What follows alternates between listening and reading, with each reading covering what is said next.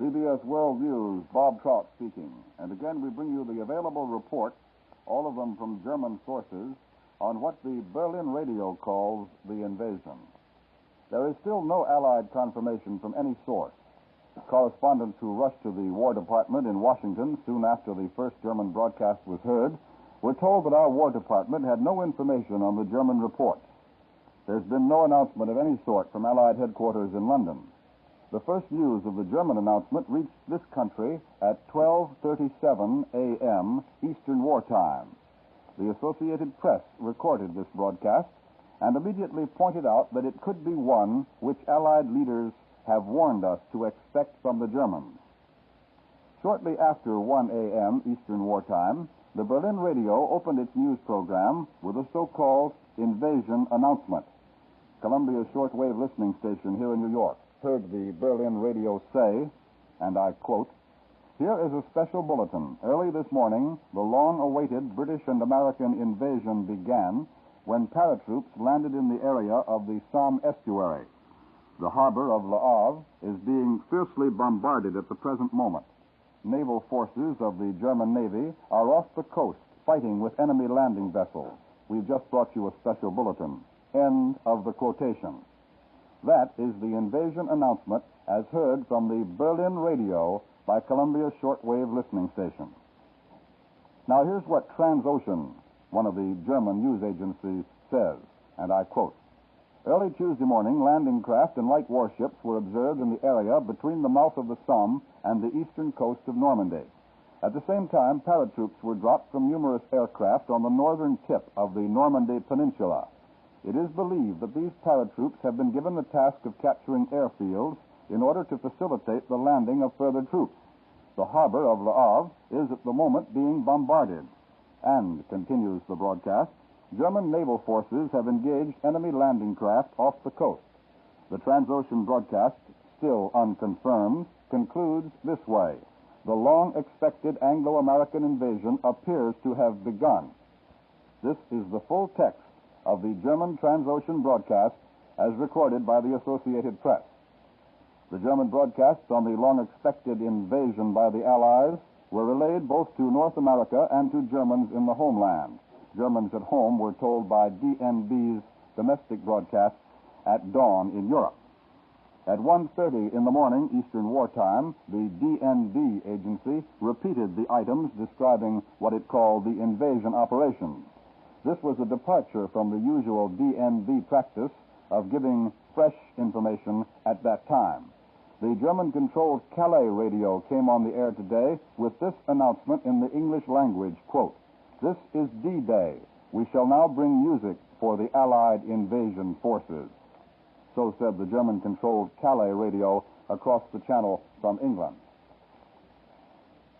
Up to this time, almost an hour and a half after the first German broadcast, the United States Office of War Information, whose facilities will be used by American press organizations when Allied armies enter Western Europe, has not transmitted any information at all to support the German claims.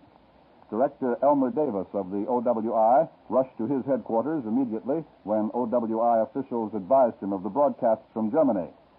He told the United Press, "We have no more information than you have. I'll stay here until I find out whether the story is true or not." Last night, Elmer Davis addressed the National Press Club on psychological warfare and showed free-motion pictures illustrating how the OWI was propagandizing on the war front. He had just reached his home when his office called him to hurry down. By 1:45 in the morning, Eastern War Time, almost the entire public relations staff over at the War Department in Washington also had reported for duty. Now, it should be remembered, of course, that the Germans are quite capable of faking this entire series of reports. Their main reason for doing so, in addition to trying to smoke out Allied plans, would be to try to start a premature uprising by the resistance movements along the Channel coast. But the French and the Belgians and the Dutch have all been warned about this possibility repeatedly. And you will recall that Prime Minister Winston Churchill some time ago warned that we could expect false alarms or diversionary feints before the big show began. The British radio, which at 1 a.m. Eastern War Time sent a warning to residents of the Dutch coast to evacuate inland to a distance of at least 18 miles, might merely have been broadcasting the latest in the series of such warnings that have been given to the civilian populations all along the so-called invasion coast of Europe. No other British report that might indicate that the invasion is on has been released, unless we are to take as significant the report from London half an hour ago that the Royal Air Force was over enemy territory during the night.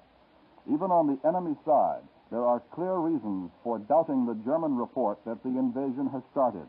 The Paris radio at 1 a.m. Eastern Wartime said nothing about any invasion operations in its regular news report. In fact, half an hour after the first German broadcast announcing the landings, one German-controlled Paris radio spokesman said of the war situation, and this is a quotation, "It appears we have been given another month of grace before the invasion will start." A press report from Washington says Roosevelt will come to London at the end of June. Surely this indicates the event will not start before the end of June, said the Paris radio. Well, as I said, there is as yet no reason to believe the German story. Nevertheless, because of high public interest in this country, Columbia is planning to continue overtime operations tonight to all of its affiliate stations until such time as the enemy accounts are proved false or official word from Allied sources is forthcoming. You may listen to this network with assurance that all sources of news will be properly labeled and that we will interrupt programs only with news of exceptional importance and will bring you frequent summaries of all information available. The Columbia Shortwave Listening Station here in New York has heard the British radio report the German announcement of paratroop landings and report the announcement without comment. Then BBC followed that German announcement, which I've already given you, with this, and I quote, "Early this morning, people in German-occupied Western Europe received an urgent warning broadcast by a spokesman of the Supreme Command of the Allied Expeditionary Force. It was that a new phase of the Allied air offensive has begun. People living within 22 miles of the coast are particularly affected. The German Overseas News Agency, BBC goes on, has been putting out repeated flashes. Here is one of them. Quote, "We have just learned that numerous Allied landing craft and other Allied warships were seen in the area between the Seine estuary and the eastern coast of Normandy." And that was BBC quoting the German report. And now here in the studio with me is Columbia's military analyst, Major George Fielding Elliott, and here is Major Elliott now. We must begin by by understanding the possibility that these German reports may be an outright German lie. We must also take into account the possibility that they may be a series of feints intended to divert the German defense and to draw the German forces to other places than those in which we actually intend to make a serious attack. The report that a new phase of the Allied air offensive has begun, and the consequent request to the inhabitants of Western Europe to clear an area 22 miles from the coast may mean nothing more than an intensification of bombing attacks, or it may indicate the use of paratroops, or it may be, again, a part of the Allied attempt to throw the Germans off their guard. But if we are to accept these German reports as having any value at all, there seems to be some uncertainty as to the location of the Allied landings in France, which they report. It is clear that the Germans are saying that landing craft have been observed approaching the French coast between the eastern shore of what they call the Normandy Peninsula and the mouth of the River Seine, where the port of Le Havre is situated. The Germans are also asserting that this port, Le Havre, is being bombarded, and that Allied paratroops are being landed near the tip of the Normandy Peninsula.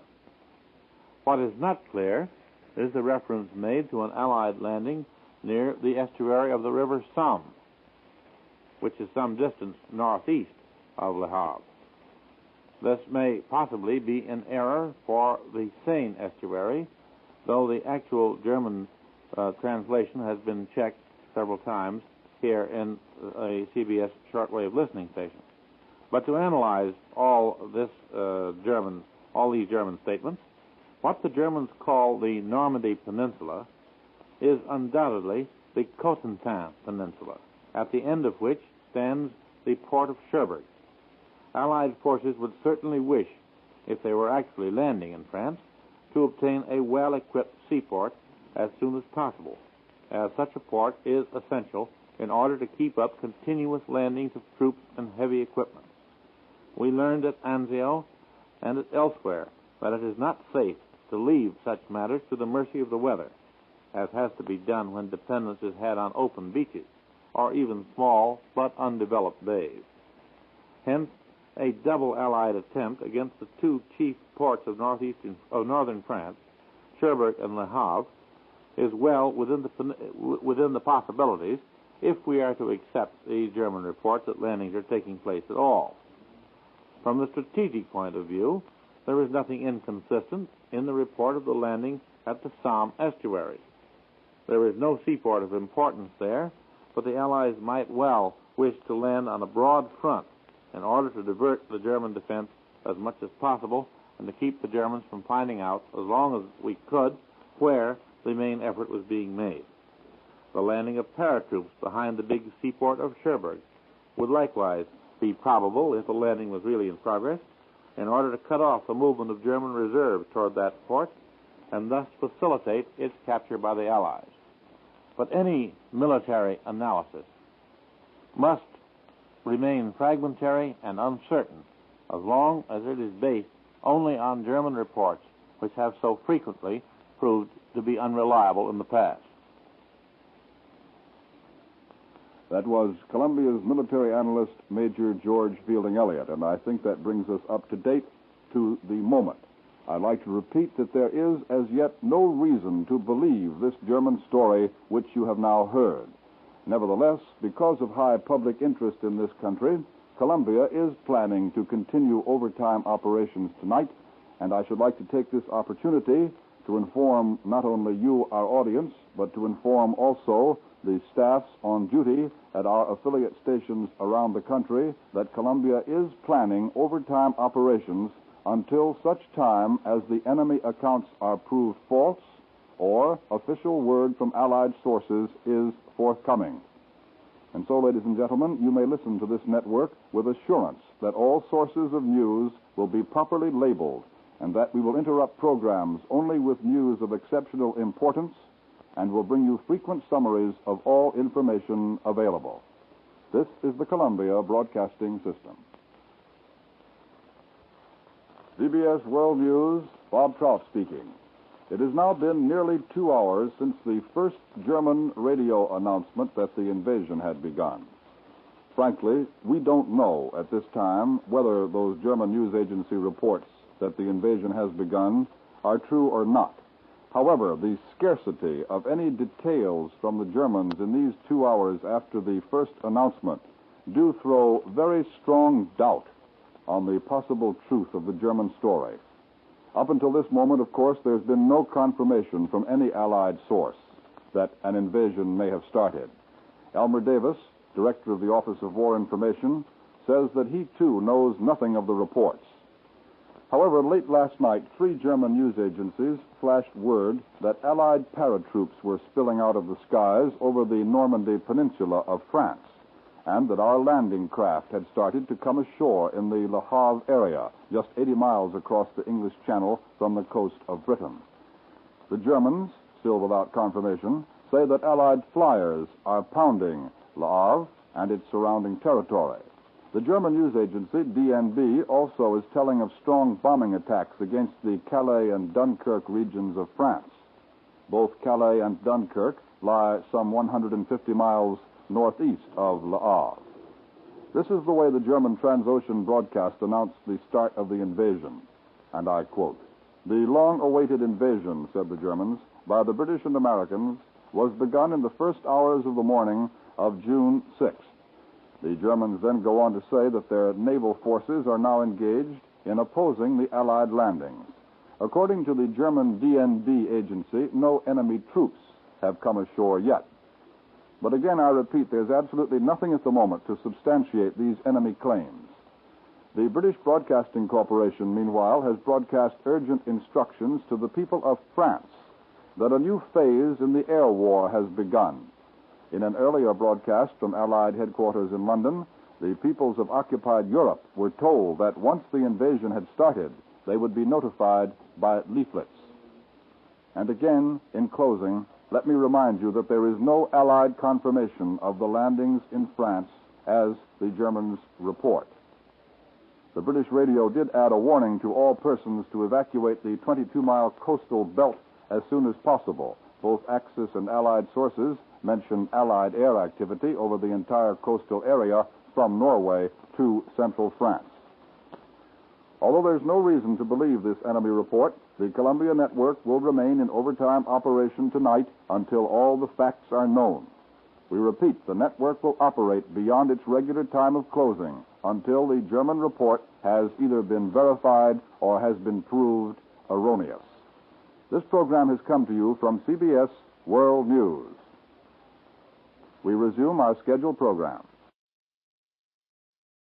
It's now almost 2.5 hours since the Germans first broadcast their claims that what they called the Allied invasion had begun.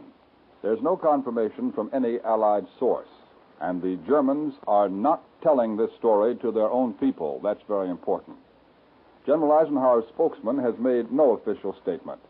The War Department in Washington says it has no information about any invasion operations. The OWI is silent. In short, there's no reason to believe the continuing German reports of an Allied invasion. Nevertheless, here are the latest details of what the Germans claim is the great Anglo-American invasion. The German Transocean News Agency, a Nazi propaganda outlet, said at about 12:30 Eastern Wartime that Allied parachute troops had started to land on the northern tip of the Normandy Peninsula. At the same time, Allied warships were said to be shelling the port of Le Havre at the estuary of the Seine River. Berlin said a naval battle between German and Allied light naval units was in progress. The official German news agency, DNB, quickly picked up the report and added that the Allied invasion attack appeared to be concentrated in the area between the mouth of the Seine River and the east coast of Normandy. Continuing reports from the Berlin radio say that heavy fleets of Allied bombers are attacking Dunkirk and Calais. The Oslo radio network appears to have gone off the air, and the Luxembourg radio claims that Allied aircraft are approaching southern Germany. Meanwhile, in Great Britain, the British radio has broadcast a warning to the peoples of the occupied countries that a new phase of the air war has started. The British announcement says that occupants of coastal towns will be notified by leaflets dropped from planes when they are to be attacked. The notices may come as little as an hour before the attack, and the inhabitants are warned to leave their towns instantly without waiting to take baggage or any possessions. In addition, the inhabitants of the 22-mile-wide belt along the invasion coast have been warned to leave as soon as possible in preparation for this new and drastic phase of the aerial bombardment. But as yet, there is no word that any warning leaflets have been dropped on any towns within the so-called invasion area. This is merely an advance warning of things to come. Incidentally, Germany has beamed reports of the supposed invasion to Asia, but as yet the Japanese radio has not picked up these reports.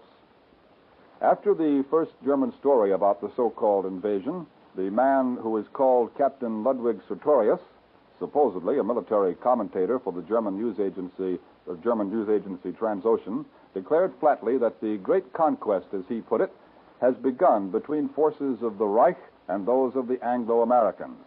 He said that Allied landings in the West today had put the German armed forces in the mood which they express with a laconic, "they are coming." He then went on to say that at the present moment, the invasion of Western Europe is at its very beginning, and that nothing can yet be said about the tactical and operational developments. This almost an apology for the lack of details.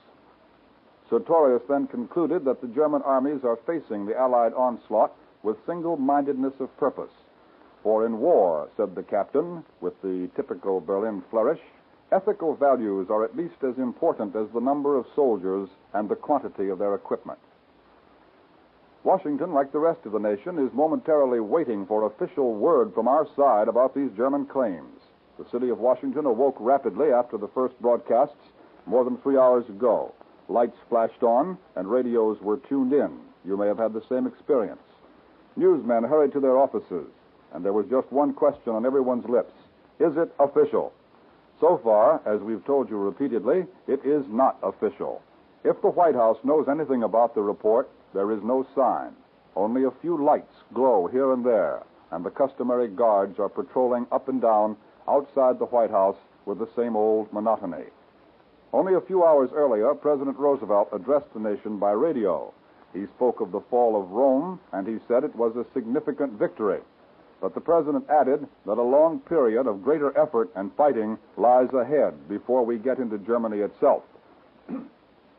Elmer Davis, director of the Office of War Information, hurried down to his office in Washington as soon as he heard about the German broadcasts. But he says, "We have no more information than you have. I'll stay here until I find out whether the story is true or not." Over at the War Department in the Pentagon building, the lights are burning brightly in the Public Relations office. And for almost an hour now, practically the entire Public Relations staff has been on the job. But the War Department says it still has no information. That is about the entire story as far as we know it at the moment. At this point, there's no way in which any of us can know whether there's even a faint spark of truth behind this German story. We don't know. But there are several bits of evidence suggesting that the Germans are trying some kind of trick. We'll have to wait until later before we can be sure. Since the first German report came in about 30 minutes after midnight, Eastern War Time, we've been on the air several times here at Columbia's news headquarters in New York, repeating the facts we know and giving you whatever news has come in. At this point, our Columbia newsroom is a scene of activity rather unusual at this time of the morning, after 3 Eastern War Time. The news machines of the United Press, the Associated Press, the International News Service, and so on, which usually at this hour are slowly, calmly printing more or less routine news for afternoon papers, are now hammering out every scrap of information from Europe they can get. But even so, there are sometimes long pauses because of the way in which the Germans have put this story out. And now it might be a good idea to take you on a little 3 o'clock in the morning tour of Columbia's newsroom. So if you'll bear with me, I'm going to stand up from this table in the studio in which I've been broadcasting, open the door, take the microphone in my hand, and walk out into Columbia's newsroom, trailing the long cable behind me. And when we get out in our newsroom, we're now crossing the threshold, I'll read off to you some of the news machines and give you an idea just what they're printing at this hour of this unusual morning. Columbia's news staff has been quickly assembled, and so many staff members appeared so quickly that there are scarcely chairs enough for all members at once. Ned Kelmer, who finished his 11 o'clock broadcast about 4 hours ago, is still here. Major George Fielding Elliott hurried in, among others, and Major Elliott brought with him a very large supply of maps, as you can well imagine. In one of our offices, the radio is permanently tuned tonight to a London circuit so that we can hear whatever comes over on this particular circuit. A table has quickly been set up and now bears large cups of coffee, the inevitable accompaniment to all stories that break abruptly in the night. In some ways, the scene is not unlike those hard-working nights when the Germans were rushing through Denmark, Norway, the Low Countries, and France. But there's an awful lot of difference. Even though we're suspicious of this German story, and we think that the invasion very possibly has not begun, still the atmosphere in this newsroom tonight is far different from that on those anxious nights when the Germans were on the offensive. And now I've walked with the microphone down to the end of our newsroom, and the first machine that we come to is the Brown teletype printer, which turns out the reports from Reuters. That's the British news agency. And here's what Reuters has just printed. London, Reuters, an officer of the staff of the Allied Supreme Command of the Expeditionary Force today broadcast a warning specially addressed to all Frenchmen living at least within 35 kilometers of the coast. He said, "The lives of many depend upon the speed with which you act." And then there was a brief pause, and then Reuters continued, warning two, quote, "The air war has entered upon a new phase." This, of course, is what the spokesman said. "The air war has entered upon a new phase. You will be warned an hour before an attack." Leaflets will be dropped by Allied planes. As soon as you get the warning, go to your domicile and go at least 2 kilometers from it into the open country. 2, take along only what you can easily carry. 3, keep off all roads, railway lines, and bridges. 4, do not form groups which could be mistaken for troop concentrations. That's what Reuters is printing at the moment, and as all newsmen will recognize, the inevitable little postscript, the machine says, correction, and warning 2, read it, carry, paragraph 3, keep off all roads. Next is the machine of the International News Service, and it has just been printing a dispatch from London by Kingsbury Smith. It says, Bulletin by Kingsbury Smith, International News Service Staff Correspondent, London, May 6, INS. German sources reported today that the Allies had launched the long-awaited invasion of the continent by landing parachutists in northern France and assaulting the French coast from the air and by sea. There was absolutely no immediate confirmation that the invasion had started, either from headquarters of General Dwight D. Eisenhower, Allied Supreme Commander in the European theater, or any other Allied quarter. And then the bulletin from Smith goes on to say, Londoners and observers on the southeast coast of England said that wave upon wave of Allied air fleets, constituting the largest force of bombers and fighters ever seen crossing the English Channel, had gone out toward the French coast.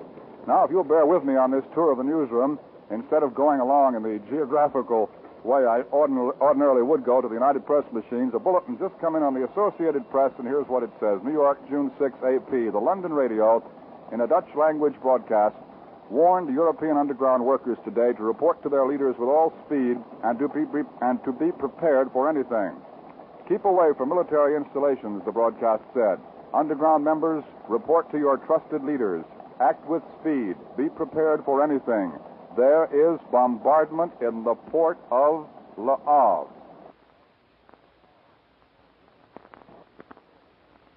That is the bulletin, which has just come in on the Associated Press machine. Perhaps you heard those bells ringing in the background as I was reading to you the dispatch from the INS machine, and so I tried not to trip over the cable as I rushed over to the AP machine to read you the bulletin that was coming in there.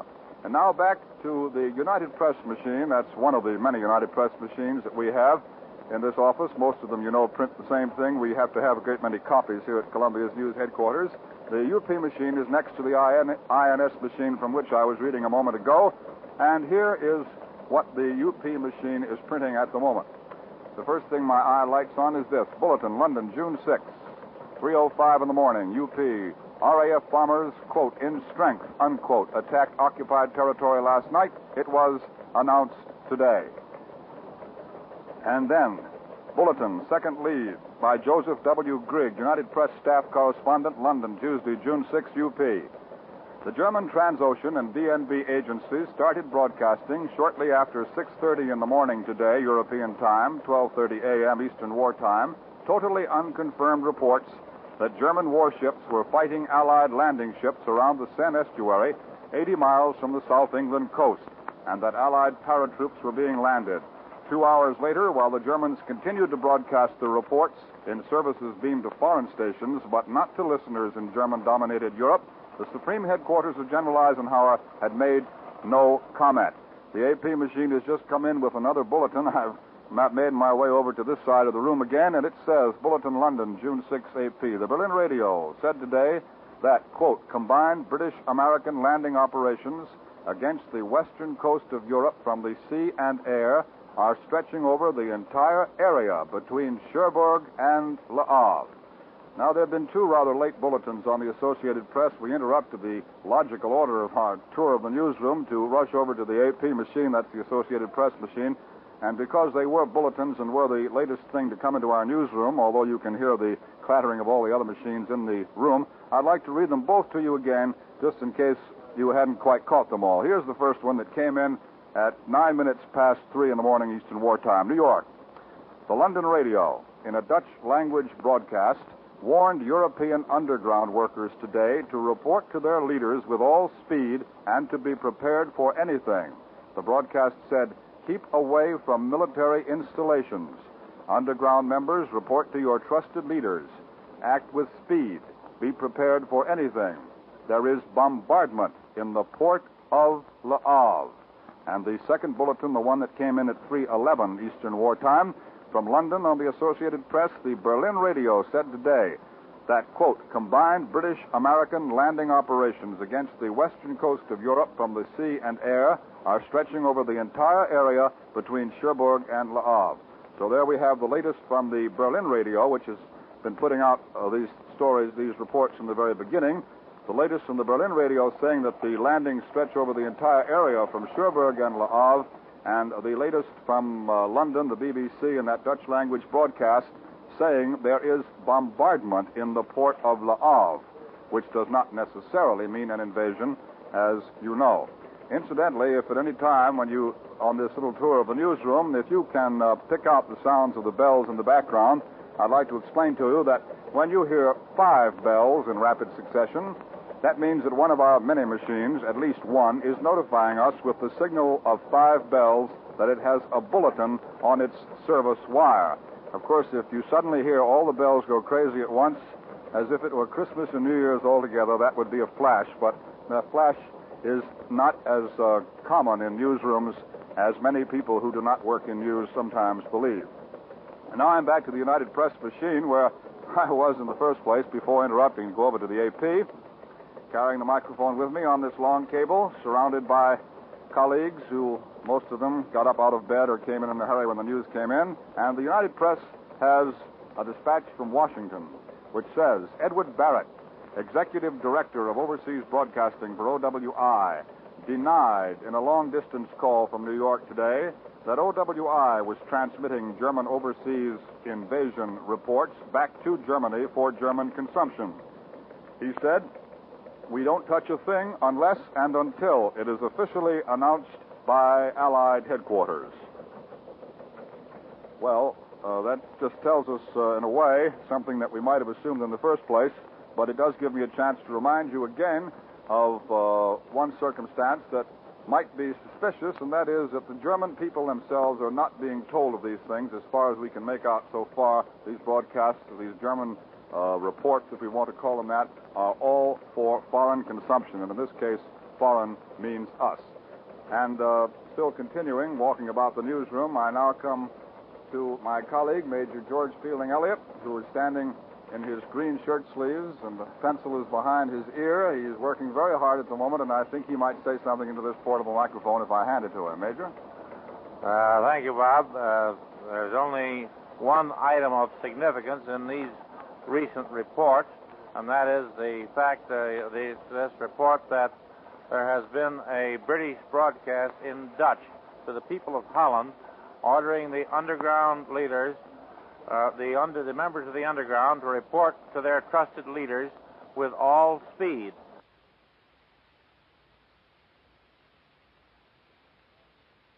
And adding the statement that there is bombardment in the port of Le Havre.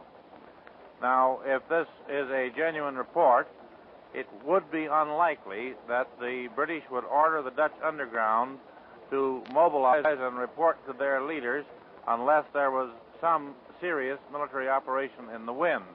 And the statement that there is bombardment in the port of Le Havre, the word bombardment in the military technical sense means bombardment by naval vessels and not bombing by aircraft. The word bombing is used when attacks by aircraft are meant.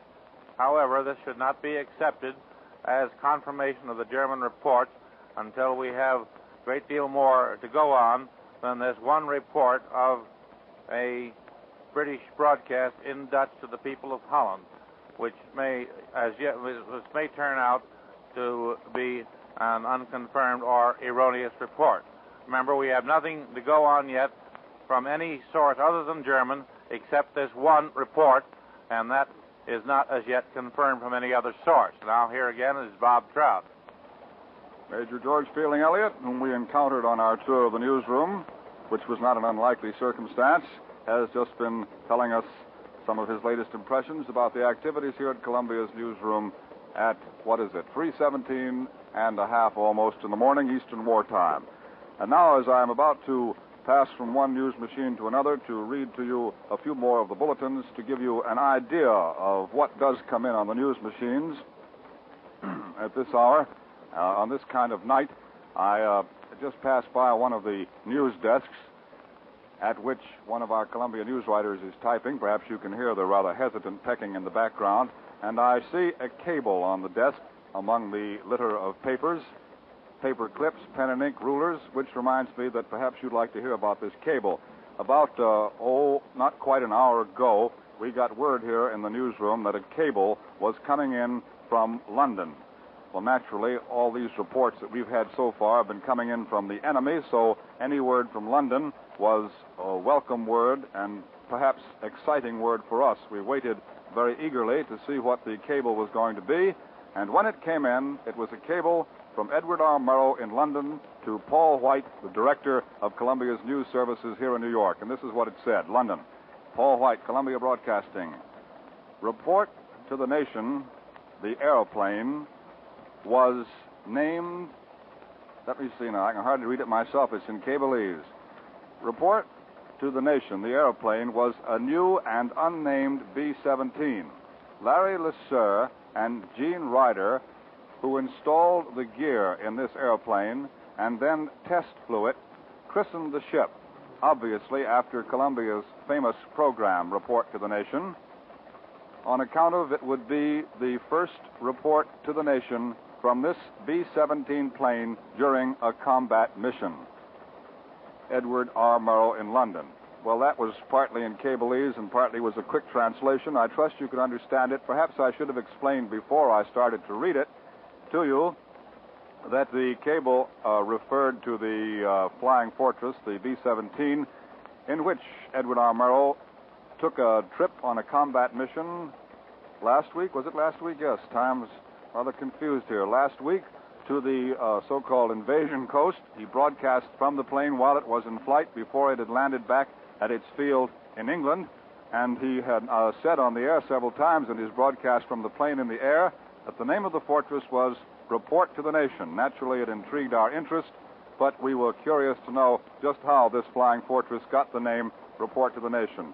Paul White naturally asked Ed Murrow, and this was Edward Murrow's cable. It's a very pleasant cable for us to receive, but it's not exactly it's not exactly the kind of news from London we were expecting when we heard that a cable was coming in from London. Here's the late edition on the Berlin Bulletin that I read to you a moment ago from the Associated Press. My arm is being taken, and I'm going back to the AP machine. An edition on the Bulletin, the Berlin Bulletin I read from the Associated Press. Here's the continuation of it. I trust you remember the beginning. It says, grand-scale amphibious operations are underway on a broad front between the mouth of the Seine and the estuary of the river Vire, V-I-R-E. A large number of Allied landing boats of various types and light Allied naval forces in considerable strength are taking part, Berlin says. All this is Berlin radio. This is a continuation. 6 heavy Allied warships and 20 Allied destroyers are off the mouth of the Seine. Now, those are the very latest details. They are details from the German radio. Everything that's been coming in is from the German radio, as I have told you. And what I gave you then were the very latest details coming in on the Associated Press machine. They are the late details, but they are from Germany, and they are not from the Allies. Columbia Shortwave Listening Station reports that since 1:15 this morning, Eastern War Time, that would be slightly more than 2 hours ago, Berlin radio has failed to issue any further word on the invasion of Western Europe. This is just a little slip from our listening station, which has been handed to me, and it says that the British Broadcasting Corporation has not been on the air with any further news whatever since 2:30 this morning. Well, that seems to contradict slightly what I just read. Now, perhaps I better speak to my colleague here, Mr. Jesse Zausmer, who's a little bit nervous with this microphone, I think, but a very capable editor indeed. I just read the bulletin on the Associated Press machine there, Jesse, and then I was just handed this note from our able shortwave listening station boys, and they say that Berlin radio has not issued any further word and that the BBC has not been on the air since 2:30. So where do you suppose this AP bulletin came from? Well, Bob, I think that this AP bulletin, which is slugged London, was heard by probably the BBC in London and then sent to us through the usual channels. CBS shortwave listening probably hasn't heard it yet. Our boys and girls back at shortwave are working to get whatever they can get. I know that they're listening to the German broadcasts that are being beamed to Asia and other such spots. The thing that strikes me is that Berlin hasn't said anything yet to the German people. In other words, they're giving us the full story on a story which is just as big for them as it is for us, but the German people don't know anything about it. Now, Bob, suppose you take over your job. Mr. Zausmer always thought he'd be afraid of this microphone if he ever started, but the problem is to get him to stop once he has started. In other words, just to wrap that up for you, the Associated Press bulletin, which was quoting the Berlin radio, obviously came from the BBC listening station in London. They must have heard one of the German radio outfits broadcasting that. Our Columbia shortwave listening station here in New York has not heard the German radio broadcasting any additional reports since 1:15 this morning, which was approximately 2 hours ago. So these late details that we're bringing you, which one or another of the many German-controlled radio stations in Europe are putting out, are coming from Germany and are being heard in England by the BBC monitoring service and then being cabled from England to New York. I'm back again at the INS machine, International News Service. I don't quite know how it happened because I had in mind just in which direction I was going. But anyway, here I am back because I thought I heard some particular activity on this machine. And it says London, Bulletin, London, June the 6th, INS. The military correspondent of the German agency, DNB, Lieutenant Colonel Alfred von Ohlberg, today joined numerous of his colleagues in broadcasting the claims that the Allied invasion of Europe has begun. And this is what this Lieutenant Colonel Alfred von Ohlberg, the military correspondent of the German agency DNB, says. D-Day has dawned. Invasion has begun. The tension which held the whole of Europe in its grip during the past week begins to relax with an Allied landing attempt in northern France. The second front, or better, the third front, has come into being. Well, that's the comment of the military correspondent. We'd call him a military expert, probably, or a military analyst, the military correspondent of the German agency, DNB, Lieutenant Colonel Alfred von Ohlberg. That's what he says. The report is dateline London, and as I was just reminding you a few moments ago, that means that obviously the report was heard in London, was not heard here in New York, was put on the INS machine in London, and that's how we get it here in our newsroom in New York. Have you a word? Bob, this is the shortwave summary that Jack Gerber just helped me, and if you can read their notes, you might want to read what they've taken. I see that this is the BBC in English to the Pacific at 3 o'clock, taken by Myra Jordan. We'll give everybody credit. Well, yes, thank you, Mr. Zausmer. As I was explaining to the audience a moment or two ago, I always thought you told me you'd have microphone fright, but I can see that that's not the truth at all. Well, I've just been handed a board. Before I go into this, if you don't mind the informality of this tour of the newsroom, I think I ought to explain that these bulletins, these snatches I've been reading you from the machines, you know, they're coming in constantly. They're being changed. Additional details are being added. They're being rounded up into better shape, and the purpose of them is, the primary purpose is that they're coming in to all the afternoon newspaper offices in the country, most of them at the moment. A good many of them are. It depends which service they take. And these newspapers are rewriting these dispatches and getting ready to print them in their afternoon editions. Some of them are repetitious, naturally. The newspaper editorial rewriting staffs have to work on them, and a good many of them, as I read them to you, do not sound to you, probably, like the language to which you're accustomed when you read your newspaper. But anyway, that's the primary purpose of them. They're coming in all the time. They're being edited, rewritten, analyzed, and put into roundups for the better information of the audience, our radio audience, and also newspaper readers, too. Now to go into the rough notes of the shortwave listening station, which were just handed to me as I was walking over here by Jesse Zausmer. The BBC in English to the Pacific areas. That's the BBC, the British Broadcasting Corporation, broadcasting from a transmitter somewhere in the British Isles and beaming the broadcast especially to Pacific areas. Broadcast at 3 a.m., that's about 27 minutes ago. And here are the rough notes in the very form in which our shortwave monitors take them down. If an item is of enough interest to be sent out, it is usually rewritten and amplified and put into a little better English. That is polished up a bit, you know. But here are the rough notes, and this is the way they sound, just to give you another insight into the way a newsroom works, the news headquarters at this time. German Overseas Agency stated 2 hours ago, invasion began. Le Havre, parachutes landed on Normandy Peninsula. Spokesman broadcast warning that a new phase of Allied air offensive began. German Overseas News Agency made this announcement about 2 hours ago. Early this morning, the expected invasion began, when airborne forces were landed in the area of the blank estuary, one word unintelligible. Le Havre is at present being exposed to a fierce bombardment. And now, as continue on this early morning newsroom tour of our Columbia newsroom headquarters here in New York, I come up to Ned Calmer, who many of you heard, I hope, broadcasting his regular news program. Well, it was last night, wasn't it? Last night at 11 o'clock Eastern Wartime. Here's Mr. Calmer. Thank you, Bob. Ned Calmer reporting, taking over from Mr. Trout temporarily.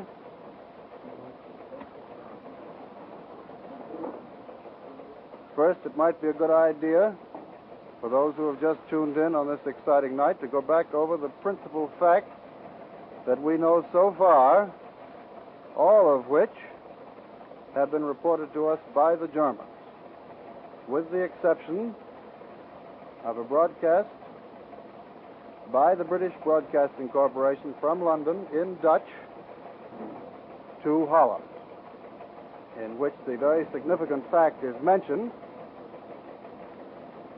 that the French port of Le Havre is under bombardment. Presumably that means naval bombardment, although there is no specification. Also, in case you missed the start of this broadcast, there is still no Allied confirmation of the German claim that Allied troops have landed anywhere in Western Europe. The reports were started at about 12:37 this morning with a report from London carried by the Associated Press that the German news agency Transocean had announced the Allied invasion had begun. Subsequently, the Germans have been putting out information, or what passes as information, in increasing volume, and both the Associated Press, the United Press, and now the International News Service are devoting practically all of their services to this rapidly developing story. Here's a Berlin bulletin on the Associated Press machine, just called my attention. Berlin says that the first center of gravity in these reported military operations is Caen. I'll spell that C-A-E-N, the big city at the base of the Normandy Peninsula in France. The base of this peninsula is 75 miles across between Caen and Avranches. I'll spell that again for those of you who have taken out your maps. A-V-R-A-N-C-H-E-S. The base of this peninsula is 75 miles between Caen and Avranches, and the same distance on a line extending northward to Cherbourg at the tip.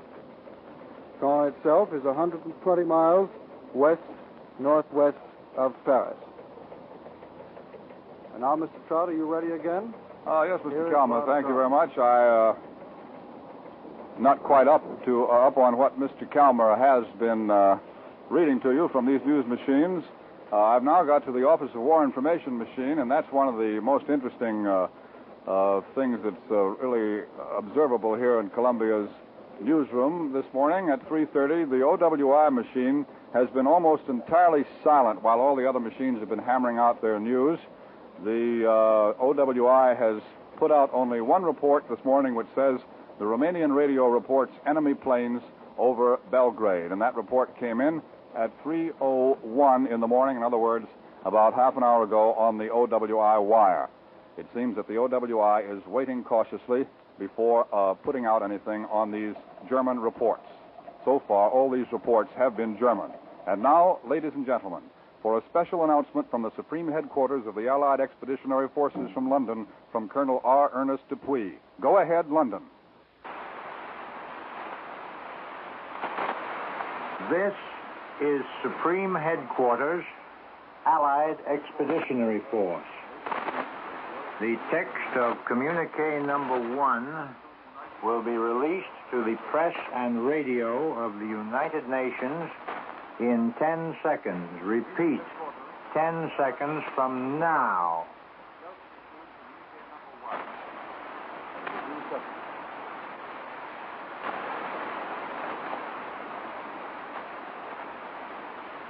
Under the command of General Eisenhower, Allied naval forces, supported by strong air forces, began landing Allied armies this morning on the northern coast of France.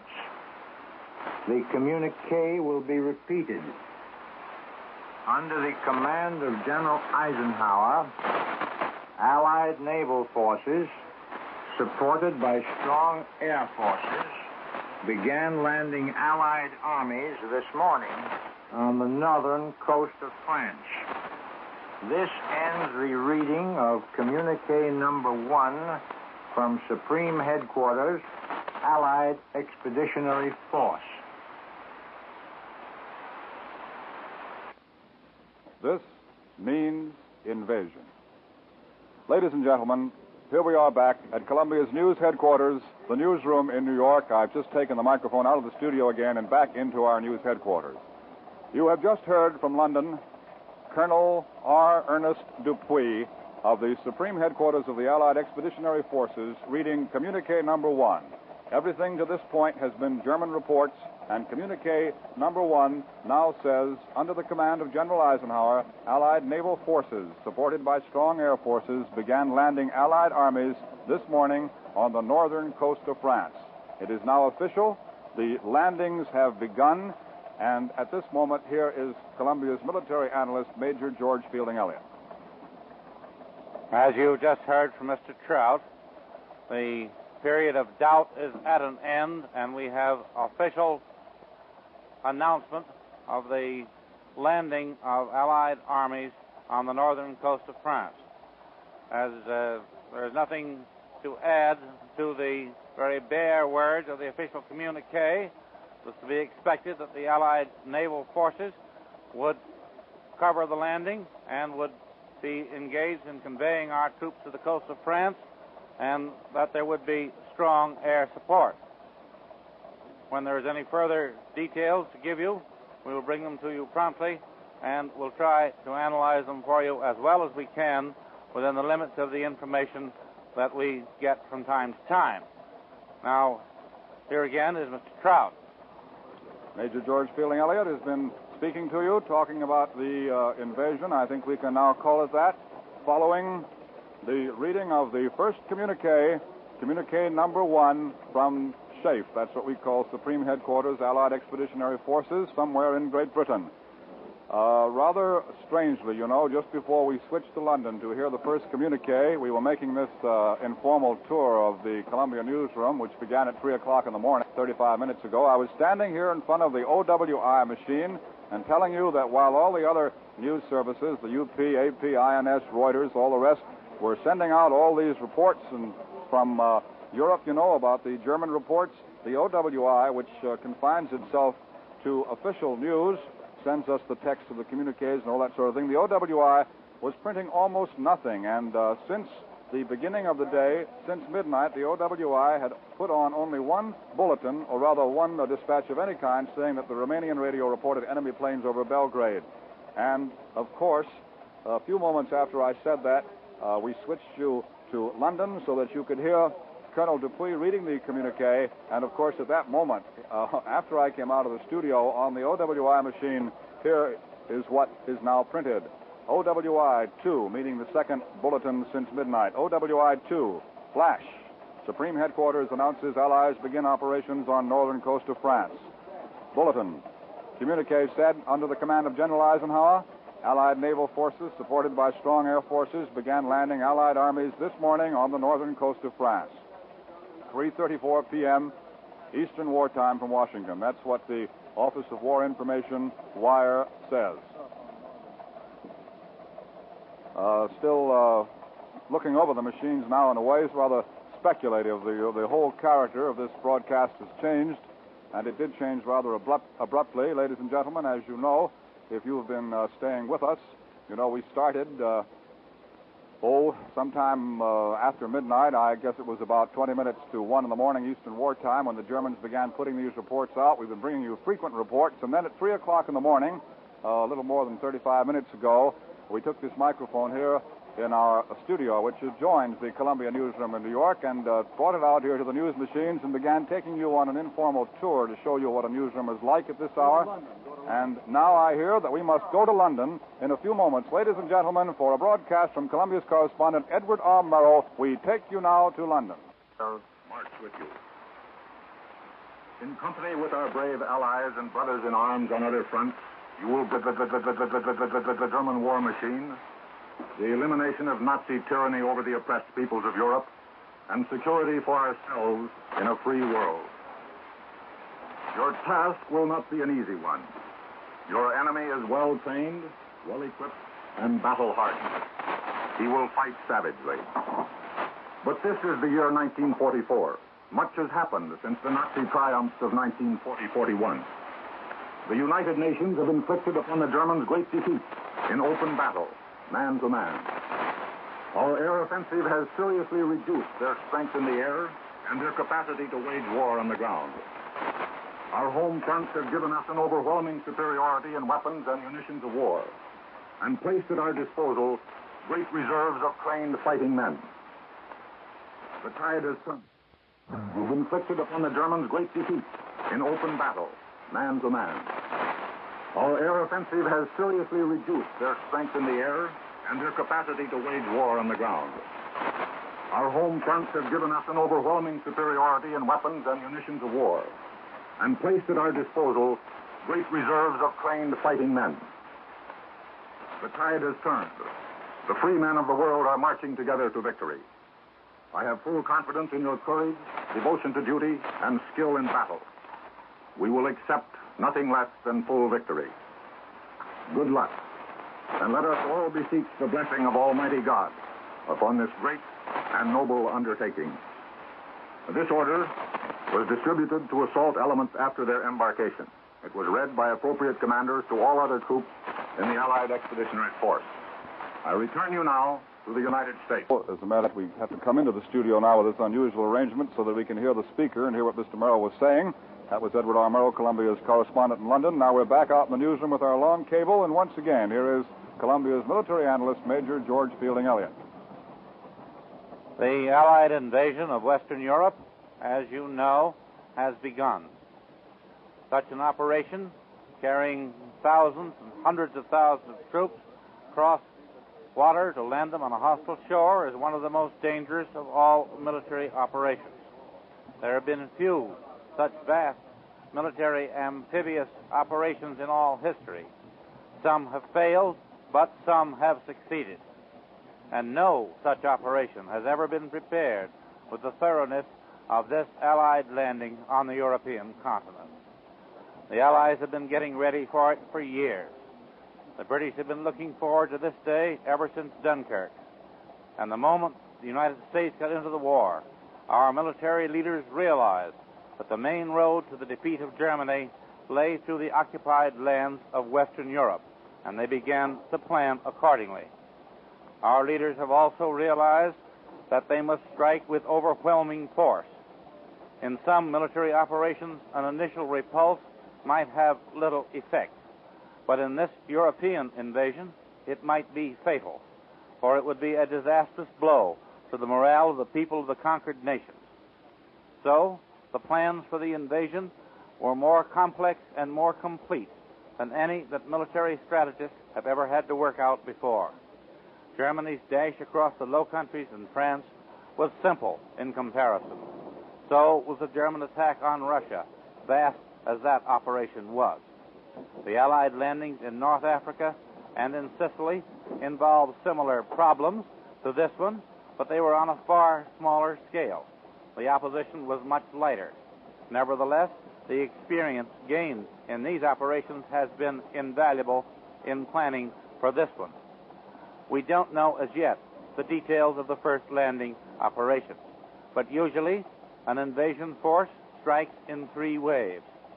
First comes the assault force, which is composed mainly of infantry, supported sometimes by light tanks, and usually also including assault engineers.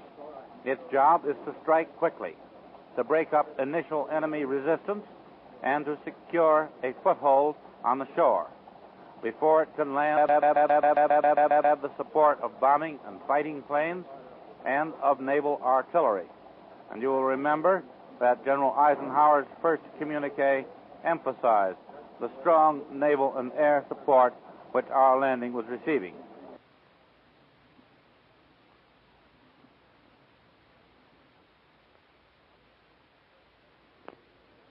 How quickly these first waves can get ashore depends on the strength of the enemy's defenses and on the effectiveness with which those defenses are reduced by bombardment.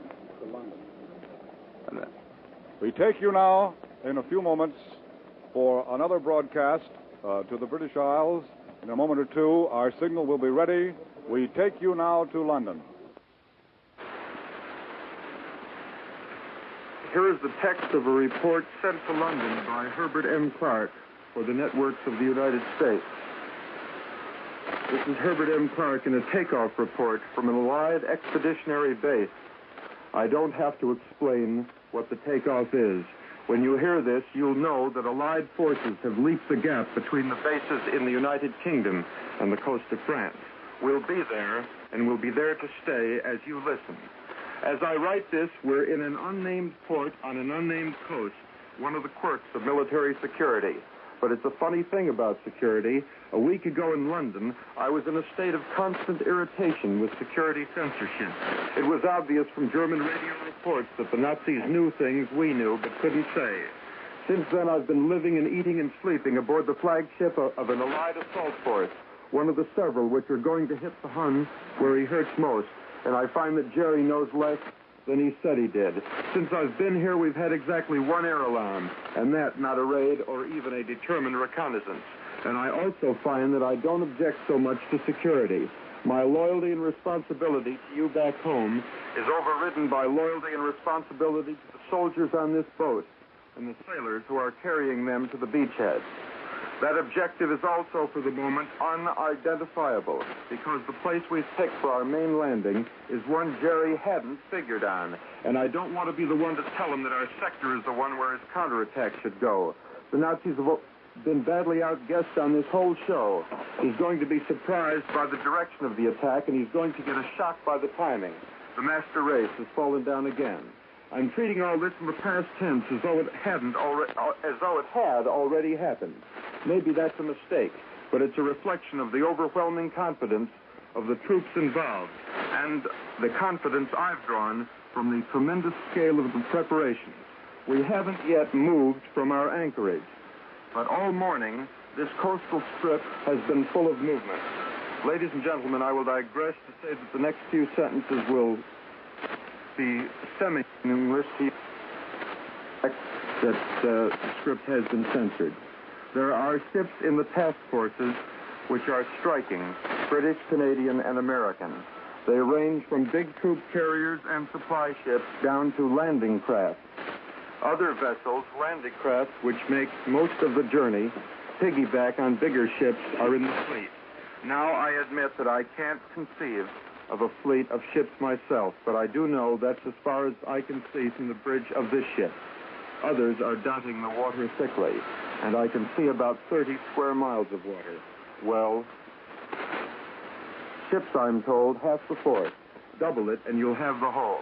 And they're all loaded with fighting men and fighting weapons, some of them still secret. For some hours, the vanguard of our force assigned to deal with specific coastal objectives in our sector of Nazi Europe, and landing craft lumbering through a choppy sea so slowly that they must start well ahead of time to get to their assigned places at their appointed times. These ships have been moving out. I'm speaking to shore by the last available channel of communication. We'll be following those ships soon, and I hope to be back with you before long with some harder facts. This is Herbert Clark reporting from the flagship of an Allied assault invasion force for the networks of the United States. I return you now to the United States. Once again in the studio adjoining Columbia's newsroom at Columbia's news headquarters in New York City. This is Bob Trout speaking again. And now, once again, you'll hear the noise of the bells as I open the door, take the microphone out on the long cable to the newsroom itself. That seems to be the quickest way to get the news to you as it's coming in so rapidly. We started this as a very informal tour about 45 minutes ago when we didn't know that it was invasion. As a matter of fact, the Germans were the only people who had been putting out the reports. And in a few moments, I'd like to sort of sum the thing up for you so we can see where we are at the moment. But it seems that the story is now at this stage at which interruptions come. Things come in so quickly that it's almost impossible to find time to go back and sum up. We've had the first dispatch from London. We sometimes have to interrupt each other here during this informal broadcast. When we get word to switch rapidly to London, there are only a few seconds in which to do it, and so our broadcast may be abrupt at some point or another, but we're trying to keep you abreast of the news as quickly as possible, and so when we get word that London has something, we just cut whatever we can and go as quickly as possible. Now, I think perhaps the best way to get up to date, to bring us up to date here from the exciting moment, the supreme and moment of suspense at which Colonel Dupuy announced in London that this really was an invasion and not just a German trick. I think the best way to bring ourselves up to date is to go back to this Associated Press machine in front of which I'm standing.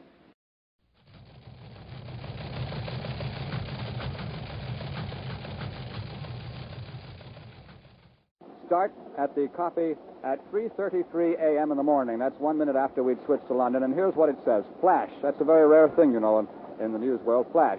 London, Eisenhower's headquarters announces Allies land in France. Immediately afterward, bulletin.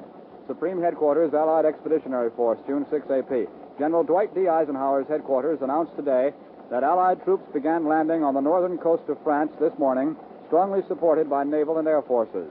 The text of the communique, quote, under the command of General Eisenhower, Allied naval forces, supported by strong air forces, began landing Allied armies this morning on the northern coast of France. In 5 seconds, I hear we again will get an official report from London. Go ahead, London.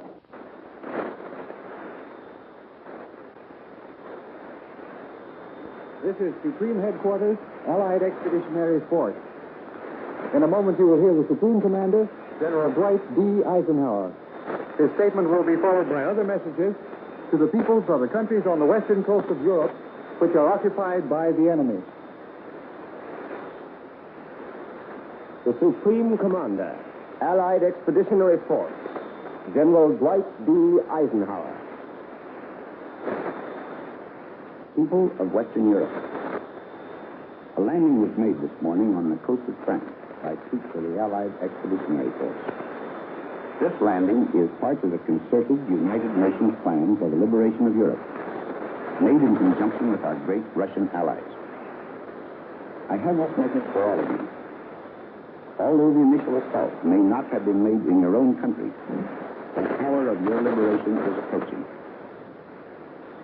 All patriots, men and women, young and old, have a part to play in the achievement of final victory. To members of resistance movements, whether led by nationals or by outside leaders, I say, follow the instructions you have received. To patriots who are not members of organized resistance groups, so continue your passive resistance, but do not needlessly endanger your lives. Wait until I give you the signal to rise and strike the enemy. The day will come when I shall need your united strength. Until that day, I call on you for the hard task of discipline and restraint. Citizens of France, I am proud to have again under my command the gallant forces of France. Fighting beside their allies, they will play a worthy part in the liberation of their homeland. Because the initial landing has been made on the soil of your country, I repeat to you with even greater emphasis my message to the peoples of other occupied countries in Western Europe. Follow the instructions of your leaders. A premature uprising of all Frenchmen may prevent you from being of maximum help to your country in the critical hour. Be patient. Prepare. As Supreme Commander of the Allied Expeditionary Force, there is imposed on me the duty and responsibility of taking all measures necessary to the prosecution of the war. prompt and willing obedience to the orders that I shall issue is essential. Effective civil administration of France must be provided by Frenchmen. All persons must continue in their present duties unless otherwise instructed. Those who have made common cause with the enemy and so betrayed their country will be removed. When France is liberated from her oppressors, you yourselves will choose your representatives and the government under which you wish to live.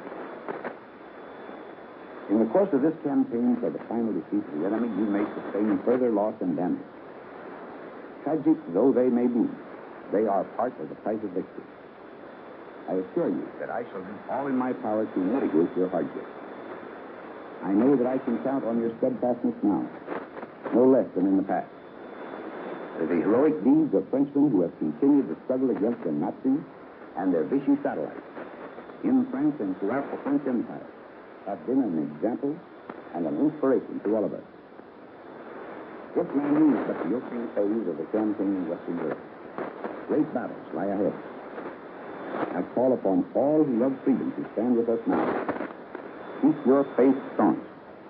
Our arms are resolute. Together we shall achieve victory. You have just heard the Supreme Commander, General Dwight D. Eisenhower.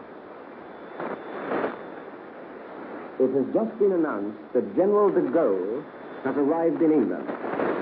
He will broadcast a message to the people of France later in the day.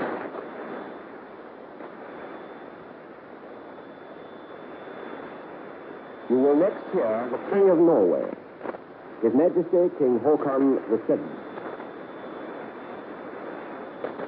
Landsmenn, som det uten store partiske stand, som har taget sigte på frigjøringen af Europas undertrykte folk, er krigen fra vest i dag gået ind i en ny fase. Denne melding har vi alle modtaget med dyb taknemmelighed og glæde, fordi den indebærer vidsheden om, at de allierede styrker nu har ført os et godt stykke længere frem på vejen mod sejren og friheden. I glæden over denne udvikling må ikke vores folk gå til nogen forhastet eller uoverlagt handling. Men i tiden fremover bliver det af en endnu større betydning end før og lægger fjenden alle tænkelige hindringer i vejen. Det må ske på en slik måde, at man ikke ved uforsigtighed udleverer sig selv eller andre. Medlemmerne af de organisationer, som samarbejder med de allieredes militære autoriteter, står i en særstilling. De har fået sine bestemte opgaver at løse, og de vil få nye ordre. De vil udføre dem i fuldstændig kald, at når de trænger skydelse, eller mad, eller lignende hjælp, vil de altid få.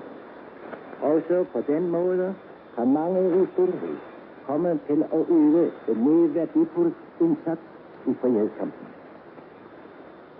Jeg og min regering sender en varm hilsen til alle landsmænd, som står rank på sin post, og som offervilligt og tillidsfuldt der fremme mod stadig mere krævende opgaver. De allierede styrkers overkommanderende vil på enhver tid sige fra, om hvad han venter af alle, som står under hans kommando, og gennem kringkastning eller på anden måde vil vores folk virkelig og stå i kontakt med sine konstitutionelle myndigheder. Vi hylder de ofre, som nu er gået ud i kamp, og vi følger dem i krafterne med det varmeste ønsker. Vi ved, at det ikke vil svigte vores tillid, og vi lover, at vi aldrig vil svigte dem. Landsmænd, hold sammen og vær beredt.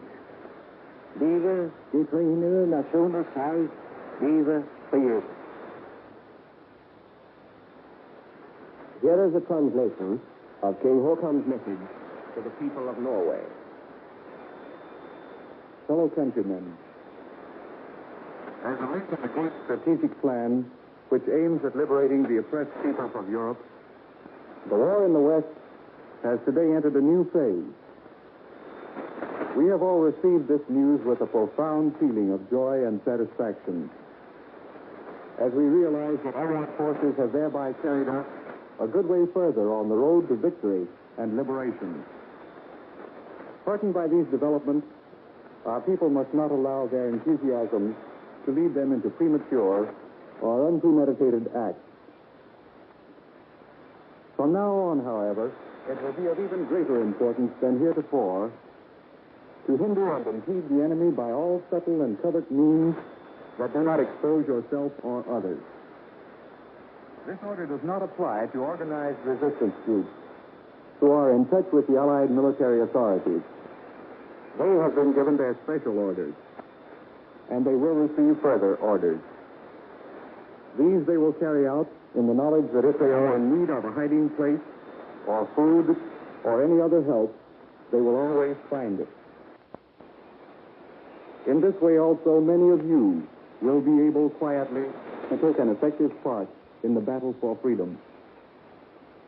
I and my government warmly salute all compatriots who stand firm at their posts and who look forward to ever more exacting tasks in a spirit of self-sacrifice and confidence. The Supreme Allied Commander will at all times keep you informed about what is expected of everyone under his command. And over the radio and by other means, our people will continue to be in close contact with their constitutional authorities. We salute the forces which have now gone into battle. Our thoughts and warmest wishes go with them. We know that they will not fail us, and we promise never to fail them. Fellow countrymen, keep together and be prepared. Long live the cause of the United Nations. Long live the cause of freedom. That ends the translation of King Haakon's statement. Communique number 1, issued by Supreme Headquarters, Allied Expeditionary Force, will now be repeated. Under the command of General Eisenhower, Allied naval forces, supported by strong air forces, began landing Allied armies this morning on the northern coast of France. You will now have the Prime Minister of the Netherlands, His Excellency, Professor Herbrandy. Mannen en vrouwen van Nederland. Nu het grote ogenblik gekomen is waarop de geallieerde strijdkrachten tot een machtige aanval zijn overgegaan vanuit het westen, heb ik enkele zeer ernstige woorden tot u te zeggen. Ik verzoek u hiernaar met de grootst mogelijke aandacht te luisteren en mijn woorden met de afneming van alle noodzakelijke veiligheidsmaatregelen door te geven aan de betrouwbare landgenoten die niet in de gelegenheid waren naar mij te luisteren. Landgenoten, nu de geallieerde motorslag neerkomt op Hitler's Atlantic Wall, gaat door ons allen een siddering van ontroering. Onze mannen van leger, vloot, luchtmacht en koopvaardij hebben de taak te vervullen welke aan hen door de militaire opperbevelhebber is toebedeeld. In de harten van ons allen stijgt de dringende bede op tot den Almachtige om hulp en bijstand in deze vooral zo rechtvaardige strijd. In nauw overleg met de geallieerde opperbevelhebber geef ik u daarom de volgende order, waaraan ik verwacht dat iedere Nederlander die van goede wille is, zich zal houden. Mijn orders richten zich niet tot die speciale verzetsgroepen die hun eigen orders hebben ontvangen en daaraan gevolg zullen geven. Ik richt mijn instructies tot hen die niet lid zijn van die speciale verzetsgroepen. 1. Hij zult geen daden van gewelddadig openlijk verzet plegen. Het zou den wrede vijand slechts de gelegenheid bieden represailles te nemen, veel en veel bloediger dan ooit tevoren. 2. Zij die redeneren dat ze gaarne hun leven veil hebben en zich dus niet willen laten weerhouden van iedere vorm van directe hulpverlening, zij op het hart gebonden dat de represailles zich zouden uitstrekken over vele onschuldigen. Wij kennen den Duitser. En ik herhaal dus met klem, geen gewelddadig openlijk verzet. 3. Wat daarentegen wel geschieden moet is, overal waar onzichtbaar en onherkenbaar actief verzet mogelijk is, moet er onverbiddelijk worden geboden. 4. Daarnaast dient hij alles na te laten wat een vijand van enig direct of indirect voordeel zou kunnen zijn. 5. De vijand zal geen enkel middel verzuimen om u te provoceren of te misleiden. Wees overal waar gij gaat of staat op uw hoede. Luister alleen naar de aanwijzingen die wij van hieruit geven. 6. Zodra van u een krachtiger actie wordt verwacht, zal dit op een onmiskenbare wijze van hieruit worden duidelijk gemaakt. Nederlanders, bid met ons om de zegen. Leve het vaderland.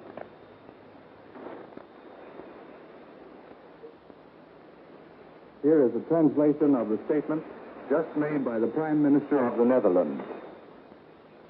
Men and women of the Netherlands, now that the great moment has arrived and the Allied forces have started the mighty attack from the west, I have some very solemn words to say to you. I request you to listen with the greatest possible attention and, with due observance of all necessary security measures, to pass on my words to trustworthy compatriots who have not been in a position to listen to me. Fellow countrymen, now that the Allied sledgehammer blow is falling on Hitler's Atlantic wall, we are all thrilled with emotion. Our men of the Army, the Navy, the Air Force, and the Merchant Navy have to fulfill the task allotted to them by the military commander-in-chief. In the hearts of all of us rises the urgent prayer to the Almighty for help and assistance in what is for us so righteous a struggle. In close deliberation with the Allied High Command, I therefore give you the following orders, which I expect every Dutchman of goodwill to keep. These orders do not apply to those organized resistance groups who have received their orders and who will obey them. It is to those who are not members of organized resistance groups that I address these instructions. 1. You will not perpetrate any acts of violent, open resistance. It would only offer the cruel enemy an opportunity to take far bloodier reprisals than ever before. 2. Those who reason that they are ready to sacrifice their life and therefore do not wish to refrain from any form of direct assistance are urged to consider that the reprisals would extend to a great many innocent people. We know the Germans. And I therefore request, with emphasis, no violent open resistance. 3. This, however, must be done. Wherever invisible and unrecognizable passive resistance is possible, it must be inexorably forthcoming. 4. Refrain from any act that might be of any direct or indirect advantage to the enemy. 5. The enemy will not fail to employ any means of provoking or deceiving. Wherever you go, wherever you may be, watch your own behavior. Listen, all of you, to the instructions which we give you from here. 6. As soon as more forceful action is required of you, this will be made clear from here in unmistakable fashion. Dutchmen, pray with us for victory. Long live the fatherland. That ends the translation of the statement made by the Prime Minister of the Netherlands. You will next hear the Prime Minister of Belgium, His Excellency, Monsieur Hubert Pierlot. Mes chers compatriotes, l'heure attendue par vous est proche. Les opérations préliminaires pour la libération de l'Europe ont commencé. Cet assaut initial est l'annonce certaine de votre délivrance. Vous allez vivre des jours difficiles, dans une attente anxieuse. C'est le moment de montrer une fois de plus les qualités de discipline et de maîtrise de vous-même dont vous avez donné tant d'exemples depuis 4 ans. La première règle à suivre sera de modérer votre impatience. La seconde, de ne pas vous laisser tromper par les excitations perfides de l'ennemi et de ne pas vous laisser engager dans des actions prématurées qui ne pourraient avoir pour résultat que de terribles représailles. Les Alliés vous sont reconnaissants de la magnifique résistance que vous avez montrée sous l'oppression allemande, et le gouvernement est convaincu que vous ferez tout ce qui est possible pour contribuer à détraquer la machine de guerre de l'ennemi. Le succès final de l'effort militaire aujourd'hui commencé dépend en grande partie de la force que vous conserverez pour le moment décisif. Vous souhaiteriez que nous vous demandions tout de suite tout l'effort dont vous êtes capable. Mais une résistance organisée, déjà en possession de ses consignes, et le sabotage clandestin sont maintenant plus utiles. À tous les patriotes, je dis, obéissez avec une discipline complète à tous les ordres qui vous seront donnés par le commandement suprême allié et par votre gouvernement. Mais soyez attentifs à discerner les fausses consignes qui pourraient être lancées par l'ennemi. Ne croyez pas les rumeurs non contrôlées. La seule façon de vérifier l'authenticité des nouvelles est de vous assurer qu'elles sont transmises par les stations de télégraphie sans fil des Alliés. Par-dessus tout, méfiez-vous des agents provocateurs. Le moment du suprême combat n'est pas encore venu.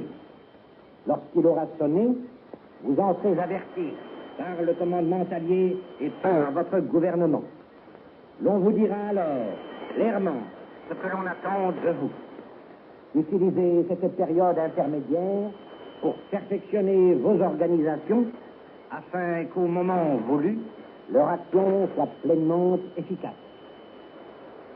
Dans les souffrances accrues qui marqueront peut-être la dernière phase de la guerre, tous les Belges devront plus que jamais montrer un mutuel dévouement et toutes les ressources encore disponibles des plus éprouvées. Les mots d'ordre que nous vous envoyons sont courage, discipline, solidarité, confiance. Here is a translation of the statement just made by the Prime Minister of Belgium. My beloved countrymen, the hour so long awaited by you is near. Preliminary operations for the liberation of Europe have begun. This first assault is the certain signal for your deliverance. You are going to undergo difficult days in a period of anxious waiting. This is the time to show once again those qualities of discipline and self-control which for 4 years you have so often displayed.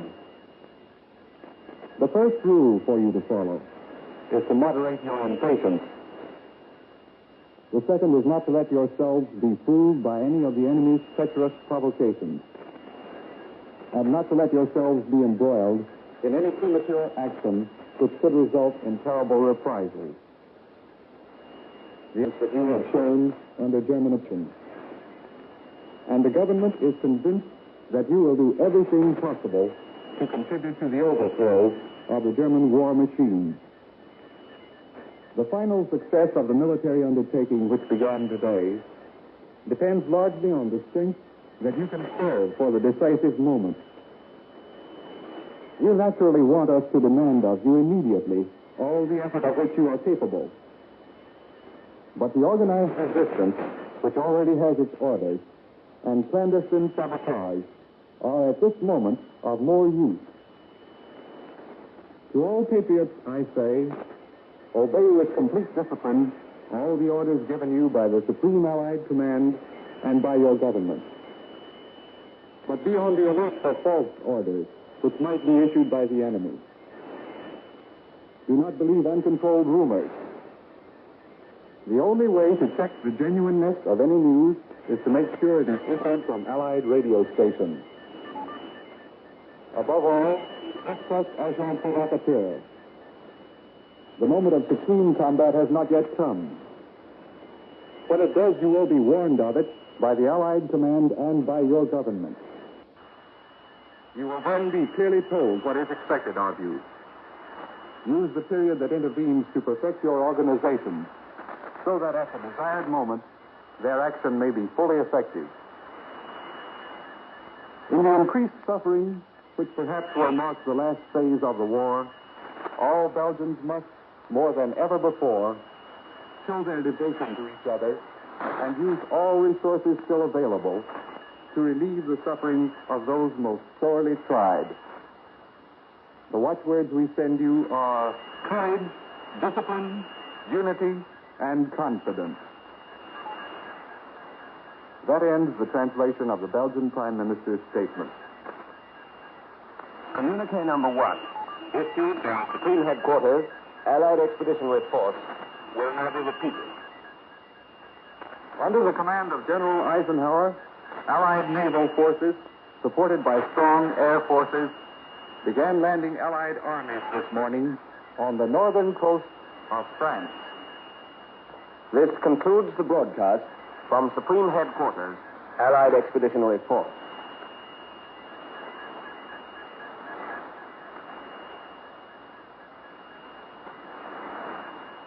This is the home and overseas service of the BBC. Once again, this is Columbia's newsroom in New York City. This is Bob Trout speaking. We are continuing our coverage of the invasion. We just heard a broadcast from London. I must tell you now that we are to pause for a 15-second station identification break, but this is warning to all our stations on the network that we are going to pause only for 15 seconds, and after that we are going to have another broadcast from overseas. This is CBS, the Columbia Broadcasting System. Once again, this is Columbia's news headquarters in New York City, and we are continuing our coverage of the invasion, which, as you know, has now officially begun. That long broadcast we had, well, it came directly from England, not from London. It came from somewhere in England, the headquarters, the supreme headquarters of the Allied Expeditionary Forces, which are familiarly known as SHAEF. Now, we just paused for station identification, and in a few moments, we are to bring you another broadcast from Britain. The broadcasts are coming in so quickly, the details are moving so swiftly that we don't get time to stop and sum up the situation and tell you just where we are, but I'm sure if you were with us for any length of time, you can see just where we are. The invasion is official. The first communique has been issued from headquarters in England. We have heard from England General Eisenhower's message to the people of Europe. And then King Haakon of Norway spoke, followed by a translation in English. Then we heard the Prime Minister of the Netherlands. That was translated. And then the Prime Minister of Belgium, and his speech was translated also. And then we heard, once again, the communique number 1 read over again. We started this particular broadcast. Columbia's been broadcasting all evening off and on these special news programs. We started this particular broadcast about an hour and 16 minutes ago at 3 o'clock in the morning, Eastern War Time here in New York. And as we were talking, reading the bulletins that were coming in on the news machines, at exactly 3:32 Eastern War Time, the word came to go to England. We switched to England, and we heard Colonel Dupuy at Supreme Headquarters of the Allied Expeditionary Forces reading communique number 1 saying that the landings have begun. Then we came back to New York. Then we switched to London again very quickly, heard Columbia's correspondent in London, Edward R. Murrow, reading an order of the day. And then we came back to New York. And then we switched once again to London for this last rather lengthy broadcast from Allied headquarters, General Eisenhower's message to the people of Europe, King Haakon's speech, the Prime Minister of the Netherlands' speech, the Prime Minister of Belgium's speech. Now, in a few moments, we will go again to London. We don't know exactly just what it's going to be at this particular moment, but we're going to go to England to bring you another one of the broadcasts in the story which is moving very swiftly now. We are going to hear from Wright Bryan, who is representing the combined American networks in London. This is Wright Bryan speaking from London. In the first hour of D-Day by British double summer time, or a little more than an hour before D-Day began by Greenwich Mean Time, the first spearhead of Allied forces for the liberation of Europe landed by parachute in northern France. In the navigator's dome in the flight deck of a C-47, I rode across the English Channel with the first group of planes from Troop Carrier Command to take our fighting men into Europe. Just before we left French soil for the return trip to England, I watched from the rear door of our plane, named the Snooty, as 17 American paratroopers, led by a lieutenant colonel, jumped with their arms, ammunition, and equipment into German-occupied France. Our group, at the head of the leading wing from the U.S. 9th Air Force's Troop Carrier Command, was met with only scattering small arms fire from the fields, which were dark and quiet as we entered enemy territory. As we headed back towards the English coast, we saw tracers arching through the air behind us and a steady parade of Allied planes moving out over the course we had just navigated to strengthen the ground forces we had left below. In the channel below us, we could see a few ships, but could not be certain whether they were part of the armada carrying Allied soldiers to the beaches for attacks which were quickly following the first landings of airborne troops which I had witnessed. For 2 days, I had been living with the Troop Carrier Squadron commanded by Major Clement G. Richardson of Salinas, California. His combat crews had been fully briefed as to their initial mission, the course they would fly, and all procedures they would follow. From the moment this briefing began, the combat crews lived apart from the ground personnel of their base, with barbed wire surrounding their quarters and guards protecting them from any contact with outside persons. All day Monday, they watched the weather. After an early supper, they broke up into small groups for volleyball games in their small recreation area. In the early evening, Major Richardson returned from a conference with Lieutenant Colonel Donaldson of Birmingham, Alabama, commanding this lead group. As Major Richardson came within the barbed wire enclosure of his own squadron, he blew a long, shrill blast on his whistle. The pilots, co-pilots, navigators, and radio men clustered around him. "Come into the briefing room," he said. There he stood in front of a large-scale map on which the course was plotted. As quickly as his men were all in the room, Major Richardson said, "Do you know your stuff?" There was no word of dissent spoken. Said Major Richardson, "Get your stuff and report to the operations room immediately. I'm going down to the colonel to get the weather report. I think this is it. Good luck." The crews began to file out of the room, but Major Richardson stopped them. "You want to get back, don't you?" he asked. There was a quick murmur of assent. "Then, damn it, get in there and fight." The crews piled in their trucks to go first to the operations office and then to the line where their planes were drawn up and ready to go. As they moved towards the airport proper, they passed long columns of airborne troops, trudging slowly under their full loads of battle equipment from the bivouac area where they had been camped awaiting this day toward the planes which would carry them into battle. General Eisenhower had visited this camp during the afternoon, quietly passing among the men and chatting with them, asking them names and their homes and their jobs. Outside the door of each C-47, the soldiers assembled and checked their equipment, while ground crews and combat crews gave the planes a final tuning up. Heavily laden transport planes began taxiing along in long procession toward the runway. As the first squadron, commanded by Lieutenant Colonel David Daniel of Birmingham, Alabama, began to take off, the planes rushing in swift succession down the runway, Lieutenant General Louis H. Brereton, the 9th Air Force commander, moved up and down the line of planes, giving the thumbs-up sign to his crews. Meantime, the paratroopers had adjusted their packs, donned their Mae Wests and chutes, and climbed into the planes. Each was so heavily loaded that he had to be pushed from behind and pulled from above to get up the steps into the plane. In our plane, Lieutenant Colonel Robert Cole of San Antonio, Texas, the senior officer aboard, moved quietly up and down the passenger compartment, speaking to each man and asking if he had everything he needed. As the men settled in their bucket seats, Colonel Cole said, "The doc is going to give you some pills to guard against air sickness. Make yourselves as comfortable as you can. Better try to sleep a little." Quiet settled in the plane. These men had done their talking. Now they were grim and silent. The soldier sitting farthest forward on the port side, Private Robert C. Hillman of Manchester, Connecticut, said, "I know my chute's okay because my mother checked it. She worked in the Pioneer Parachute Company in our town, and her job is giving the final once-over to all chutes they manufacture." On the flight deck of our plane, the Snooty, Lieutenant John E. Peters of Chicago, the pilot, and Lieutenant B.E. Maxwell of Clave, Michigan, muttered soft curses as their motors were slow to start after a long pause on the taxi strip. But when the engines did turn over, they droned steadily and powerfully. Almost before we knew it, we were trundling along past the operations buildings and the control tower, where all the ground personnel of the base were standing. Some held thumbs up. Some made the V sign. Some waved. It was like the takeoff of a big mission from a bomber station, only more so. This was the first combat mission for this outfit, and everyone on the base knew that this was the day. Our ship was leading the second section of the second squadron in the first group.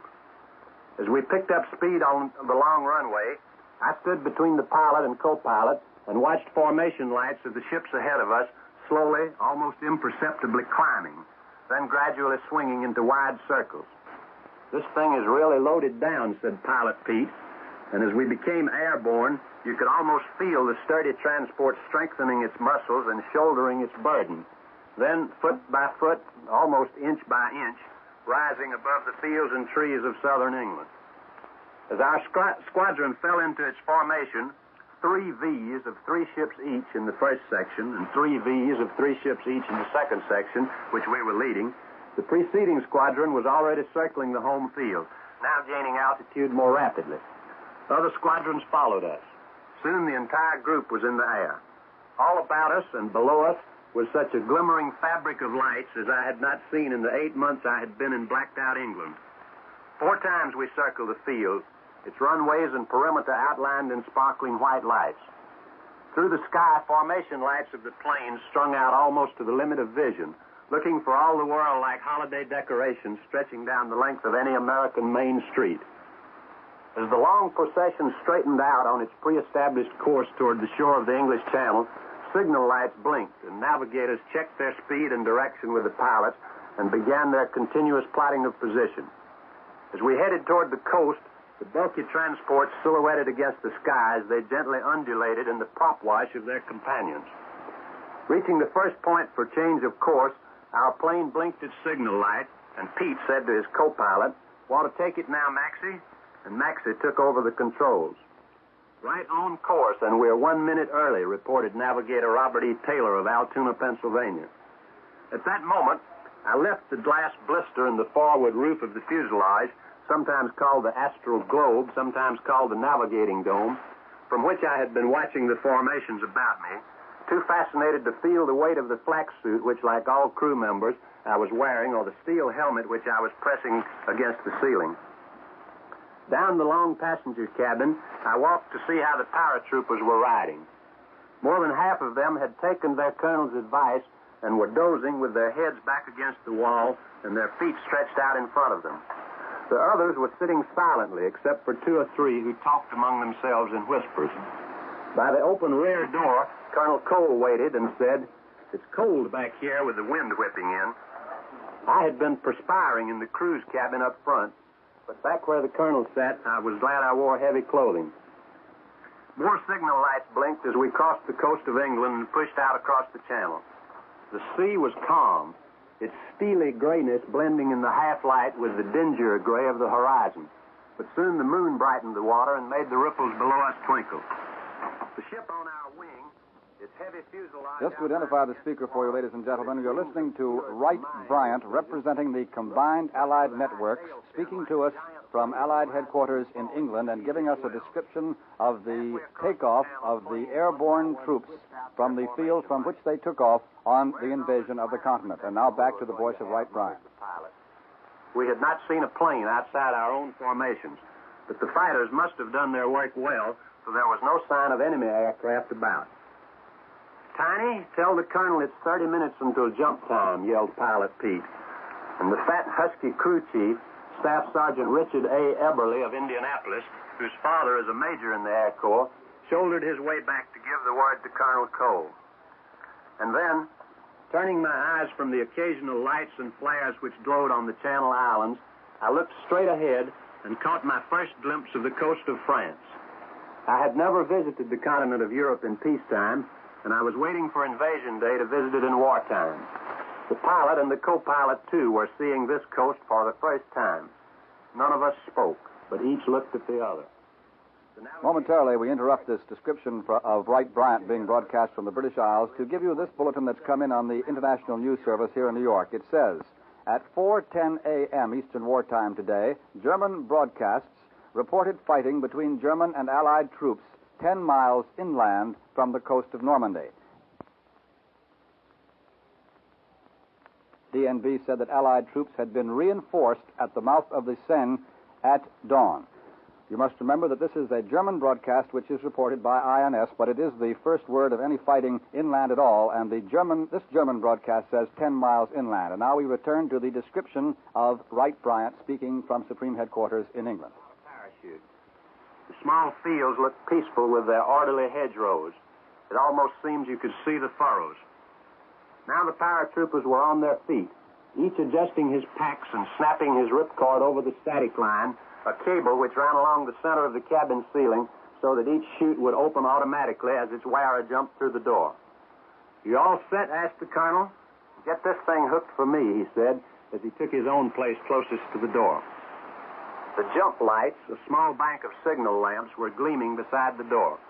They blinked as the pilot threw his switch, and before I could look up, they began jumping.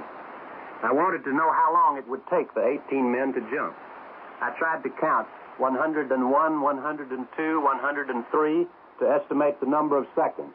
Before I had counted to 10 seconds, it may have been 11 or 12, but no more, our passengers had left us, all but one of them. The paratroopers shoved each other so swiftly and heavily towards the open door that they jolted against the doorframe. One man among the last half dozen hit the rear of the door so heavily that he was thrown into the back of the cabin and dazed. The men behind shoved him aside and went on jumping. Before the unhappy soldier could get to his feet, our plane was well past the drop zone, and in a matter of minutes it was back over the water and setting a course for home. It was too late, and that soldier had to return with us. He was unconsolable. He thought his comrades might think him yellow. The plane crew assured him that they would think no such thing, but he sat moody and glum all the way back and appealed for lonely instructions when he returned. As soon as I had watched the jumps from the rear door, I ran back to the front of the ship and looked straight back from the glass dome. Tiny streams of tracer bullets were curving upward from the ground, but they were well behind us. One of the pilots in our squadron had unwittingly left on his formation lights, and the tracers came closest to his wingtips. But we saw nothing that looked like heavy ack-ack except in the far distance. Our course had been well plotted and navigated to avoid the known German batteries. We were over France only 11 minutes. With our ships lightened by unloading their cargo, we picked up speed and streaked for home. Behind us, we could still see the tracers and an occasional flare. Below, a few more ships, but we couldn't tell just what they were. The Battle of Europe had begun, and our squadron had delivered the first Allied foot soldiers to their scene of action. This is Wright Bryant in London, returning you to New York. Once again, this is Columbia's newsroom in New York, our studio adjoining the newsroom to be exact. Bob Trout speaking. We've been listening to Wright Bryant, who represents the combined Allied networks and has been speaking to us from SHAEF, that's the Supreme Headquarters Allied Expeditionary Forces, with a description of the takeoff of the first airborne troops to leave the field to take part in this invasion. Now, there's so much to tell you, to bring you up to date, and it's a little bit difficult to tell just when we are going to switch to London again. A good many broadcasts are coming in from the British Isles, as you can tell if you've been with us at all since about 3:30 this morning, when the first communique was read at 3:32 Eastern Wartime exactly, from London, as a matter of fact. It's a bit difficult to tell when we're going to switch back and how much of the story we should tell you from here at the moment. Columbia's military analyst, Major George Fielding Elliott, has a few things that he's been waiting to say during the time when we've been listening to these broadcasts from London. One of them, from England rather, we don't know whether they're from London. One of them, I know, concerns the position in the invasion of General Montgomery. That's right, isn't it, Major Elliott? That's right. We have a communique here to the effect that General Sir Bernard L. Montgomery of the British Army, whom you'll remember as the famed commander of the 8th Army during the fighting in North Africa, is commanding the Army group carrying out the attack on the French coast. It was announced today. An Army group is a very large organization consisting of 2 or more armies. And it is further stated that General Montgomery's Army group includes American, Canadian, and British forces. We should not suppose that this is the only Army group which will be landed on the coast of Europe eventually. This is just the first such organization to land. Remember, it's a very, very large force, including at least 2 armies under the combined command of General Montgomery.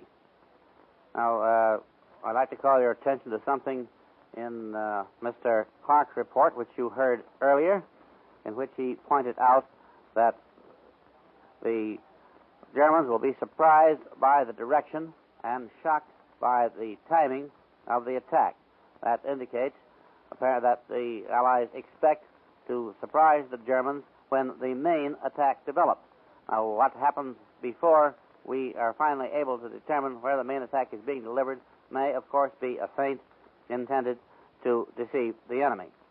It's interesting to note that one of Montgomery's opponents will be his old enemy from North Africa, Marshal Rommel. Marshal Rommel is not the supreme commander of the German anti-invasion forces.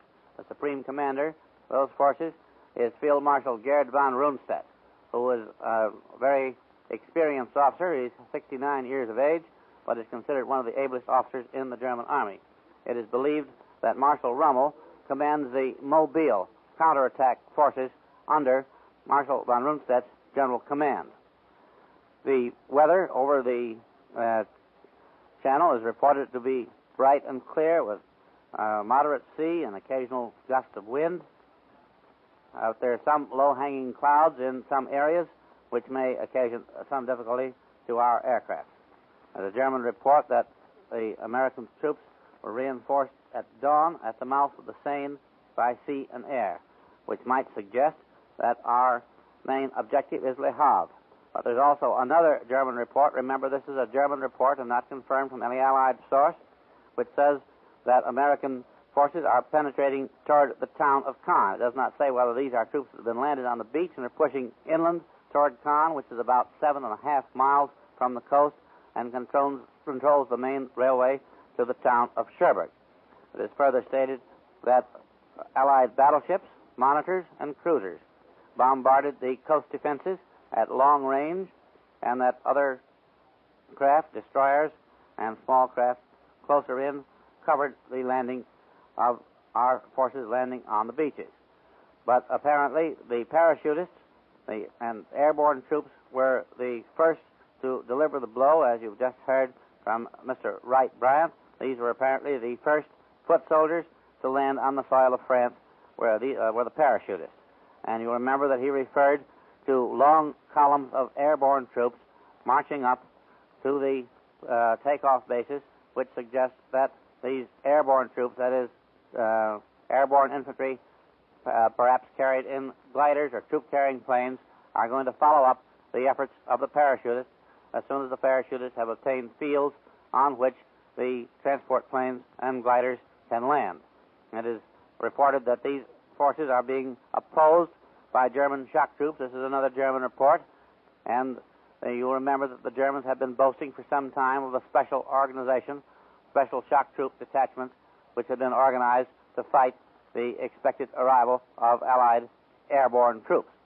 That is a summary of the military situation as far as we have it now. And now, here once again, is Bob Trout. That was Major George Fielding Elliott, Columbia's military analyst.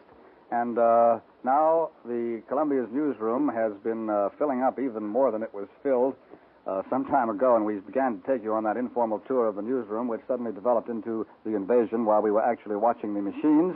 At that time, I believe there were about 25 people actively working in our newsroom at top speed, and now the number has increased. Among other arrivals who's been here for the last hour or two is Columbia's war correspondent, Quentin Reynolds, whom you've all heard many times. He saw the invasion at Salerno. He saw the invasion at Sicily. That's a little backward chronologically. I should say he saw the invasion of Sicily, the invasion of Salerno, and he was at the maneuver, the landing at Dieppe, which is near the present fighting as far as we can tell. And now here is Quentin Reynolds. The words of the communique announcing the landings were brief and cold and factual. We don't know how many men landed on enemy territory as yet. We don't know how many places they landed. We don't know whether their trip across the water was a hard one, constantly hampered by German aircraft. We only know that last night one man said 2 words. Eisenhower said, "Let's go," and the invasion was on. There are 1,000 stories behind the short communique which merely told us that our men had landed. Those of us who have been on other amphibious landings can imagine how our men felt last night when they were finally told that their long months of waiting were over. As long as these men live, the evening of June 5th will always be to them the night before D-Day. And if they live to be 100, June 6th will forever be D-Day to them. Back to Bob Trout now. Sorry to interrupt you, Quentin Reynolds, but now we will hear a broadcast from John W. Vandercook, who is representing all networks, and who will speak to us from London. Go ahead, London. This is John W. Vandercook in London. The announcement has just been made that the invasion of Western Europe has begun. The feints and diversions promised by Winston Churchill and hinted at by the military experts have now been relegated to the limbo of dead words. For, as 1 million people will say today, this is really it. This is a Queen's move, straight across the board.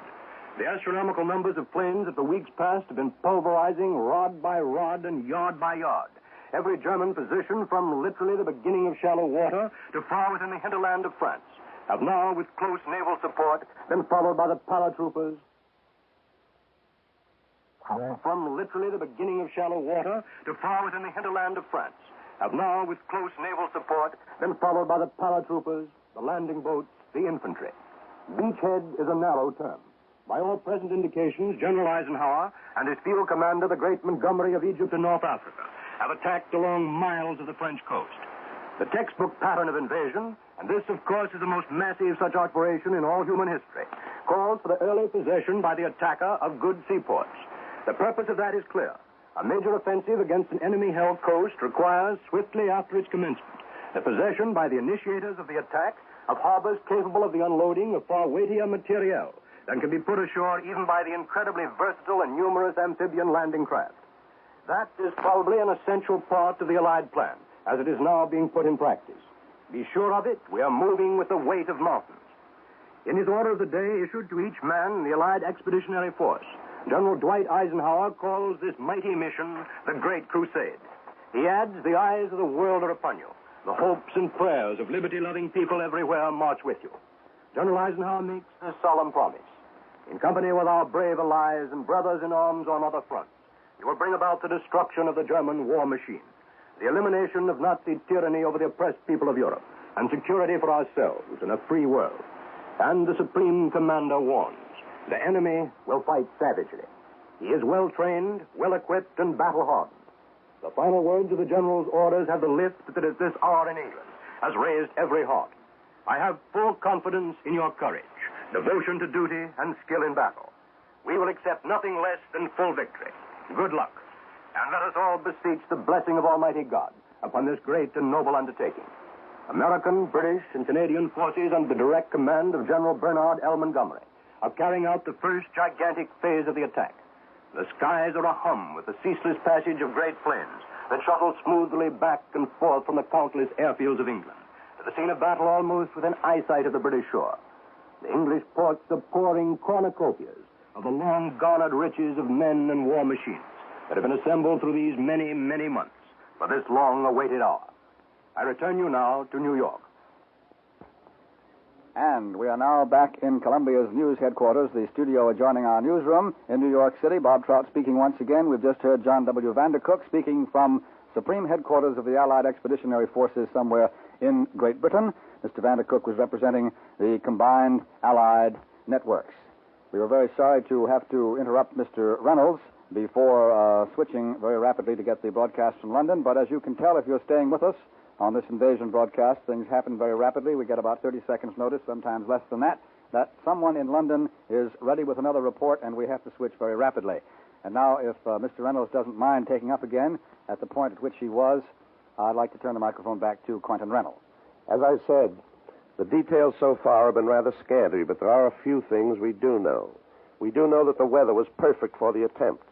The tides were right, and the moon rode high above the channel. It was a full moon in a cloudless sky, but it was the kind of moon that kept its light for the grandeur of its own height, so that the invasion fleet merged with the dark blue of the channel waters, safe from the prying eyes of the German night fighters, who for weeks have maintained a vigil over the channel and over the North Sea.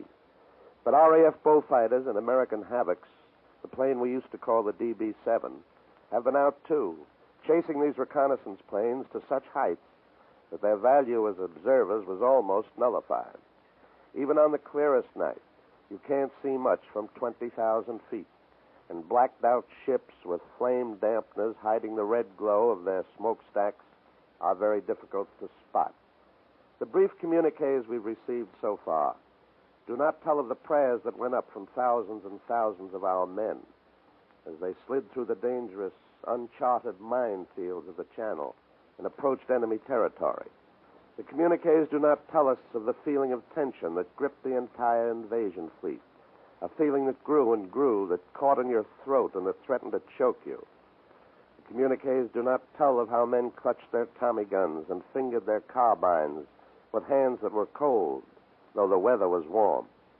Communiques don't tell us of stomachs that tighten with the fear that always comes before the hour of action. It is always like that. The communique only tells us that the waiting is over, that the real showdown has come. We here at home during these lonely early morning hours can do nothing. Nothing but hope and pray and have faith in these fighting men of ours. Now I return you to Bob Trout. That was Columbia's war correspondent, Quentin Reynolds, who, among the many military operations he has covered, was at Dieppe, which was a one-day landing, as you remember, somewhere in the vicinity of the fighting that's going on at present, as far as we can tell. Now, the papers are piling up here in our studio adjoining the newsroom, separated from it by a glass wall here at Columbia's news headquarters in New York. It's a little difficult to tell where to begin to bring you up to date most rapidly. Perhaps you heard a few moments ago, I've lost track of how long ago it was, perhaps you heard the INS report that came from London and which said that the INS agency had heard the German broadcast reporting fighting between German and Allied troops 10 miles inland from the coast of Normandy. That was a German report from the German agency DNB, reported by INS from London, and I would like to point out at this time, in case you heard it, that even if by some chance the German broadcast should be true, it does not necessarily mean a penetration. It could mean fighting between Germans and some of these airborne troops and parachutists whom we have been hearing about. Here is a one-line dispatch just been handed me. It's from the British news agency Reuters from London, and it says, the German news agency DNB says today that Allied airborne landings have been made in Normandy in great depth. And that's just what we were talking about just at the time that the brief Reuters dispatch was handed to me. I'd like to repeat it again because it may be very important as this fighting goes on. The German news agency, DNB, as reported by Reuters, says that Allied airborne landings have been made in Normandy in great depth. We don't know whether it's true or not. It's a German report, but it may help us to follow the fighting a little bit more intelligently and more carefully as it goes along, if we remember that all reports about fighting inland do not necessarily mean penetrations. Now, it's a little bit difficult to decide what to start into because, once again, we've just got the signal that we are about to switch the air across the ocean once again and to bring you a broadcast from the British Isles, once again, a broadcast from SHAFE. You might as well remember that word. You'll be hearing a great deal of it. And so now to Jim Willard in London. This is James Willard speaking from Supreme Headquarters, Allied Expeditionary Forces. I have just seen the first American troops preparing to storm ashore onto the continent of Europe. They were about to land on the north coast of France at 6:30 British summer time this morning. At 6:23, the Marauder bomber in which I was riding dropped the last load of bombs to be launched onto the coastal targets before H hour a few minutes later, when our landing barges would strike the shore. All night and from dawn onwards, thousands of Allied planes have been softening up a strip of coast. Already, several thousand paratroopers are waiting further inland to join forces with the landing parties. These airborne troops were flown in last night. I could see evidence of the landings in a number of parachutes lying in the little fields. But I must say at once, the amazing feature of my flight this morning was the almost unbelievable quietness of the scene below, where in the next few days, maybe in the next few hours, decisive battles for the reconquest of Europe will be fought. For, with the exception of German tanks, which are moving up the roads towards the beachhead or hiding in hedges, we saw no signs of enemy resistance. As our flight of 54 Marauders made their bomb run along the enemy coast, we were met by only a few puffs of inaccurate flak, and by machine gun fire, machine guns firing from 40 to 50 German tanks. I'd like to record here that Sergeant Paul Scott of Cedartown, Georgia, the waist gunner beside whom I was riding, promptly turned his machine guns on the one German tank by a crossroads and claims to have set it on fire. I saw the tank burning.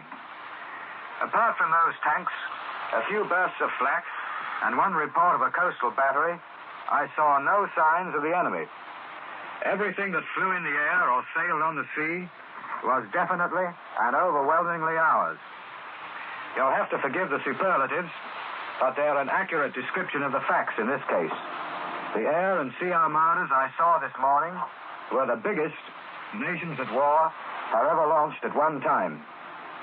At briefing, before we took off at dawn, the pilots were told to stay below 6,000 feet over England, because that was the level assigned them.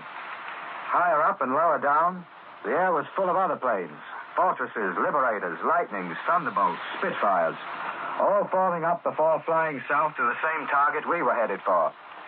I could see hundreds of planes crossing and crisscrossing below us, and the pilots of our ship called out over the intercom telephone, "There are planes strung out ahead and behind us like strings of sausages." Even more incredible was what we could see on the water, 3,000 feet below us. Ships were moving from the coast of England in immense convoys. In some convoys, the ships were sailing in single file. In others, they were in various patterns. From above, they looked like water beetles scuttling backwards and forwards over a pond. The sea was calm with occasional white caps. We left these vast convoys and passed over them for a long time. There were literally ships as far as the eye could reach, and it can reach a long way from 5,000 feet up.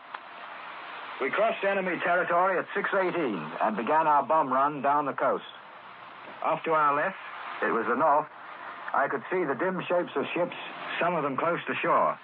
There were warships among them. The country 3,000 feet below us was flat and marshy. Further inland, it was crisscrossed with neat green and brown fields, all divided by low hedges. Farms, roads, hamlets, and enemy tanks were all plain to the naked eye. As the weather was clear, the sun was shining on Brittany, and visibility was good. Then things began to happen fast. First, our 18 250-pound bombs were away. I watched these and the other bombs cascading down from our formation. When they hit the earth, they seemed to draw out plumes of dirty, oily yellow smoke, which grew and joined together until the whole invasion strip of coast was covered in a great pall of smoke. Through this, I could see the flashes of our naval guns. There was no answering fire from coastal batteries. From the amount of high explosive we were pouring on that strip of land down there, it seemed impossible for anything, however small and however deeply hidden, to survive. From time to time, word would come over the intercom phones to keep an eye out on some plane at 2 o'clock or 9 o'clock, which is an air crew's way of giving compass bearings. But though our gunners trained their guns several times, not a single enemy fighter or plane of any kind was sighted. In fact, the only time our guns were fired was when the boys cut loose at those German tanks. It was the same all the way out and all the way back to England. Apart from machine gun fire from the German tanks moving up to counterattack our forces as they landed, our flight was as peaceful as a sky ride between New York and Chicago. This is James Wellard in London. I return you now to the United States.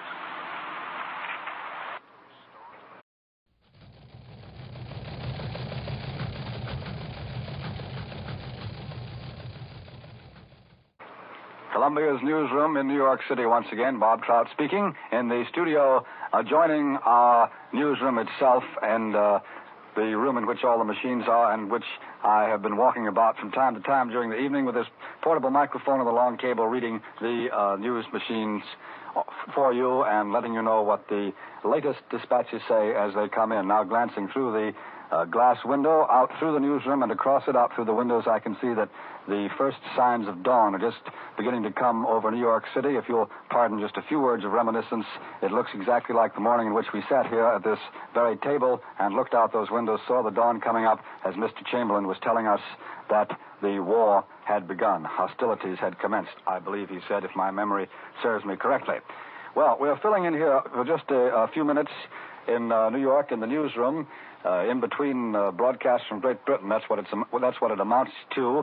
We didn't exactly realize what was going to happen when the invasion was actually announced, which happened at 3:30, about an hour and a half ago, Eastern War Time, that is New York time. And at that time, we'd been giving you the story as it was coming in on the machines here in New York. Since it was announced that these German reports turned out to be true, as a matter of fact, that is, the invasion had begun, since the communique came, we've been switching to Great Britain so often that we haven't had much chance to bring you up to date here in New York. But once again, we'll try. As a matter of fact, just as we were interrupted to switch to London very quickly the last time, I was about to tell you once again that SHAEF, the word which you'll hear so often as this military operation progresses, SHAEF, S-H-A-E-F, means Supreme Headquarters Allied Expeditionary Forces. In case you missed the first two official documents announcing the beginning of the Allied invasion in France, the one-sentence communique, number 1, said, quote, under the command of General Eisenhower, Allied naval forces, supported by strong air forces, began landing Allied armies this morning on the northern coast of France. That was the text of communique number 1. It was read from SHAEF headquarters, from SHAEF in Great Britain, by Colonel Dupuy at exactly 32 minutes past 3 o'clock in the morning, New York time. We were standing out in the newsroom with this portable microphone, reading to you the dispatches that were coming in on the news machines, dealing with all those rumors coming from the German radio stations about invasion, when we suddenly got the word to switch to London, and Colonel Dupuy read communique number 1. Then moments later, it was announced that Great Britain's General Sir Bernard Montgomery was in charge of the assault. Of course, the locations of the landings have not been announced. To the moment, these are the only official details which have been released. We've been hearing descriptions from correspondents in the various broadcasts that we have had from Great Britain, and of course there have been other official statements made, although they're not details of the fighting. We heard the order of the day read from Great Britain by Columbia's correspondent Edward R. Murrow, the order of the day issued by General Eisenhower to his troops. And then we switched back to London again a bit later to hear General Eisenhower himself speaking in person, giving his message to the people of Europe. This was followed rapidly by a talk by King Haakon of Norway, speaking in Norwegian, translated into English, and then a talk by the Prime Minister of the Netherlands, Dr. Gerbrandy. He spoke in Dutch, and his talk was translated into English, and then a talk by the Prime Minister of Belgium, and he spoke in French, and his talk was translated into English also. And then from time to time, we came back here to New York, and then just as we started to tell you as much as possible a summary of what had been going on, we got the word to switch back to England again. We've heard several descriptions of military operations. You perhaps remember them as well as I do. If you have been staying with us on this broadcast, you perhaps recall hearing, for example, the very lengthy description of the takeoff of the 1st Airborne troops who were to take part in the invasion of northern France. We heard the description after we had switched to England. It was read to us from Supreme Headquarters of the Allied Expeditionary Forces by a correspondent representing the combined Allied networks. In a few moments, we shall again have some sort of broadcast from overseas. It's impossible at this moment to tell exactly what it is, but now, for the moment, here at Columbia's news headquarters in New York is Columbia's military analyst, Major George Fielding Elliott. I'd like to analyze for you some of the statements that you just heard from Mr. Willard, who was describing his observation of the first landings in France. You'll note that he said that the first landings took place at 6:40 a.m. English summer time. The sun at this time of year rises about 6:30 a.m. English summer time, so that means that the landings were made immediately after sunrise. You'll notice that Mr. Willard said that German tanks moving up the roads toward the beaches could be plainly seen and were under attack by our aircraft. These are not, of course, the main German counterattack forces. They are just the German local reserves, which are moving up and attempting to deal with the first waves of the Allied attack. The main German counterattacks will not develop until the Germans have had time to see where we are making our main effort and to move their large reserve forces to oppose it. Of course, General Eisenhower will do his very best to deceive the Germans as to where he's going to make his main effort. General Eisenhower is, in fact, a master of deception in war.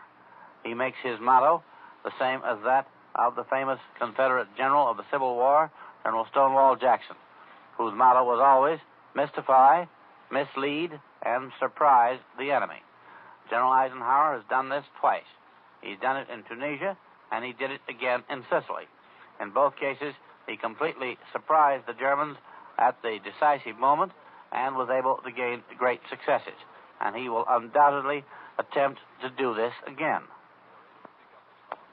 In fact, his preparations have probably been made to that end over a long period of time. And many of the attacks that have been carried out, feints and air attacks, and the movements of troops inside England, the assembling of ships in various ports, and all the curious rumors that have been coming to us over the German radio are the result of these attempts of General Eisenhower to deceive the enemy. Of course, for many months, our planes have been pounding at enemy fortifications and gun installations along the invasion coast, and they've also been hammering away at the rail networks behind the coasts, by which the enemy troops must move up to oppose our landings. And we can be sure that these attacks have been intensified and concentrated in the final moments of just preceding the assault. In fact, we know that this is so because we have had reliable reports of to that effect. And we can also be sure that our warships, including some ships adapted for just this particular kind of work, have been hurling the most effective kinds of high explosives into the Nazi defenses. One report that we've heard is that not only battleships and cruisers, but monitors have been engaged in this operation. And the Monitor is a low-lying, heavily armored ship of shallow draft, which is particularly adapted for the bombardment of coastal fortifications. She offers a very poor target because of her low freeboard, but she carries heavy guns, well protected by armor, which make her a particularly formidable foe to the coastal battery. Once our first waves of troops are ashore, their first task is to clear the enemy out of an area large enough for our second operation, the holding and expansion of the beachhead. That means the first waves must push inland and seize covering positions so that the landing places can be secure, first of all, from enemy small arms fire, that is, the fire of rifles, machine guns, and light mortars. And in doing this, they will be assisted by the airborne troops who will land farther inland and attempt to interfere with the movement of the enemy local reserves who will be rushing to the point of attack in an endeavor to push us back into the sea. When the second wave comes ashore, that is the second assault force, because each assault force comes in several waves.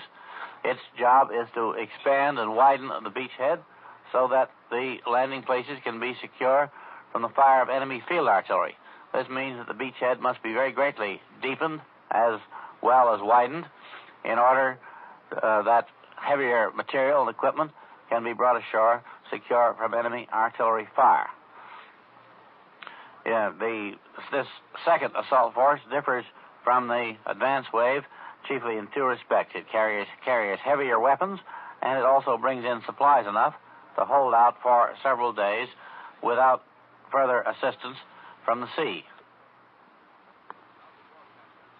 These weapons include field artillery of the light and medium types, and also a great many anti-aircraft guns, because defense against enemy air attack is one of the first considerations in making a landing. And while we know that the Luftwaffe has been very greatly reduced in its effectiveness during the past few months, there's every reason to suppose that the Germans are keeping a reserve of aircraft ready for the emergency which now confronts them.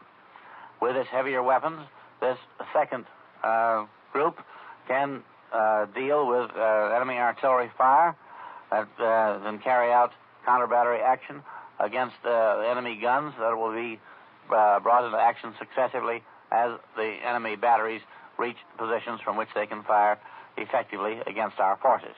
And it must push forward, if possible, to wipe out enemy resistance and to clear the area farther inland from the original point of landing so that more troops and more supplies can be brought in. Of course, you all remember the history of the Anzio Nettuno beachhead in Italy.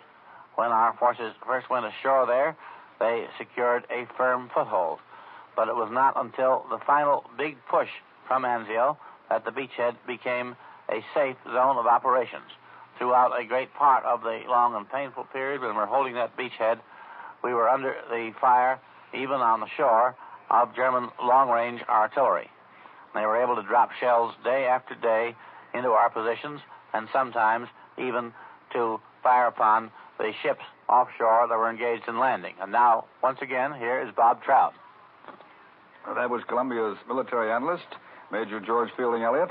And we thought that when he handed this microphone back in Columbia's news studio adjoining our newsroom here in New York, that we should be ready with another broadcast from London. But at the moment, we do not have one scheduled. When the news comes, it will undoubtedly come very rapidly. And once again, we'll interrupt whatever we're saying and switch you over to find out what's going on and what the latest news is from there. Now, among other things that you might have missed in this the rapidly breaking developments is the order of the day issued by General Eisenhower. That was, if my memory serves me correctly, that was the second statement which was read from London after we had switched there, after the word became official. Here's a quick word for me. I'm to switch to London for Richard Hotelet of CBS, reporting for the combined American networks. However, I have about 35 seconds before that broadcast is to come in. I misread the watch, as a matter of fact, and thought that I was about to switch then. The brief excerpts I may have time to read you from the order of the day. The order of the day started, soldiers, sailors, and airmen of the Allied Expeditionary Force, you are about to embark upon a great crusade toward which we have stripped these many months. The eyes of the world are upon you, and the hopes and prayers of liberty-loving people everywhere march with you. And now for the report of Richard Hotelet of CBS. Go ahead, London. This is Richard C. Hotelet speaking from London. The Allied forces landed in France early this morning. I watched the first landing barges hit the beach exactly on the minute of H hour. I was in a 9th Air Force Marauder flying at 4,500 feet along 20 miles of the invasion coast. From what I could see during those first few minutes, there was nothing stopping the assault parties from getting ashore. We spent about half an hour over enemy territory. We flew over and bombed some of the coastal fortifications, but except for some light flak from inland positions and from some tanks firing at us, we saw no enemy gunfire. The only other sign of life in enemy territory were some white and yellow parachutes dotting the ground where our paratroopers had hit the ground. The weather is favorable for the operation. Offshore Allied warships were bombing the enemy coast, and they seemed to be doing it without any opposition.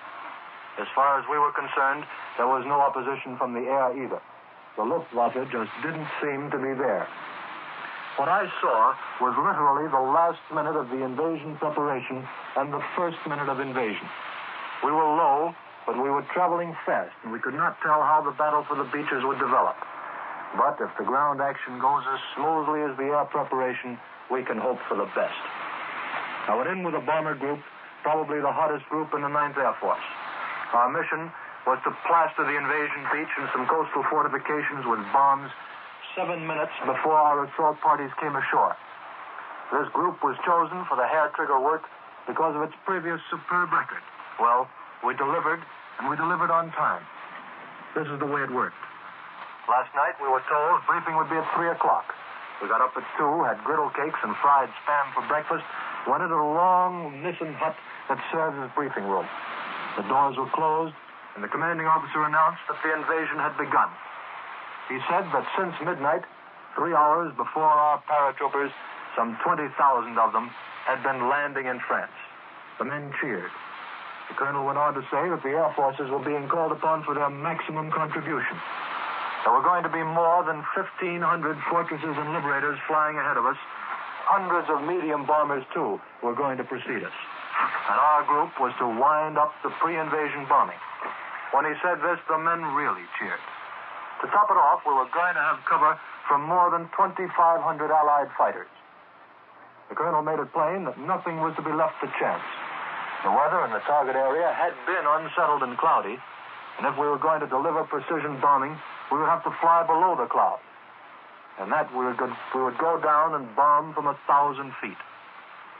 When he said that, not a man blinked an eye, despite the fact that such a low altitude counts as suicide with the marauders. It was still dark when we took off and raining. But one by one, those marauders roared down the runway and took off. An hour and a half later, we were out over the English Channel. First, we couldn't see anything except a few stray vessels. Great care had been taken to keep our ships from firing at their own planes. Every single bomber and fighter had been painted overnight with special markings on wings and fuselage. And the direction we were to fly, the way we were to turn if we got into trouble, and the recognition signals we were to give had all been very carefully worked out. Even so, when we passed over the first few barges, we had the uncomfortable feeling that we were being shot at. It didn't last long. We were out and away in a matter of minutes. By this time, it was getting on, and the sun was painting the sky a bright orange color on our left.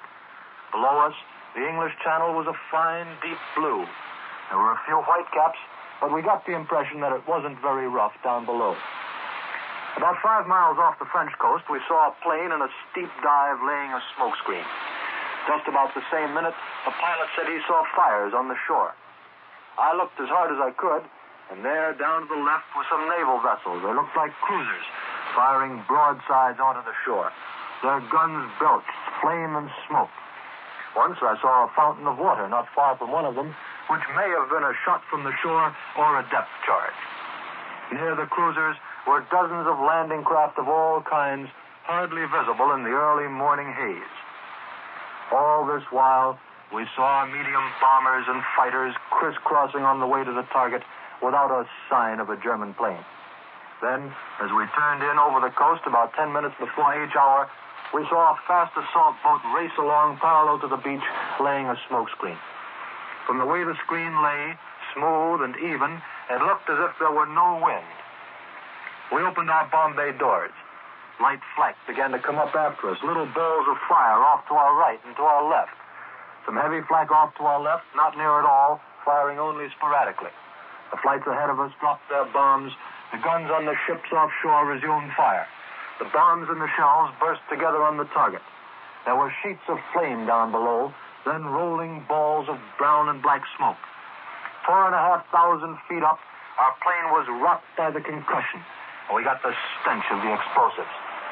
We dropped our bombs as scheduled, and just then we saw, down below on our left, dozens and scores of white streaks as the assault boats raced over the blue water to the beach, leaving their white wakes stretched out behind them. As we turned away from the target, we saw the boats hit the beach.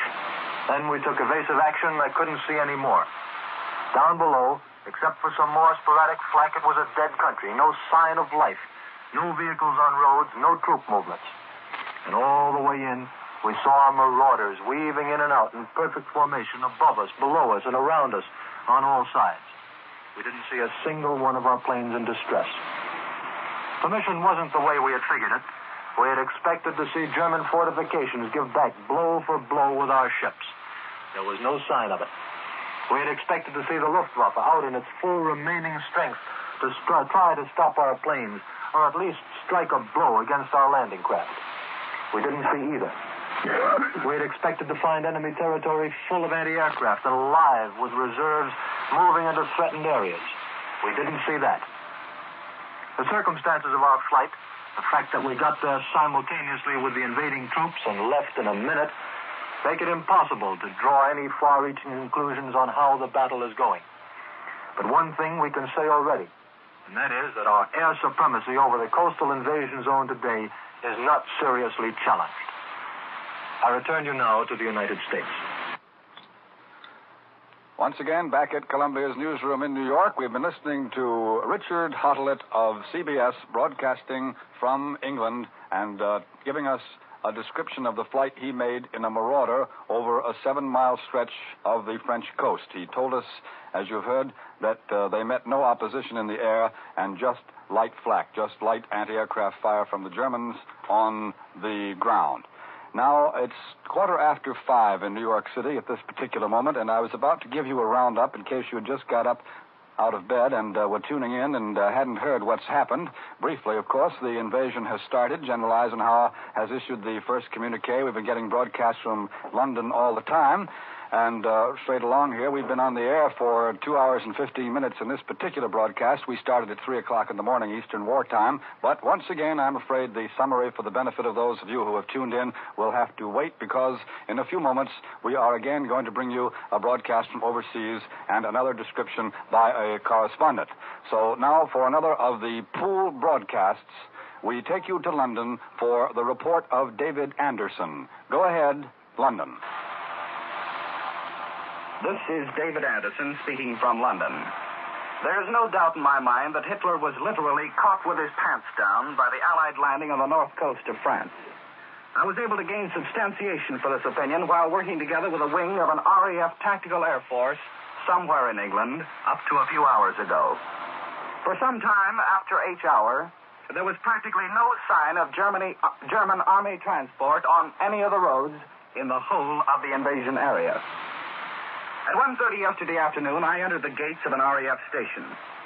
Little did I realize at the time that within hours, the big show would be on.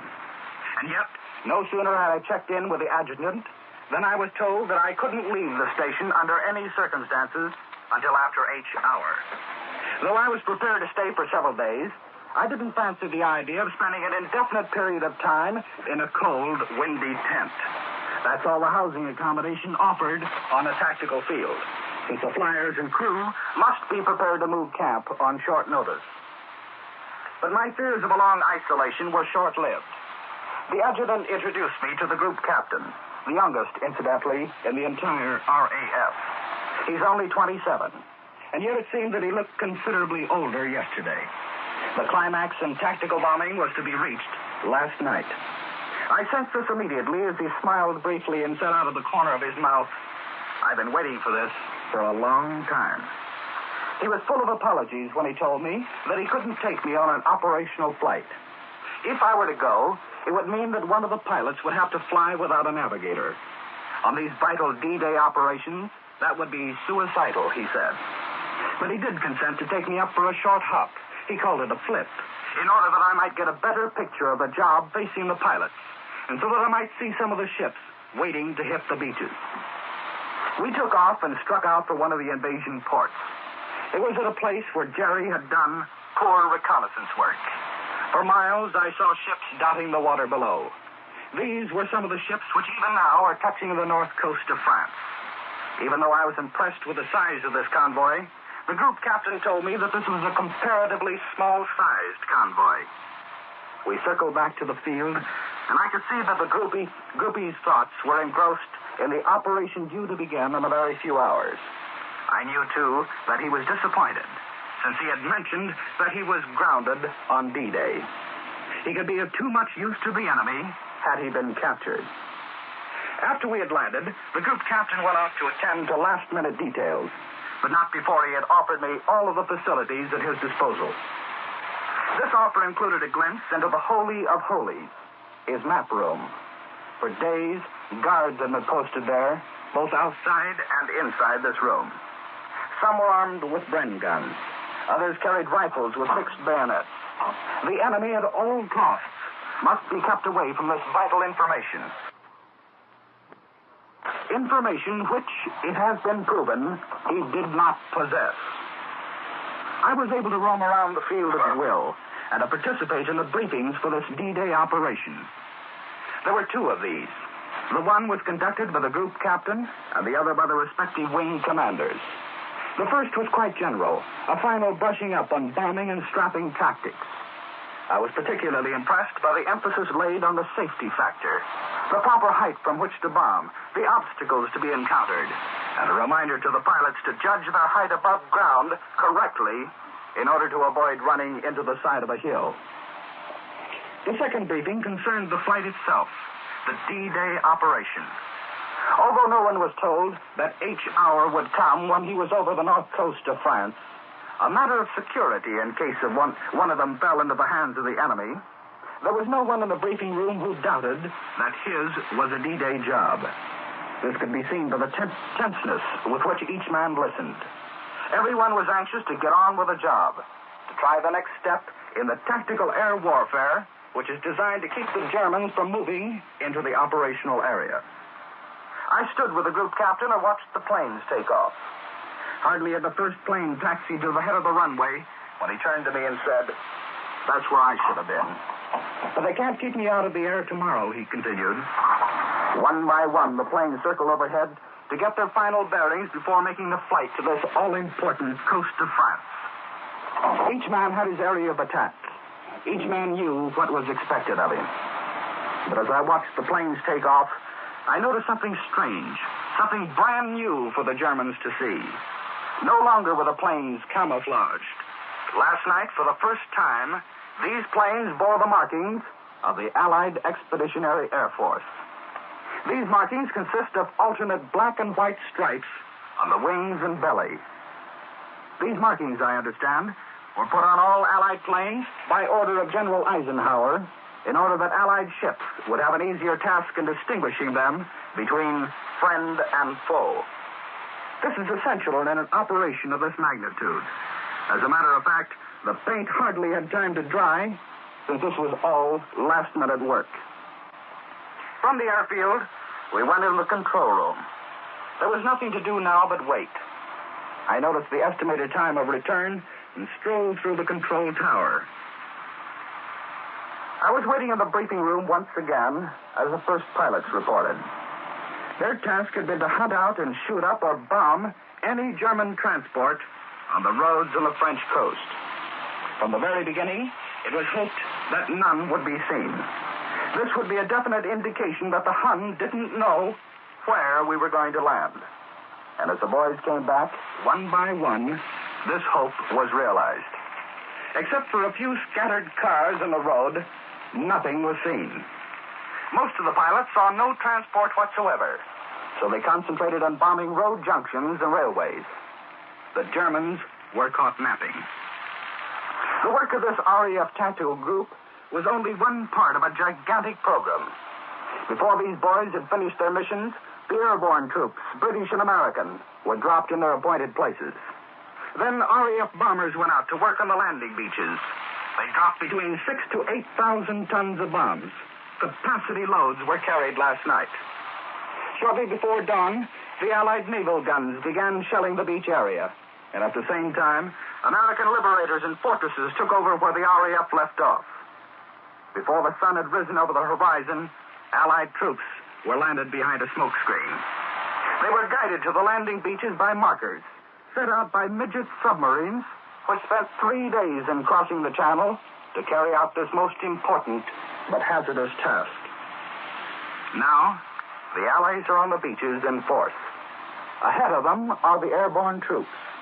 Between them and in front of the airborne troops are the Germans. The job has just begun. And yet, as I left the RAF station a couple of hours ago, I came away with a feeling that the reports brought back by the flyers were just those that we had hoped for.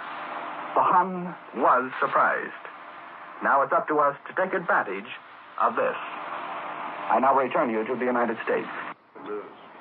Columbia's News Headquarters in New York once again. Bob Trout speaking. We have heard a pool broadcast. That is one of the broadcasts by a correspondent representing the combined Allied radio networks. David Anderson speaking from Supreme Headquarters of the Allied Expeditionary Forces somewhere in Great Britain. Here's an interesting bit of news, which I'd like to give you at this point. It'll be extremely interesting to those of you who have been staying with us all night on this invasion broadcast and who heard how the story began with the Germans putting out wild reports that the invasion had begun long before we got the Allied word that it had indeed begun. The Federal Communications Commission reports to the OWI that up to 10:30 in the morning German time, 4:30 a.m. Eastern Wartime, the German DNB agency has not yet informed the German people through the German domestic press or radio of the Allied invasion of northern France. And this was more than 4 hours after this same DNB agency had told the European press outside Germany of the invasion, and after the German Transocean Agency had moved a similar wireless dispatch for overseas consumption. That was the report, or those were the reports, I should say, which started us off on this all-night broadcasting. At that time, we had warned you that they were only German reports, but at 3:30 in the morning New York time, we got the word that the invasion had begun. And now for another report of the pool broadcasts, we take you now to London for the report of Arthur Mann. Go ahead, London. This is Arthur Mann speaking from London. As was expected, the Germans, being on the receiving end, first announced to the world this morning's great Allied invasion of France. Through the hours of darkness, the vast invasion armada steamed toward the French coast. Thousands of assault and landing craft, covered by fleets of Allied warships, and all operating under cover of a vast Allied air umbrella. This was the culmination toward which the vast headquarters organization of General Eisenhower, Supreme Commander, Allied Expeditionary Force, has been working for many months. I return you now to the United States. Columbia's News Headquarters in New York once again.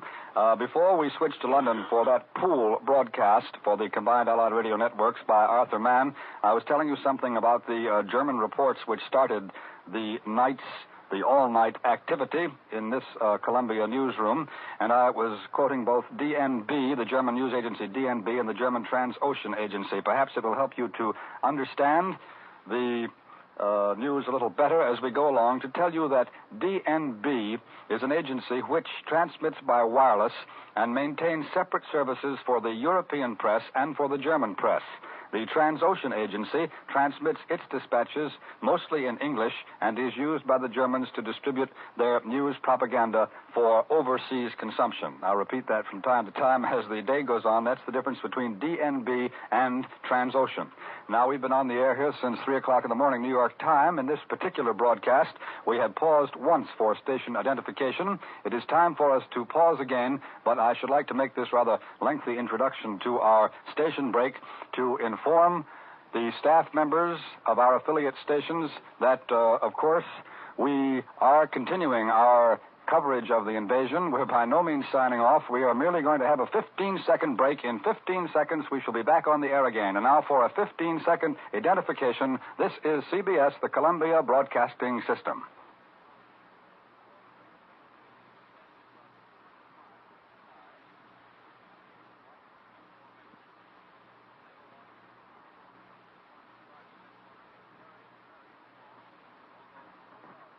Columbia's News Headquarters in New York once again. Bob Trout speaking, and again we resume our coverage of the invasion, which began last night and which was announced officially from London at 3:32 in the morning Eastern Wartime. A brief dispatch from Reuters, the British news agency. The military correspondent of Reuters says today that Adolf Hitler is taking personal command of all German anti-invasion operations. Hitler, according to this Reuters dispatch, is surrounded by his staff, including 4 field marshals, and is believed to have moved his headquarters to some place in northern France. That's what the Reuters correspondent says. I'm getting a few signals, and I believe that in a few moments we shall have another broadcast from London, but it seemed for a moment as if it was about to come momentarily, but I see now that there may be a few more seconds before it does. Well, to continue talking, there's a great deal to talk about, especially as I am sure that our audience is now being augmented. A great many of you are tuning in for the first time. You missed our all-night broadcast that has been going on here since 12:30 in the morning approximately, 30 minutes past midnight Eastern Wartime. And I shall summarize again because once again I can't do it. Because here in Columbia's World News headquarters, Paul White, the director of news broadcasts for CBS, is about to hold a two-way transatlantic conversation with Edward R. Murrow, the chief of Columbia's European correspondents. We're going to bring the CBS network in on this conversation to give you an idea of how some phases of this business of covering the invasion are handled. And now, here is Paul White. Hello, Admiral. Hello, CBS London. Hello, New York. Hello, Paul. I just thought that perhaps the audience would be interested in how we're setting up these pool broadcasts, and since we understand there is no more pool copy available at this moment, I thought we'd have a little conversation with you.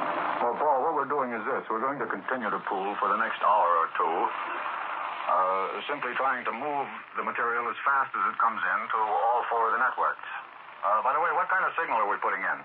Putting in a very fine signal. Our congratulations go to the engineers over there because the signal has been uniformly good throughout. Good, excellent. Things have been a little confused over here, you know. Our quarters are a little crowded, and just outside the studio there's an elderly charwoman who's busy scrubbing the floor. She's in some danger of being trampled to death all the while, but I think she's probably the most unconcerned person in this building. She just goes right on scrubbing. Well, a few moments ago, I had a young lady come in here. I say young lady, that is a compliment, with a vacuum cleaner, but she didn't stay very long. Ed, is it now possible to reveal the dispositions of our staff, where we have various men? Well, Paul, we hope to have some action recordings back from the Navy before long. Charlie Collingwood is out on an LCT. And Larry LeSueur is with the American Ground Forces, and Bill Downs with the British, and Bill Shadell is somewhere at sea. All right, fine. As a matter of fact, all of the men who were on from the various networks have turned in a swell job, and I don't know how much an audience we had, except that I think all of them were on all night. And I believe that we'll stay right with the pool operation as long as we want it to continue, and then we'll break away with our own stuff. Well, I think all of us will keep trying. Most of us look on this as something more than just a way to make a living, you know. All right. Now, you don't see any more pool copy in the offing at the moment, is that right? Right. Okay, then we'll break away here and do some local broadcasting. Meanwhile, monitoring this circuit in case you have some more information. All right, Paul. Talking with you later. Righto. Bye. And now we're back in the studio at Columbia's News headquarters, which joins our newsroom. Paul White's been holding a conversation with Edward R. Murrow in London. Paul White, our director of news broadcasts here in New York. The whole country, all of you who have tuned in, have been able to hear this conversation, but by one of those ironical twists. As a matter of fact, I couldn't hear it here in the studio. I do know that Mr. Murrow was telling us that Bill Downs, our Columbia correspondent, is with the British forces, Larry LeSueur is with the ground forces, and Charles Collingwood is with an LST. And now, Quentin Reynolds hasn't had anything to say to us for quite some time. He's been sitting here listening to all these broadcasts coming from London as we've been switching so rapidly and interrupting our attempts to summarize the situation. For those of you who may be tuning in now, we've been on the air all night broadcasting the beginning of the invasion, but the details are coming in so swiftly. We shall summarize for you in a few moments, unless there is a broadcast from London, in which case, of course, we shall switch there. Now, here is Columbia's war correspondent, Quentin Reynolds. For months, the people of France, Holland, and Belgium have been waiting for the word that would tell them that we were on our way to restore to them the world of freedom they once knew. These heartbreaking months of expectation, of false rumors, of high hopes that never materialized, came to an end early this morning when General Eisenhower himself talked to them and told them that the hour had come. His broadcast to the people of the temporarily conquered countries contained only 500 words. But those 500 words meant more to the people of Europe than the millions of words they have been forced to listen to from the voices of their temporary masters. Ever since the fall of France, they have been forced to listen to propaganda speeches, forced to read newspapers written by Nazi leaders. And then this morning, the calm voice of General Eisenhower electrified them and brought them hope for the future. General Eisenhower talked in English, but you didn't have to know our language to feel the deep sincerity, the calm confidence that his voice inspired. His talk was immediately translated into French, Flemish, German, and Norwegian. General Eisenhower writes as he fights, with direct, uncompromising forthrightness. His first sentence told the whole story when he said, "A landing was made this morning on the coast of France by troops of the Allied Expeditionary Force."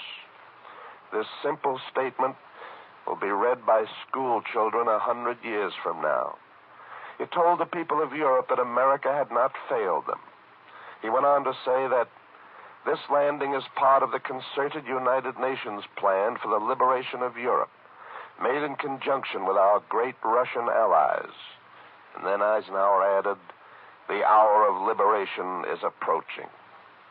Then he revealed something which most of us thought and hoped to be true, but we didn't know for sure. He revealed the fact that he has been in constant touch with the underground movements on the continent. He implied that strongly when he said, "Follow the instructions you have received."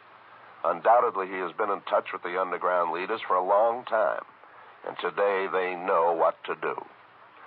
Then he spoke specifically to the people of France. He said, "Do not endanger your lives until I give you the signal to rise and strike the enemy. The day will come when I shall need your united strength. Until that day, I call upon you for the hard task of discipline and strength." He sounded a note of doom to the quislings of Europe when he said, and this sentence must have shriveled their craven hearts, "Those who have common cause with the enemy will be removed. As France is liberated from her oppressors, you yourselves will choose your representatives and the government under which you wish to live."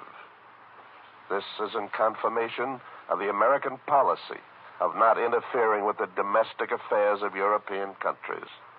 The United Nations pledge that the people who have suffered under the Nazi yoke will themselves decide the retribution, a pledge that they will once again enjoy the independence that they lost when the German invader came to their country.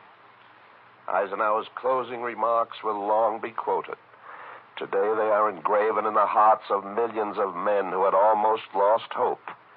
General Eisenhower said firmly and emphatically, "I call upon all who love freedom to stand with us. Keep your faith staunch. Our arms are resolute. Together we shall achieve final victory." I return you now to Bob Trout.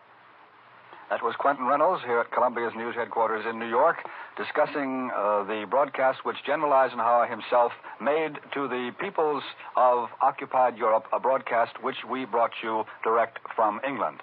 And now we've been broadcasting here all night off and on from Columbia's news headquarters in New York and from somewhere in Great Britain. We haven't yet heard from our own capital, Washington, D.C. That city must have been very busy all through the night, as we can well imagine. So now let's hear from CBS Washington, Bill Henry reporting.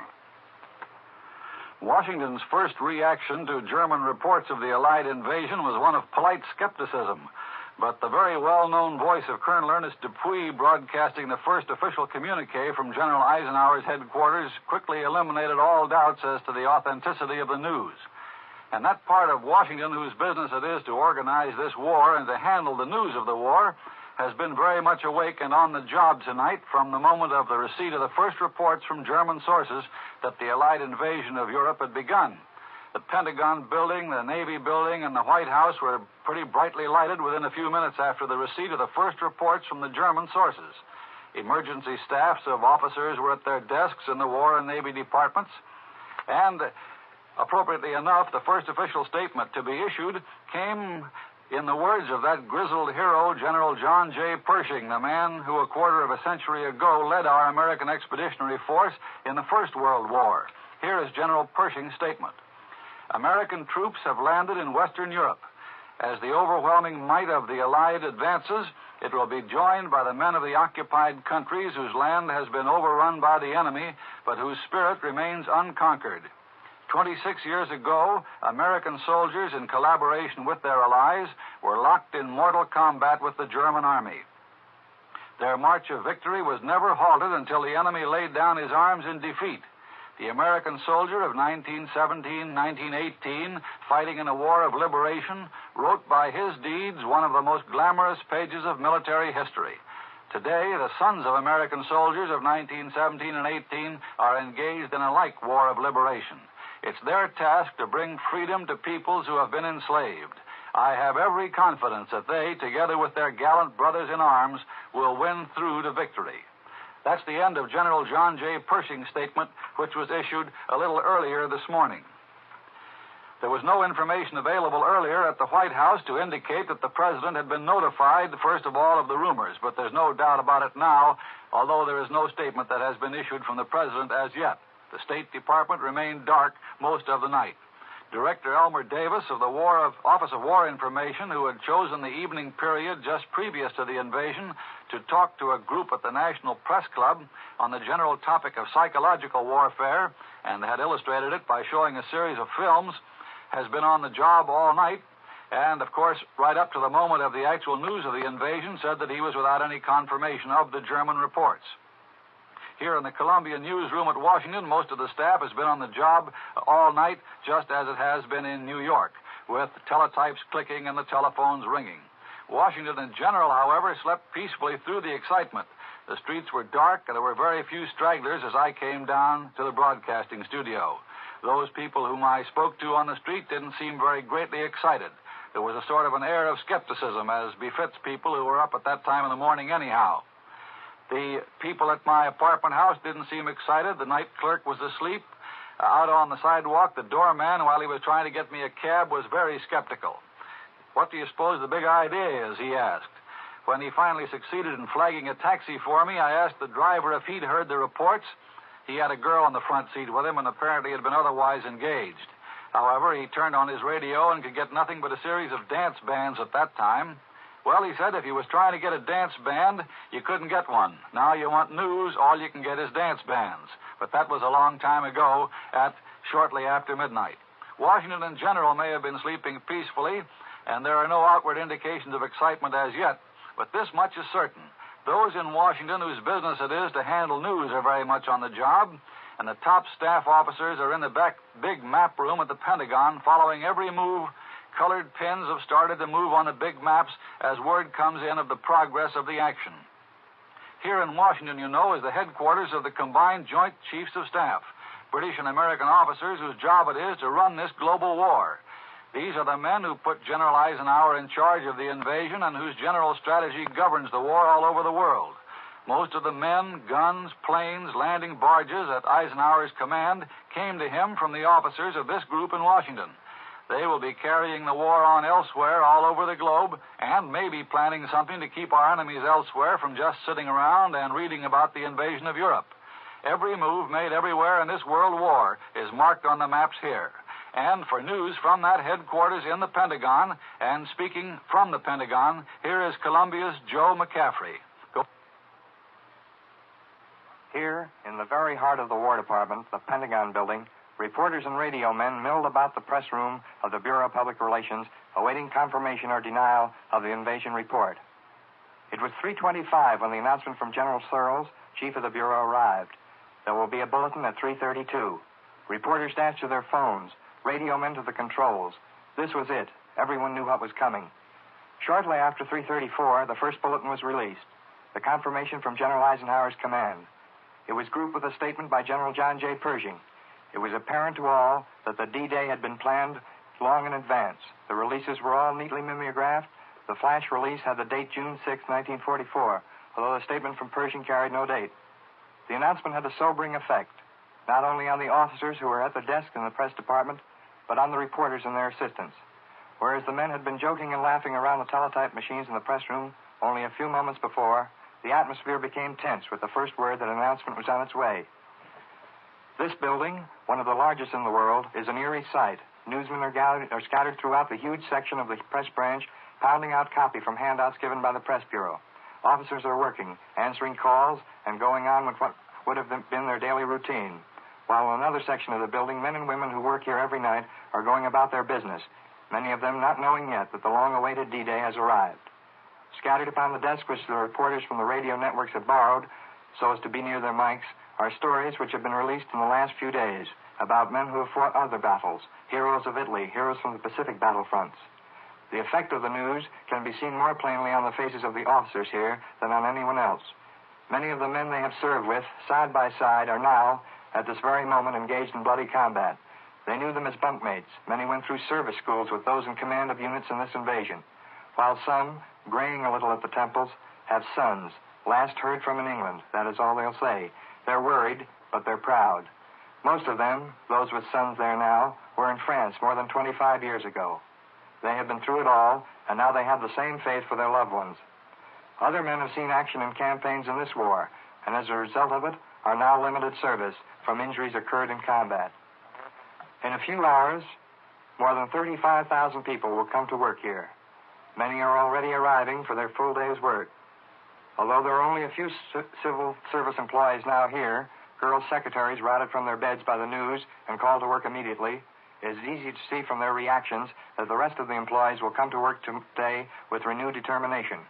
These girls, typical of the much publicized government girl, both in story and movie, deserve a hand for the work they are turning out from not only this building but every government building in Washington. In most cases, their pay is low, their housing conditions are not of the best, for the city is so crowded, but they come to work morning after morning, cheerful and ready to turn out a sound day's work. I return you now to New York. Columbia's News Headquarters in New York once again. We've been hearing from Columbia's correspondents in Washington, Bill Henry and Bill McCaffrey. We've been broadcasting here all night as the invasion of northern France finally got underway. I beg your pardon, that's the result of broadcasting most of the night. That was the first time we switched to Washington to get the reaction from our own capital city.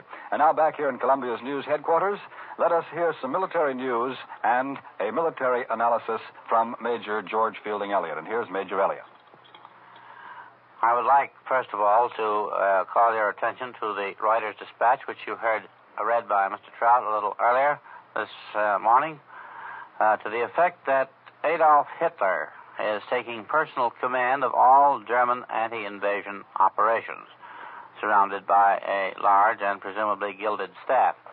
I would like to remind you that the last time that Adolf Hitler took personal command of the German military operations was on the occasion when Marshal von Bock advised the Führer that he should not proceed with the German drive on Stalingrad until he had secured the crossings of the Middle Don in the area of Voronezh. And Adolf Hitler didn't like this delay. He overruled Marshal von Bock. He took personal command himself, and we all know what happened at Stalingrad. So this is really a very hopeful sign. Mr. Hottelet has told you that the landings took place exactly on the minute of H hour, and that means excellent preparation, first-class navigation, and timing.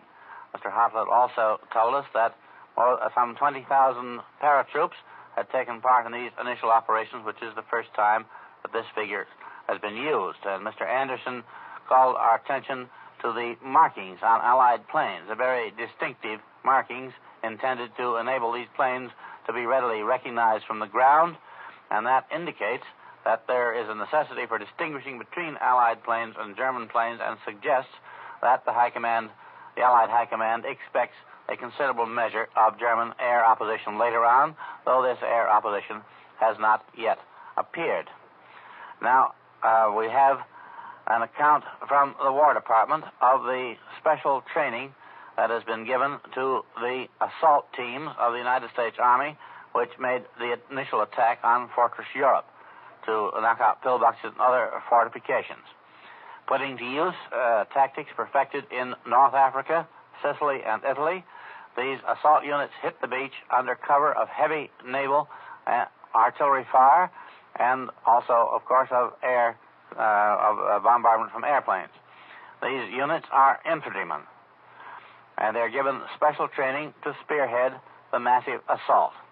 It's the infantry, you remember, which is the decisive arm, which actually wins battles. It is the infantry which makes the final decision. When the little black lines are moved on the maps, that means that the infantry have moved forward. I speak of this with feeling as an old infantryman of the last war. They're also equipped with special engineer weapons and tools. The War Department, in reporting that these men were the first to land in Western Europe, told how such an assault operation is carried out. The preparation was provided by artillery, when that could be landed, by naval guns, by air bombardment, and by waterproof tanks firing hull down in the water. The purpose of this is not only to knock out pillboxes and other centers of enemy resistance, but to tear up the enemy's field of fire by providing shell craters as cover for attacking units. Each assault section is composed of 30 men, 1 officer, and 29 enlisted men. This is the capacity of the special assault boats, and it is also the most convenient-sized unit for attacking a single pillbox or enemy machine gun nest. As the landing craft comes into the beach, under cover of the heavy supporting fires, the assault sections dash through the surf and begin the fight, first clearing a lane through the land mines. It's the job of the first men ashore to locate the mines and mark safe lanes with special tracing strips. As part of this operation, any barbed wire that the enemy may have strung in the area must be cut, and American soldiers have efficient tools for this purpose. One of these tools is the Bangalore torpedo, which comes in long sections capable of being made into any length that may be necessary, depending upon the depth of the barbed wire. One member of the assault team, under cover of small arms fire, fixes the Bangalore torpedo into place, sets the fuse, and ducks for cover. The torpedo explodes with a terrific blast, blowing a wide swath through the wire. The other members of the team follow through the wire and move up the beach. An assault section is composed of 7 separate teams of varying sizes, beginning with the riflemen who build up a line of fire to protect the others. The rifle team is equipped with the Garand semi-automatic rifle, the famous M1, with grenade launchers, anti-personnel grenades, the Bangalore torpedoes already mentioned, wire cutters, and other normal infantry equipment. There are 5 men in this team, and upon the initial landing, they move forward into position and attempt to silence enemy fire from pillboxes or other enemy positions by employment of rifle fire and by grenades. Generally, the grenadiers will try to work around to the flanks of the enemy position, covered by the riflemen. They're followed by wire cutters who clear out a wire that hasn't been blown up by the Bangalores and also provide fire support to the initial group. And next in line of approach is the Browning automatic rifle team, whose mission is to deliver fire on portholes of the emplacement and keep the heads of the enemy down. There are 4 men in this team. And now there's a bulletin just received. The German radio has just said that 4 British parachute divisions have landed between Le Havre and Cherbourg in France. This was 4 times the size of the Nazi parachute force dropped on Crete in the Mediterranean. We should like to remind you that there have been no Allied reports as to the exact location of any of our landings. All of the reports on these locations have been from German sources, and all of them have indicated this same general stretch of the coast of northern France between Le Havre at the mouth of the Seine and the Normandy Peninsula, as the Germans call it, or as the French call it, the Cotentin Peninsula, which is the long peninsula jutting out from the northern coast of France, at the end of which stands the city of Cherbourg. Le Havre and Cherbourg are the 2 most important seaports on the north coast of France, and they would be natural objectives of any Allied attack. But it is to be remembered that while some of the distances and times that have been given to us by the correspondents who have already spoken to you and whom some of you may have heard during the earlier parts of this long broadcast would suggest that this area between Le Havre and Cherbourg is probably the area in which the Allied forces are attacking. There has been no confirmation of this as yet from any Allied source, so that we cannot be certain, until we have such confirmation, that these are the exact locations of our attacks. And now that seems to complete the military analysis for the moment. So here, once again, is Bob Trout.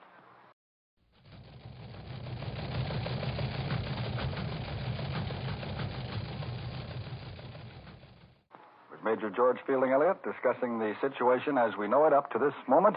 And now that dawn has indeed come up over the city of New York, perhaps this would be the proper moment to give you somewhat of a capitulation. I've been trying to give you a summary, all through the night as the night began to fade away into the early dawn, but each time before I could, we got word that a broadcast from London was coming up or from somewhere in Britain, and we had to switch so rapidly that it was really a series of interruptions from our newsroom here in New York, which, of course, was quite fitting and proper. Now, first, let's go over the chronology a little bit. We've been on the air all night here at Columbia's news headquarters in New York. We started at 12:37 Eastern War Time when the German news agency Transocean broadcast that the Allied invasion had begun. That is 37 minutes past midnight New York time, and that's when we began our broadcasts. We came on the air about every 15 minutes, as I recall. It seems like a long time ago at that point, giving you the stories which were coming out of Europe very slowly, all put out by the Germans. And we continued our programs and continued to not interrupt our regular programs, but we continued to come on about every 15 minutes or a half hour with the news broadcast. Then at 3 o'clock in the morning, New York time, we started this particular broadcast, which has never stopped, because 32 minutes after we started it, and we're still discussing the reports which were coming out of Germany, suddenly we got the word to switch to London. Colonel Dupuy of the United States Army read communique number 1, and the invasion had begun officially. Now, let's go over this chronology just a little bit. I'm sure that while a number of you must have been with us all night on this broadcast, still there are others who are now getting up and who are joining us and who perhaps haven't heard that the invasion has begun. The liberation of the continent of Europe has started. So let's go over the chronology briefly. At 12:37 in the morning, 37 minutes past midnight Eastern War Time, Transocean, a German news agency, broadcast the Allied invasion had begun. At 1 o'clock in the morning, Eastern War Time, the DNB agency broadcast that the French harbor, or port rather, the French port of Le Havre was being bombarded violently, and that German naval craft were fighting Allied landing craft off the coast. Nearly an hour later, at 1:56 in the morning, all times Eastern War Time, Calais radio, controlled by the Germans, Calais radio said, "This is D-Day." At 2:31 in the morning, a spokesman from General Eisenhower broadcast from London to warn the people of the European invasion coast that a new phase of the Allied air offensive had begun and ordered them to move 22 miles inland. We still didn't know that the invasion had begun. The Germans were saying so, but the spokesman from General Eisenhower's headquarters in London at that time, at 2:31, said to the people of Europe, "A new phase of the Allied air offensive has begun. Move 22 miles away from the coast." At 3:29 in the morning, Eastern War Time, Berlin radio said, "The first center of gravity is Caen, that is C-A-E-N, the big city at the base of the Normandy Peninsula." And then, 3 minutes later, at 3:32 in the morning, Supreme Headquarters of the Allied Expeditionary Force announced the communique number 1 in one sentence: Allied armies have begun landing on the northern coast of France. That was followed 8 minutes later at 3:40 by the announcement from Supreme Headquarters Allied Expeditionary Force that General Sir Bernard Montgomery was in command of the assault army comprising Americans, British, and Canadians. That's a bit of the chronology so far. It's very sketchy, A bulletin has just been handed me, so I'll give you that at the moment. It comes from SHAEF, Supreme Headquarters, Allied Expeditionary Force, just announces that United States battleships are supporting the Allied landings in France, and United States Coast Guard units also are participating in the operations. American Marines are in the fighting and are manning secondary guns aboard the big ships. We've been getting some reports, people pick up reports from the German radio and pass them along, and we give them to you for what they're worth. This one is certainly not like that. This is a statement from Supreme Headquarters of the Allied Expeditionary Force. It's very late, so I'll repeat it for you. SHAEF has just announced that United States battleships are supporting the Allied landings in France, and United States Coast Guard units are participating in the operations. And American Marines are in the fighting also and are manning secondary guns aboard the big ships. Here's a statement from General Pershing, who commanded American armies in France in the First World War. General Pershing in Washington said, and this is a quotation from here on, "American troops have landed in Western Europe. As the overmastering military might of the Allies advances, it will be joined by the men of the occupied countries, whose land has been overrun by the enemy, but whose spirit remains unconquered." 26 years ago, American soldiers, in cooperation with their allies, were locked in mortal combat with the German enemy. Their march of victory was never halted until the enemy laid down his arms in defeat. This is what General Pershing says, and I continue. The American soldier of 1917 to 1918, fighting in a war of liberation, wrote by his deeds one of the most glorious pages of military history. Today, the sons of American soldiers of 1917, 1918 are engaged in a like war of liberation. It is their task to bring freedom to peoples who have been enslaved. And General Pershing finished his statement by saying, "I have every confidence that they, together with their gallant brothers in arms, will win through to victory." And that's the statement which General John J. Pershing, the commander of the American armies in France in the First World War, has issued in Washington. It's interesting to note one thing in particular in General Pershing's statement. He specifically points out that the march of the Allied troops to victory in 1918 was not halted until the German army laid down its arms in defeat. You know that Adolf Hitler and his Nazi party, when they came to power in Germany and even before, one of their main points of propaganda was that the German army had never been defeated, but that the German home front had betrayed the army in 1918 by quitting the war while the army still wanted to fight. In this statement from General Pershing in Washington, D.C., General Pershing takes the trouble to point out once again that Adolf Hitler was not telling the truth and that the German army was certainly defeated in 1918, laid down its arms willingly, and quit the fight. It's interesting to notice also that in a speech, we've been monitoring the BBC overseas broadcasts and understand they have a program on the air, and so for that we take you now quickly to London.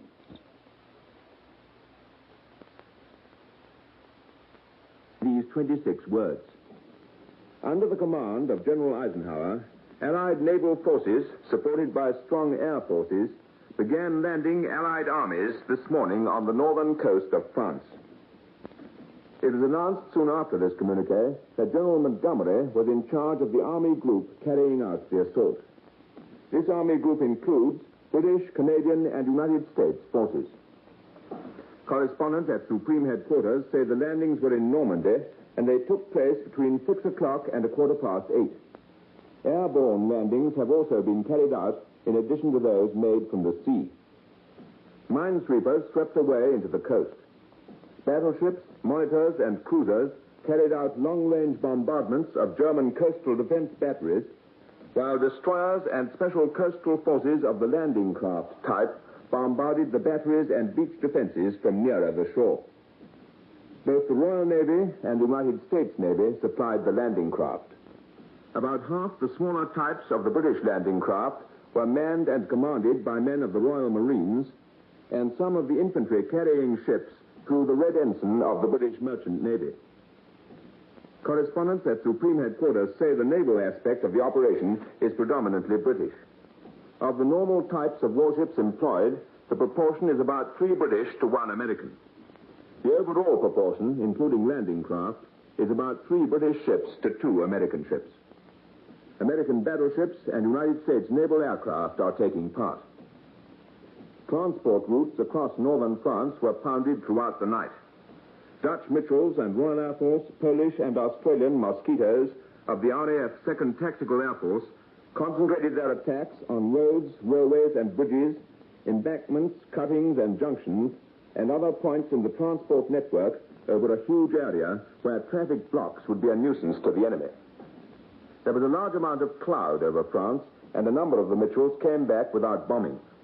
The Mosquitoes nearly all found their targets, and pilots reported successful attacks on a convoy, rail and road junctions, and parked vehicles.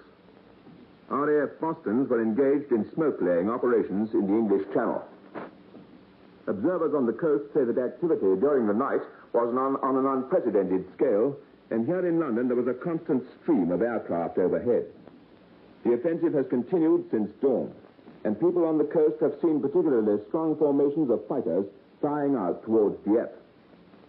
Strong forces of bombers are also reported to have crossed the east coast this morning, and there was great fighter activity. The German Overseas News Agency has been issuing frequent reports about the Allied landings. These say that the combined landing operations encompass the entire coastal sector between Le Havre and Cherbourg, that reinforcements were landed at dawn, and that several battleships are shelling the shore to cover waves of landing craft. Berlin reports that the area of Caen appears to be the first focal point in the fighting, and that in this area, German troops are in fierce combat with British and American units landed from the air and the sea. Caen, capital of the Department of Calvados, stands on the River Orne, about 10 miles inland behind the flat coast.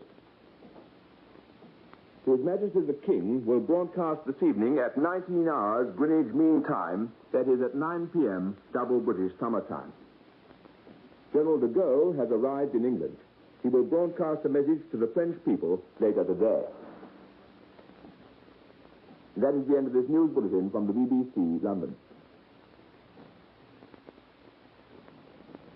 This is London calling. Back again at Columbia's news headquarters in New York. We were just going along filling you in with a special reference to you of our audience who have just joined us, who have not heard about the invasion, who are just turning on your radios this morning. We were just going along, as I say, filling you in when we got quick word that the BBC was putting on a British news broadcast which might be of interest to you, and so we made a very rapid switch. My eye fell on the word speech in something that I was just about to give you, and that's why I said speech instead of switch.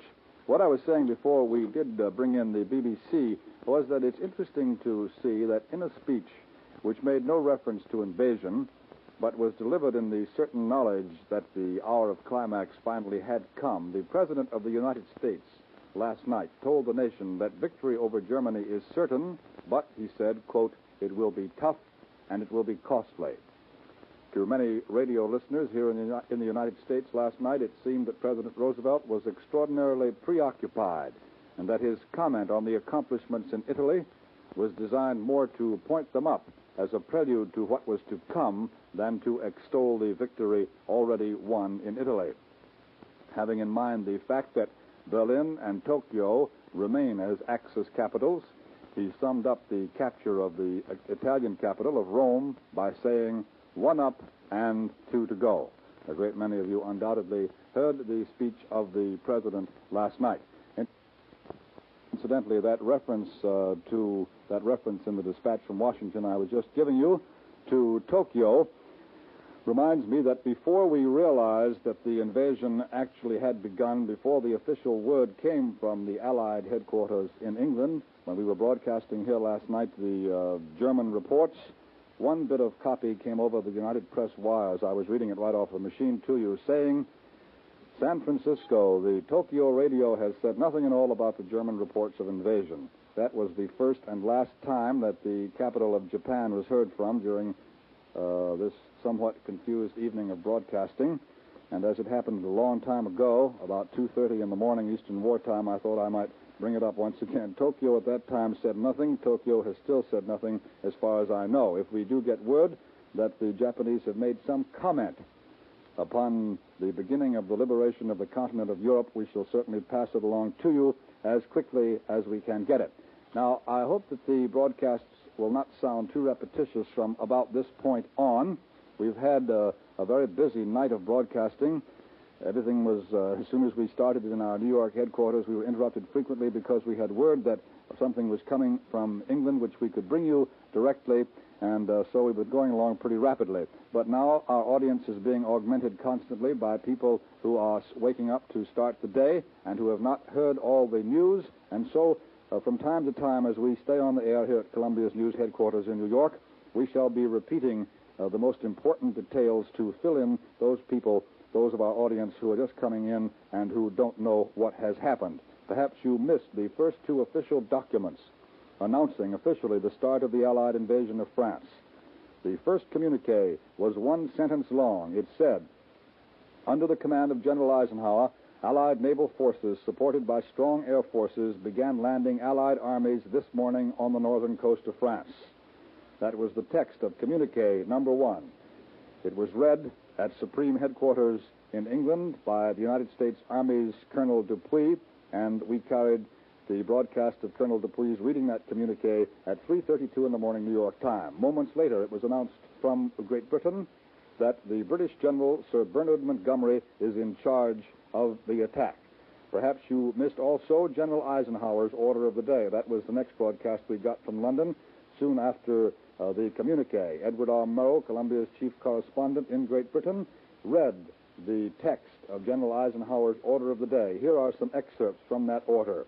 General Eisenhower said, "Soldiers, sailors, and airmen of the Allied Expeditionary Force, you are about to embark upon a great crusade toward which we have striven these many months.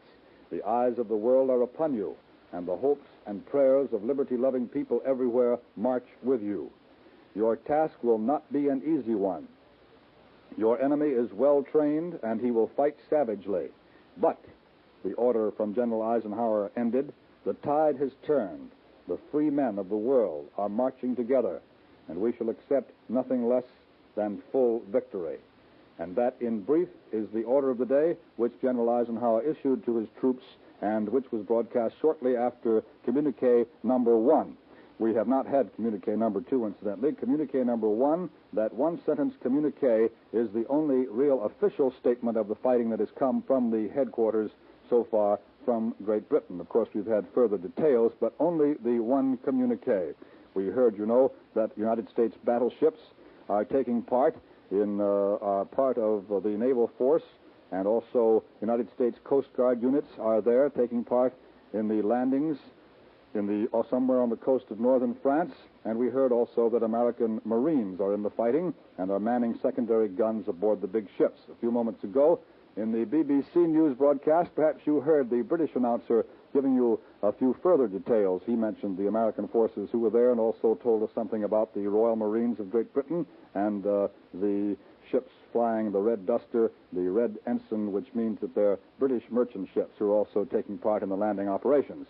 Now, at this point, 11 minutes past 6 o'clock in the morning, Eastern Wartime in New York, Major George Fielding Elliott, Columbia's military analyst, has come back into our studio. He has some more military news for us, and so I now hand the microphone over to Major Elliott. We've just had a story which has come in on the wire from Washington by Sander S. Klein, United Press staff correspondent, and it tells of an American sergeant packing concentrated destruction who peered into the darkness toward France and said, "They can't stop us." His 4 words from an invasion front dispatch to the War Department were uttered as the greatest military operation of history began, very quietly and without tension, from a small British town whose inhabitants had little idea that anything unusual was going on. From this town, the War Department dispatch said, the liberation of Nazi Europe began in a small way as assault troops, relieved of practically everything but weapons, walked calmly aboard their blunt-nosed landing craft without attracting the slightest bit of attention. Of course, when they say began in a small way, the dispatch means that these were the first small assault detachments that are going ashore to clear the way for the larger forces that are coming behind. This is not a small operation, but it emphasizes the fact that the first detachments that go ashore are not very large ones and have to be built up into the great armies that will presently sweep forward into Europe. Thus started what in a matter of hours became a roaring, flaming, crashing inferno, the War Department dispatch continues, as the battle was joined on the northern coast of France and Allied airplanes swarmed against any targets, however small, which might have a bearing on the strength of the armies. The men had been briefed carefully. They knew exactly what their mission was. At the last moment, the War Department dispatch said they were relieved of practically everything except their arms and ammunition. An officer explained to them, "You are going to have a nice holiday by the seaside. You won't have any KP or fatigue details or training or anything. Just relax." A headquarters report described each man as a walking arsenal.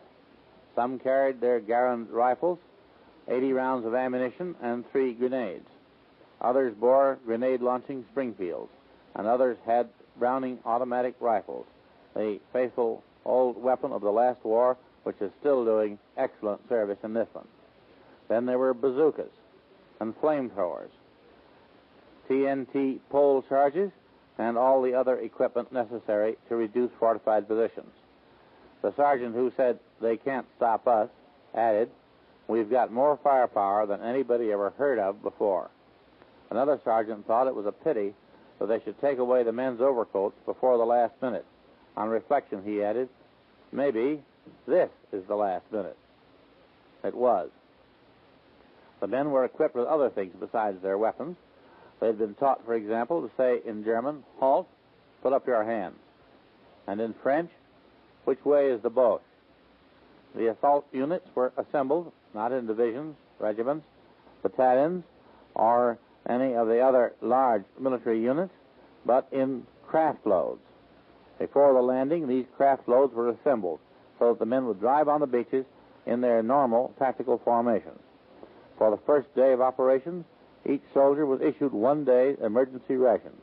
Tomorrow, the War Department said, they will be served hot food from field kitchens in France.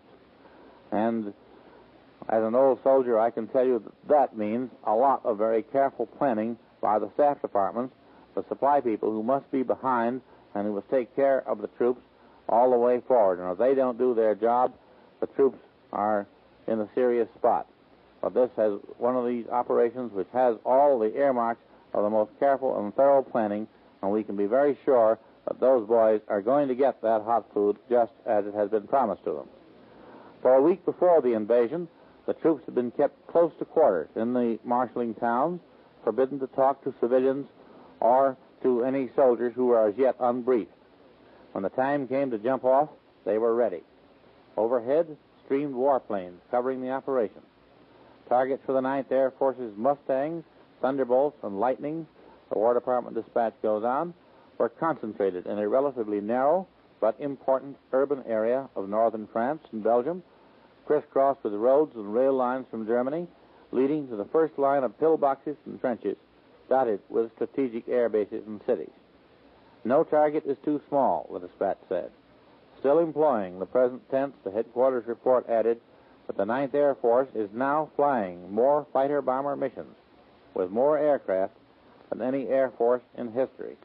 And thus, that useful plane, the fighter-bomber, a plane of all work of the Tactical Air Force, is again in operation, doing its work, supporting the ground troops, knocking out enemy resistance, blasting enemy columns as they move on the road, stopping a movement of enemy reserves as they come up to attack our men, and in general providing that invaluable cover to our ground forces, which is the Air Force's main task in supporting the first waves of an invasion. While these small units are still fighting their way ashore, while they're still likely to be outnumbered at a particular point by enemy ground troops, it is the job of the Air Force to cover them and protect them and to give them that support without which they could not hope to accomplish their mission.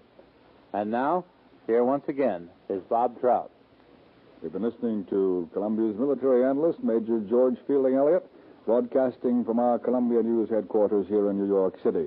The morning is very bright now in New York. It's only 17 minutes past 6 in New York, Eastern War time, but the morning does seem to be well advanced. The sun is high in the sky, and while speaking about New York's waking up, you will probably want to know how New York's famous Times Square reacted to the news that the invasion has at last begun, the news which came in the middle of last night and which we have been broadcasting constantly since it did come in.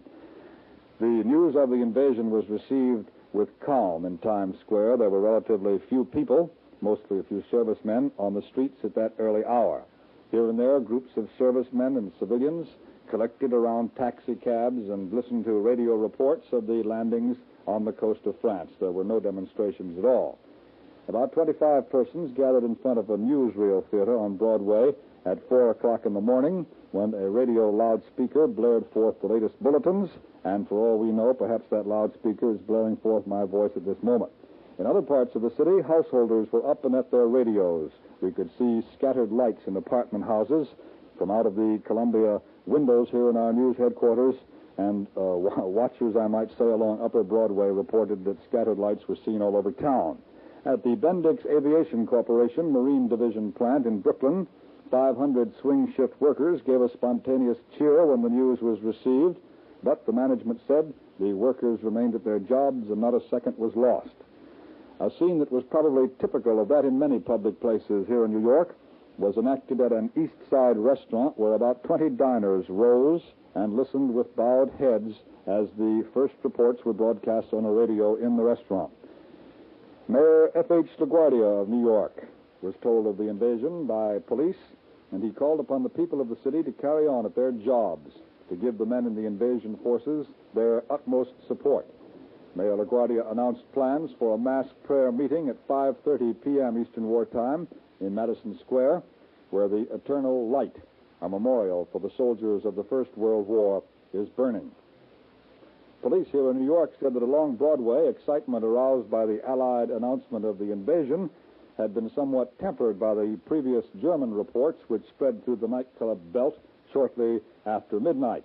As a matter of fact, I came down to Columbia's news headquarters here in New York about 1:30 in the morning, New York time, in a taxi cab. The taxi cab driver told me that the Germans had broadcast that the invasion had started, but he advised me not to believe it until there was confirmation or some sort of word from the Allied headquarters.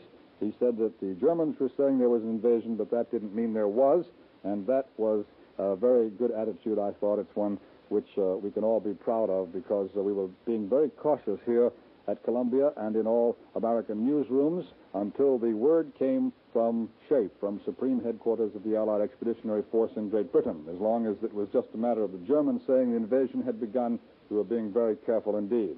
But this time, it was true. Most of the churches throughout the city of New York will be open today for special D-Day services. All Episcopal churches will be open, we've been informed, and at Trinity Church, the famous church in Manhattan, observances will be held every hour around the clock all through the day. And a number of war plants in this New York area will also hold special prayer services.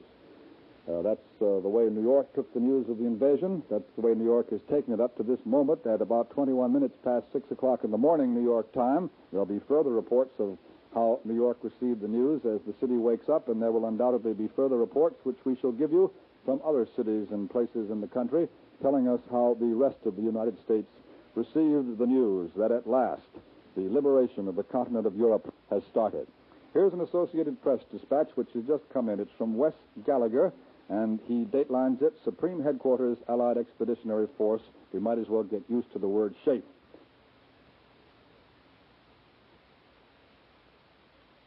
The AP dispatch from Wes Gallagher says, in this military Shangri-La, cleverly hidden from snooping German spy planes, the war's greatest secret was hatched early this year. Adolf Hitler would have squandered the lives of 10 divisions and much of his wealth to have learned this secret even up to a few hours ago. But today he was given it free of charge, and it may cost him his life and power eventually. The secret, of course, was D-Day H-Hour. D-Day, as you probably all know by now, was the military terminology for the day of the great Allied attack, and D-Day was Monday. H-Hour was the exact hour British, Canadian, and American soldiers were expected to set foot on the soil of Western Europe. Hard supply necessities and the complications of modern amphibious warfare made it necessary that these two factors be known to the staff officers months in advance. The dates were set for the arrival of troops, guns, and tanks in Great Britain, the dates for air attacks on specific objectives, dates for establishing bases, dates for the capture of key ports. And Mr. Gallagher reminds us in his Associated Press dispatch that dates are not figures on the calendar. They're scheduled in terminology that goes like this: D+5 or D-6. The first means 5 days after the troops land. The second means 6 days before the day for attack. Hundreds of thousands of lives depended on a successful D-Day choice, and if the weather was bad and the water rough, thousands of soldiers might be drowned in the treacherous surfs of the European coast. It was too light at night. If it was too light at night, the convoys might be broken up and the soldiers landed on the wrong beaches. And Mr. Gallagher's dispatch ends: if the tides were wrong, the ships might be stranded, or any one of 100 things might go amiss if the date had not been figured out very carefully in advance. And now we've just had word that we're to hear further news direct from overseas, and so for another report of the pool broadcasts, we take you now to London for the report of CBS correspondent Charles Shaw. Go ahead, London. This is Charles Shaw in London. For an hour after the broadcast of Communique Number 1, I played town crier to a London generally unaware that France had been invaded. I rode and walked through the Strand, Fleet Street, past St. Paul's, along the Thames Embankment to the Houses of Parliament and Westminster Abbey, up to Piccadilly Circus and other parts of so-called downtown London, asking people here and there what they thought of the news. In most cases, I found out that I had to report the news before getting any comment. It looked like London any morning between 9:30 and 10:30. The streets comparatively deserted, soldiers of all nations ambling about, street cleaners running their brushes along the curbs. I asked a taxi driver to take me around the city because I wanted to see how people were reacting to the news. Incidentally, I asked him, "Have you heard the news?" "I heard something about it," he said, "but I don't know whether it's official." I assured him it was, because I had just returned from the studio where the communique was broadcast. Waiting for a traffic light, we drew alongside a car driven by a girl wearing the uniform of France. I leaned out and said, "What do you think of the news?" "What news?" she asked. "The Allies have landed in France." All she said was, "Thank God." Fleet Street, headquarters of the press in London, was normal. A couple of men who might have been reporters were seen dashing into buildings. And up to St. Paul's Cathedral to see whether there were worshippers inside. And the only person in the vast auditorium was a black-robed guide to the crypt who hadn't heard the news. His comment after being informed was, "That's good." And so it was all over London. 2 RAF sergeants were sightseeing in Westminster Abbey. A couple of women were trying unsuccessfully to gain entrance to the Houses of Parliament. Downing Street was empty, except for a street cleaner almost in front of number 10. All over London, women were selling flags for the benefit of the Red Cross. The girl I patronized hadn't heard the news, and her expression changed little when she was informed. The next interviewee was a roly-poly woman, just about as broad as she was long, who had heard the broadcast. "It's good," she said. Not a newspaper extra appeared on the street. London this morning, for at least an hour after the broadcast of Communique Number 1, was the same London that it was yesterday morning.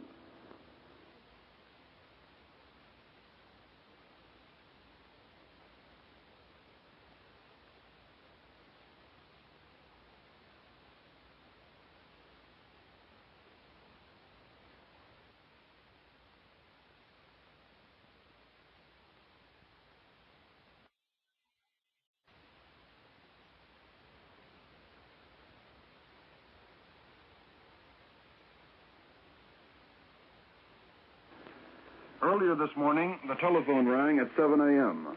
It was Ed Murrow. He said, "Better get dressed and wait for a call from me."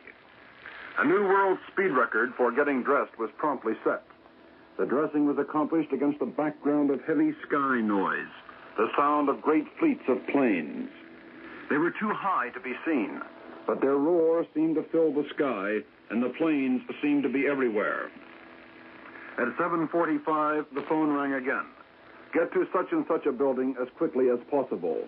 It was the building from which the big communique was to be issued. It was going to work time for London, and masses of shop girls and businessmen jammed the sidewalks leading to that building. Almost bursting with what I felt was the big secret, I studied the faces of those people. Their expressions were the same as those of going-to-work people all over the world. Most of them looked sleepy. Quite a few of the girls were white-lipped, apparently having got up too late to put on lipstick and intending to do so at their offices. Some were neatly dressed, others had ties askew, just like the 8 o'clock crowd in Pittsburgh or San Francisco. But there was one difference. The clothes they wore neatly or carelessly were mostly of 1939 and 1940 vintage. The lipstick the girls wore or forgot to wear was of a hard, chalky substance, war stuff. The tiredness in their faces came not from a bad night, but from almost 5 years of working in the front lines of war. You felt like shouting to those weary people, "It's happened. The invasion has started." Because that's what these people have been working and fighting for. Fighting beside anti-aircraft guns, fighting with fire hoses, fighting with industrial tools, since one day almost exactly 4 years ago, when the tattered fugitives from Dunkirk reached these shores. In a few hours, they would know, and you wondered how they would take it. The building was reached, and the way correspondents were converging on the gates from all directions reminded you of the old Tunerville Trolley animated cartoons, in which an incomprehensible number of people would enter small apertures. They were all hurrying. Some of them just moved their legs faster without seeming to cover much more ground. Practically every pass that you'd been issued since arriving in London had to be produced. No one-eyed Connollys could get in here. Bureau chiefs were herded into one big room. One person from each press association, major newspaper, and broadcasting network. All others were barred. And downstairs, outside of news special studios, the other broadcasters were waiting and typing out last-minute pieces. And one of those studios had been locked tightly since its construction was completed. That was the studio from which the communique was to be read to a waiting world. Already, the German radio was broadcasting reports of fighting in France. London was maintaining silence. The broadcaster's workroom was filling with colonels, majors, lieutenants, and GIs of both the American and British armies. Nobody seemed quite sure of what so many soldiers were supposed to do in so small a room. White-legginged, white-belted MPs, their garrison caps banded with what looked like white bandages, took stations inside and outside the doors. In came the official Allied spokesman with retinue. He began calling New York network headquarters, informing them that the first communique would be broadcast at 9:32 London time. 9:32 arrived. The communique was broadcast. The big secret was out. This is Charles Shaw in London, returning you to New York. Columbia's news headquarters in New York once again. Bob Trout speaking. We've been listening to another one of the pool broadcasts, and just in case that word might mystify you a bit, perhaps I can explain that this broadcast by our correspondent Charles Shaw in London is one of the many broadcasts being put out now from the Supreme Headquarters in Great Britain and available to the combined Allied radio networks. We just heard Mr. Shaw explain how our Columbia London staff, Edward R. Murrow, and he himself, Charles Shaw, started to handle the invasion news as it began to come out last night.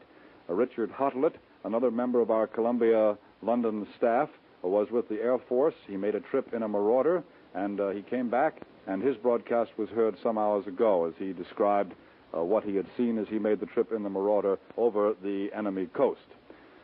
And now we have some fresh news coming in on the ticker. Prime Minister Winston Churchill went before the House of Commons today and told the crowded House that an immense Allied armada of 4,000 ships with several thousand smaller craft have carried Allied forces across the Channel for the invasion of Europe.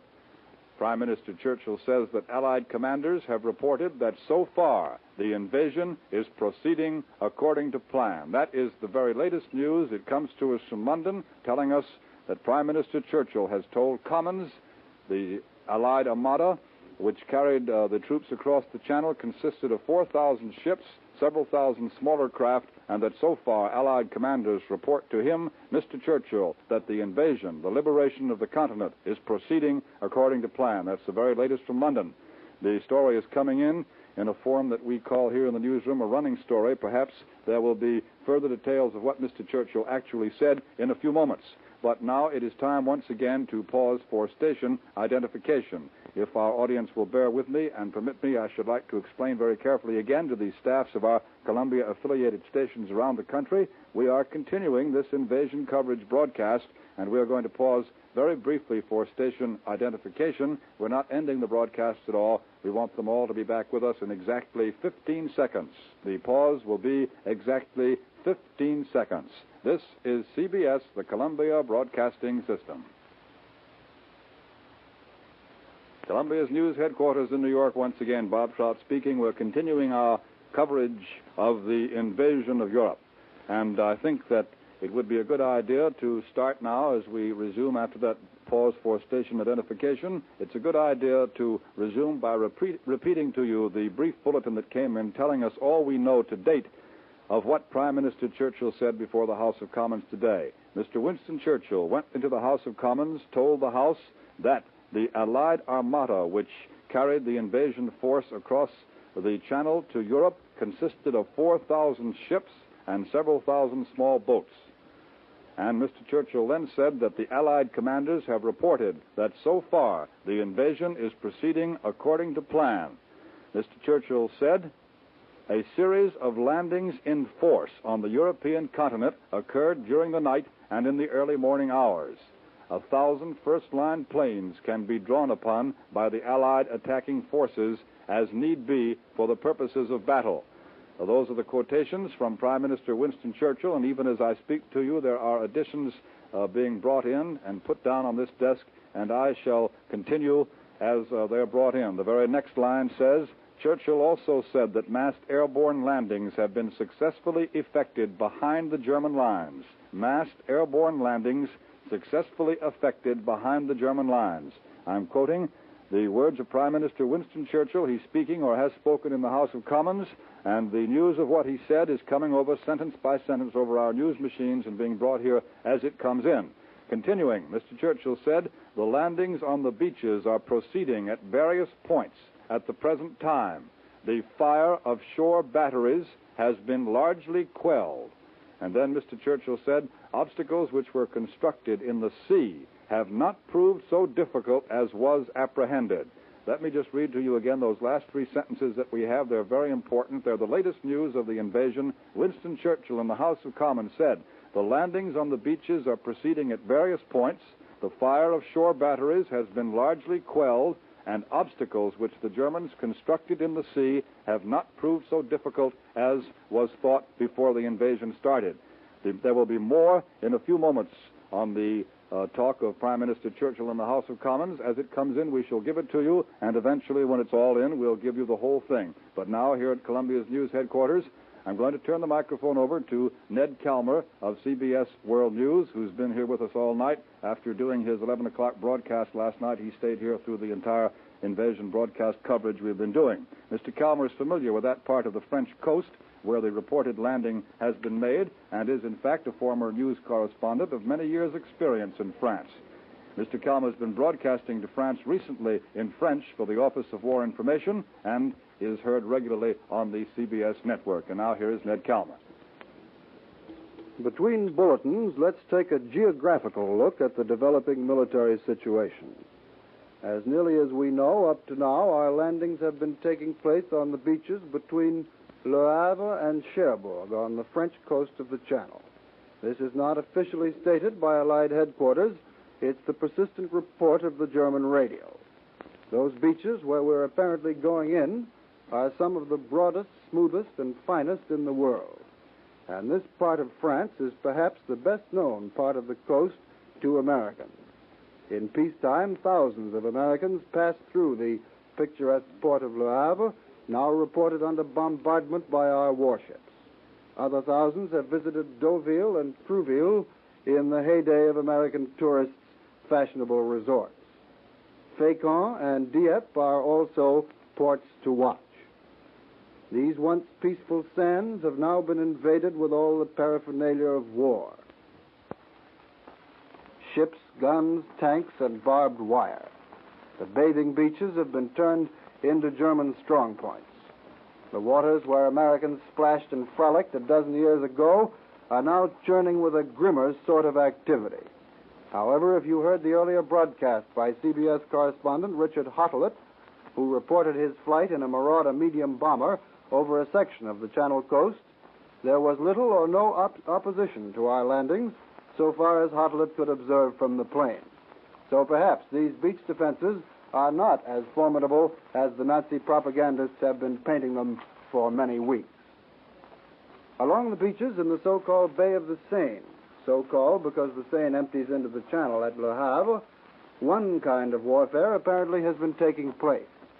But on the Normandy Peninsula, where our airborne and parachute troops are reported to have landed, another kind of fighting has been going on. Here, the country is either plateau or low mountain ranges, with cliffs several hundred feet high overlooking the sea. It wouldn't be possible to make effective landings from the water, so our men evidently have been dropped from the air. Of course, just back of this coastal area, France is thickly cultivated and studded with towns and cities. One of the cities which may be an objective is Caen. I'll spell that C-A-E-N, which lies inland about 8 miles from this coastal area I've just been describing. Another thing we must take into account, of course, is the effect of our pre-invasion bombing on the many highways, broad and narrow, the complex railway network which linked the German secondary defense areas with the coast. One of the tasks of our paratroops surely would be to seize and cut the key highways in this system. And the Norman peasant, the Channel fisherman who knows every inch of these roads and every foot of water along the shore, is bound to be of invaluable assistance in our operations. Taking a more general view, an advance started from this area, about 60 miles wide, from the mouth of the Seine to the westward. Such an advance might head for Paris, keeping the Seine on its left flank. On east of the Seine, the coast is much more hazardous, and landings between there and the Somme River would be much more difficult to carry out.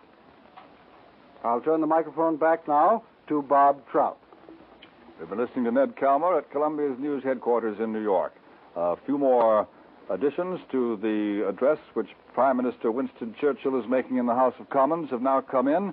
However, I think that as this news is so fresh, as Mr. Churchill is revealing specific details which carry the story of the fighting definitely forward, I think perhaps we should start at the very beginning and go on from there. This is the way the bulletin first came in. London, Prime Minister Churchill told the House of Commons today that an immense Allied armada of 4,000 ships with several thousand smaller boats had carried the Allied forces across the Channel to begin the invasion of Europe.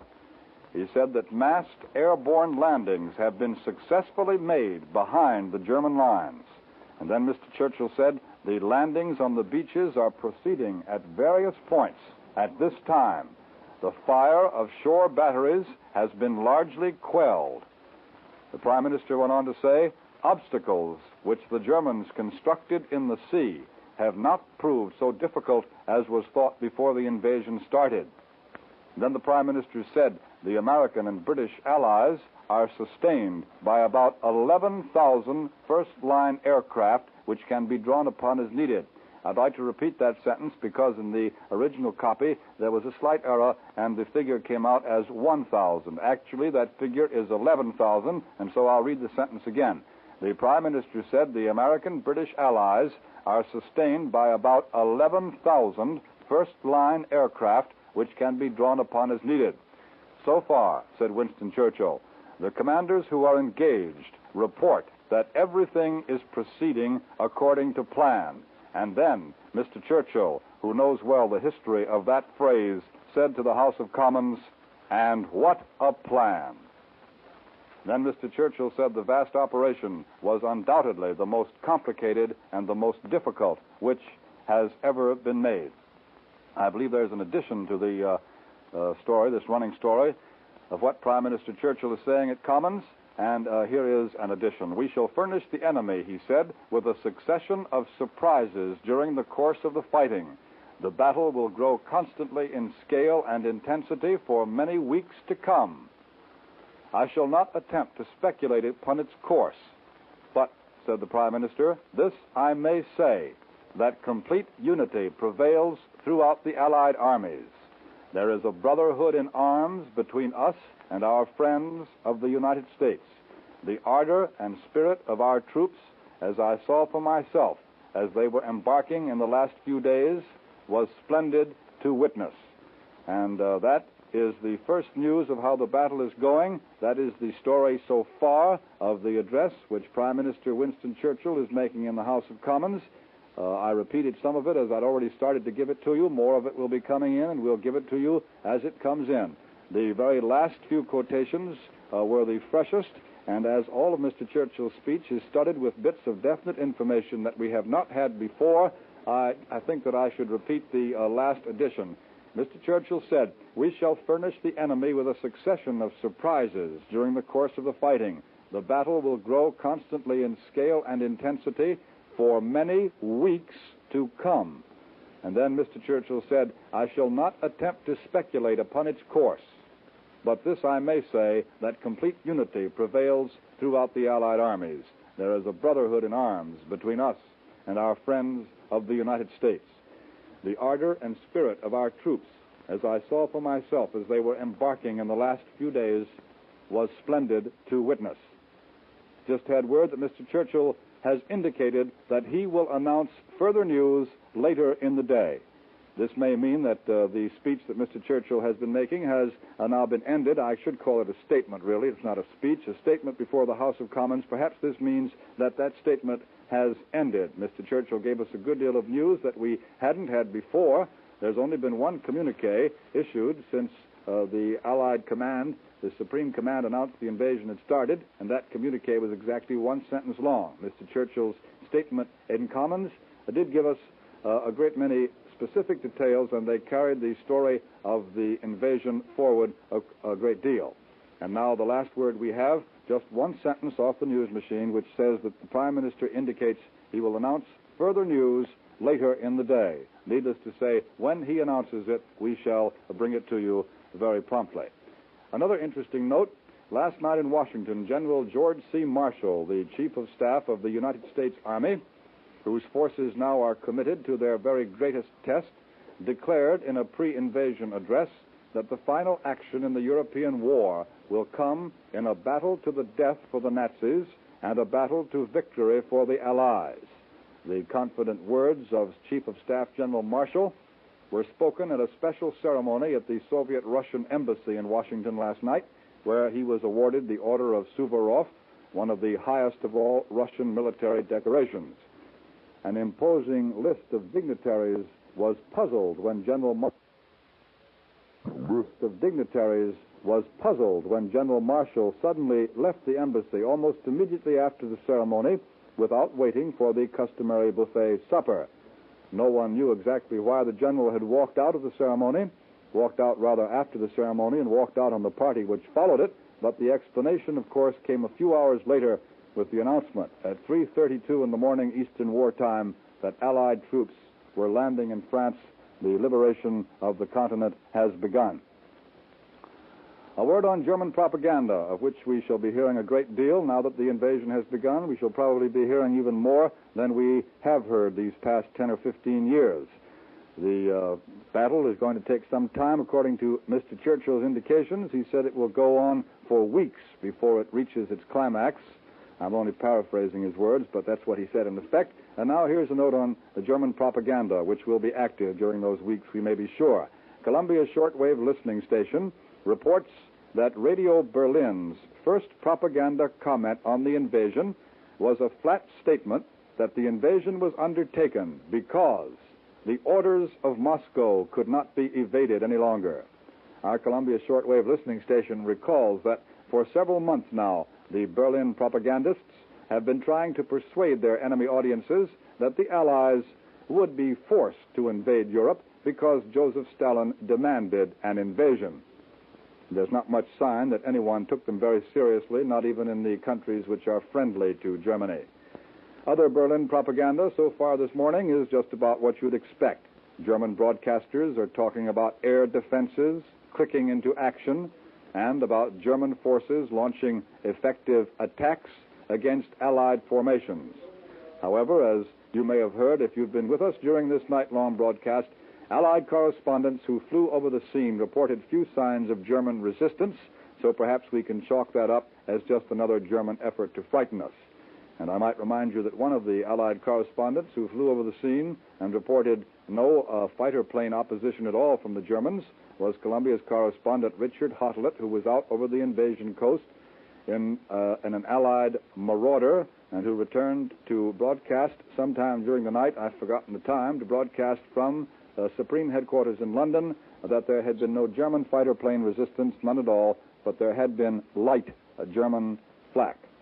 A further note on the running account of the statement by Prime Minister Churchill in the House of Commons just in. Mr. Churchill said in Commons, there already are hopes that tactical surprise has been achieved. And that one sentence seems to be the only thing new to be added to what we have already heard about the statement of Prime Minister Winston Churchill in the House of Commons. There are lots of speeches. There have been lots of speeches and statements made during the course of this night, as you can very well imagine. Perhaps this will be a good point to give you a few excerpts. General Eisenhower, in his order of the day to his armies, who were then invading Europe, said, "Soldiers, sailors, and airmen of the Allied Expeditionary Force, you are about to embark on a great crusade. Your task will not be an easy one. We will accept nothing less than full victory. People of Western Europe, the hour of your liberation is approaching." That is an excerpt from the order of the day issued by General Eisenhower to his troops of sea, land, and air as the invasion began. The order of the day was read on all Allied networks from Britain by Columbia's chief correspondent in London, Edward R. Murrow, along around 4 o'clock in the morning, New York time, I believe it was. Here's an excerpt from the statement of General John J. Pershing, the commander of the American forces during the First World War. "Today," said General Pershing, "the sons of American soldiers of 1917, 1918 are engaged in a like war of liberation. I have every confidence that they, with their gallant brothers in arms, will win through to victory." Herbert Hoover is in with a quotation. It says, "The end of German tyranny is on the way. We have faith in our army." And the quotation has been handed me from Captain Ludwig Sertorius, who is known as a German military commentator, and who is quoted as saying, "The great contest between the Reich and the Anglo-Americans has begun. We can only stress the single-mindedness with which the German Wehrmacht is facing the enemy's onslaught. For in war, ethical values are at least as important as the number of soldiers and the quantity of their equipment." Now, that was a comment from Captain Sertorius. It was just handed me, but as I recall now, that comment was made before we had word that this really was the invasion. Back in the early hours when we were still, all we could tell you then was that the Germans had been saying the invasion had begun, but whether it really had or not, we did not know. And it might be a good point to remember that as far as we know, there may not be anybody named Captain Ludwig Sertorius.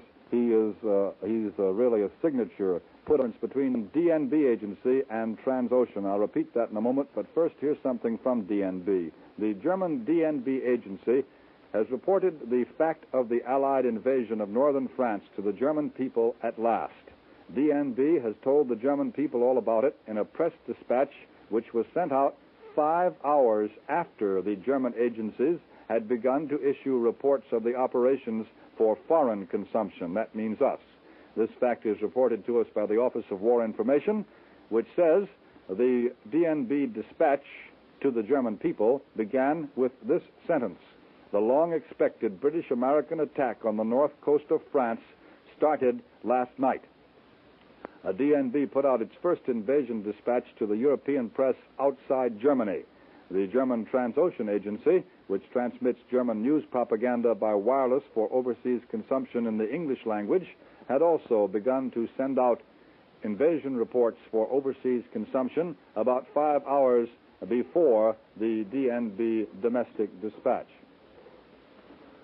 We've had no word from Russia so far, incidentally. We never know. We might get some word. The Russian offensive, we've all understood, was to be coordinated with the beginning of the Allied invasion of Europe. Of course, coordination does not necessarily mean that the offensive on the Eastern Front would begin at the exact time and day that the invasion of the West across the Channel would begin. But everyone does expect that some sort of offensive on the Eastern Front, and probably a gigantic offensive, will be coordinated with the invasion across the Channel. We're also waiting, incidentally, as I told you a bit ago, for word from Tokyo. It'll be interesting to see what Tokyo, the Japanese partner of the Germans, has to say about this latest move, the beginning of the liberation of the continent of Europe. Prime Minister Winston Churchill, in his statement before the House of Commons, has given us the latest details about how the fighting is going. He just told the House of Commons a few minutes ago, I was giving you some of it then, he told the House of Commons a few minutes ago that the Allied invasion is going according to plan, and he said to the delighted members of Parliament, "What a plan." Mr. Churchill said that during the night a series of landings were made in force along the French coast by more than 4,000 ships, together with several thousand smaller boats. And then the Prime Minister said that the massed airborne landing behind the German lines had been successfully made. And he said that 11,000 first-line planes can be drawn upon for the purpose of supporting the land armies. And then he also told us that fire from the shore batteries has been largely overcome. And now I think this might be a good moment. If there are a good many of you, I assume, still tuning in, who have still perhaps not even heard that the invasion had started, this might be a good moment to read to you the only communique which has come out of the Supreme Allied Headquarters so far since we got the news that the invasion had begun. That communique is very brief, and here it is. Under the command of General Eisenhower, Allied naval forces, supported by strong air forces, began landing Allied armies this morning on the northern coast of France. That communique was read from Supreme Allied Headquarters in Britain at 32 minutes past 3 o'clock in the morning, Eastern War Time, this morning or last night, as you prefer.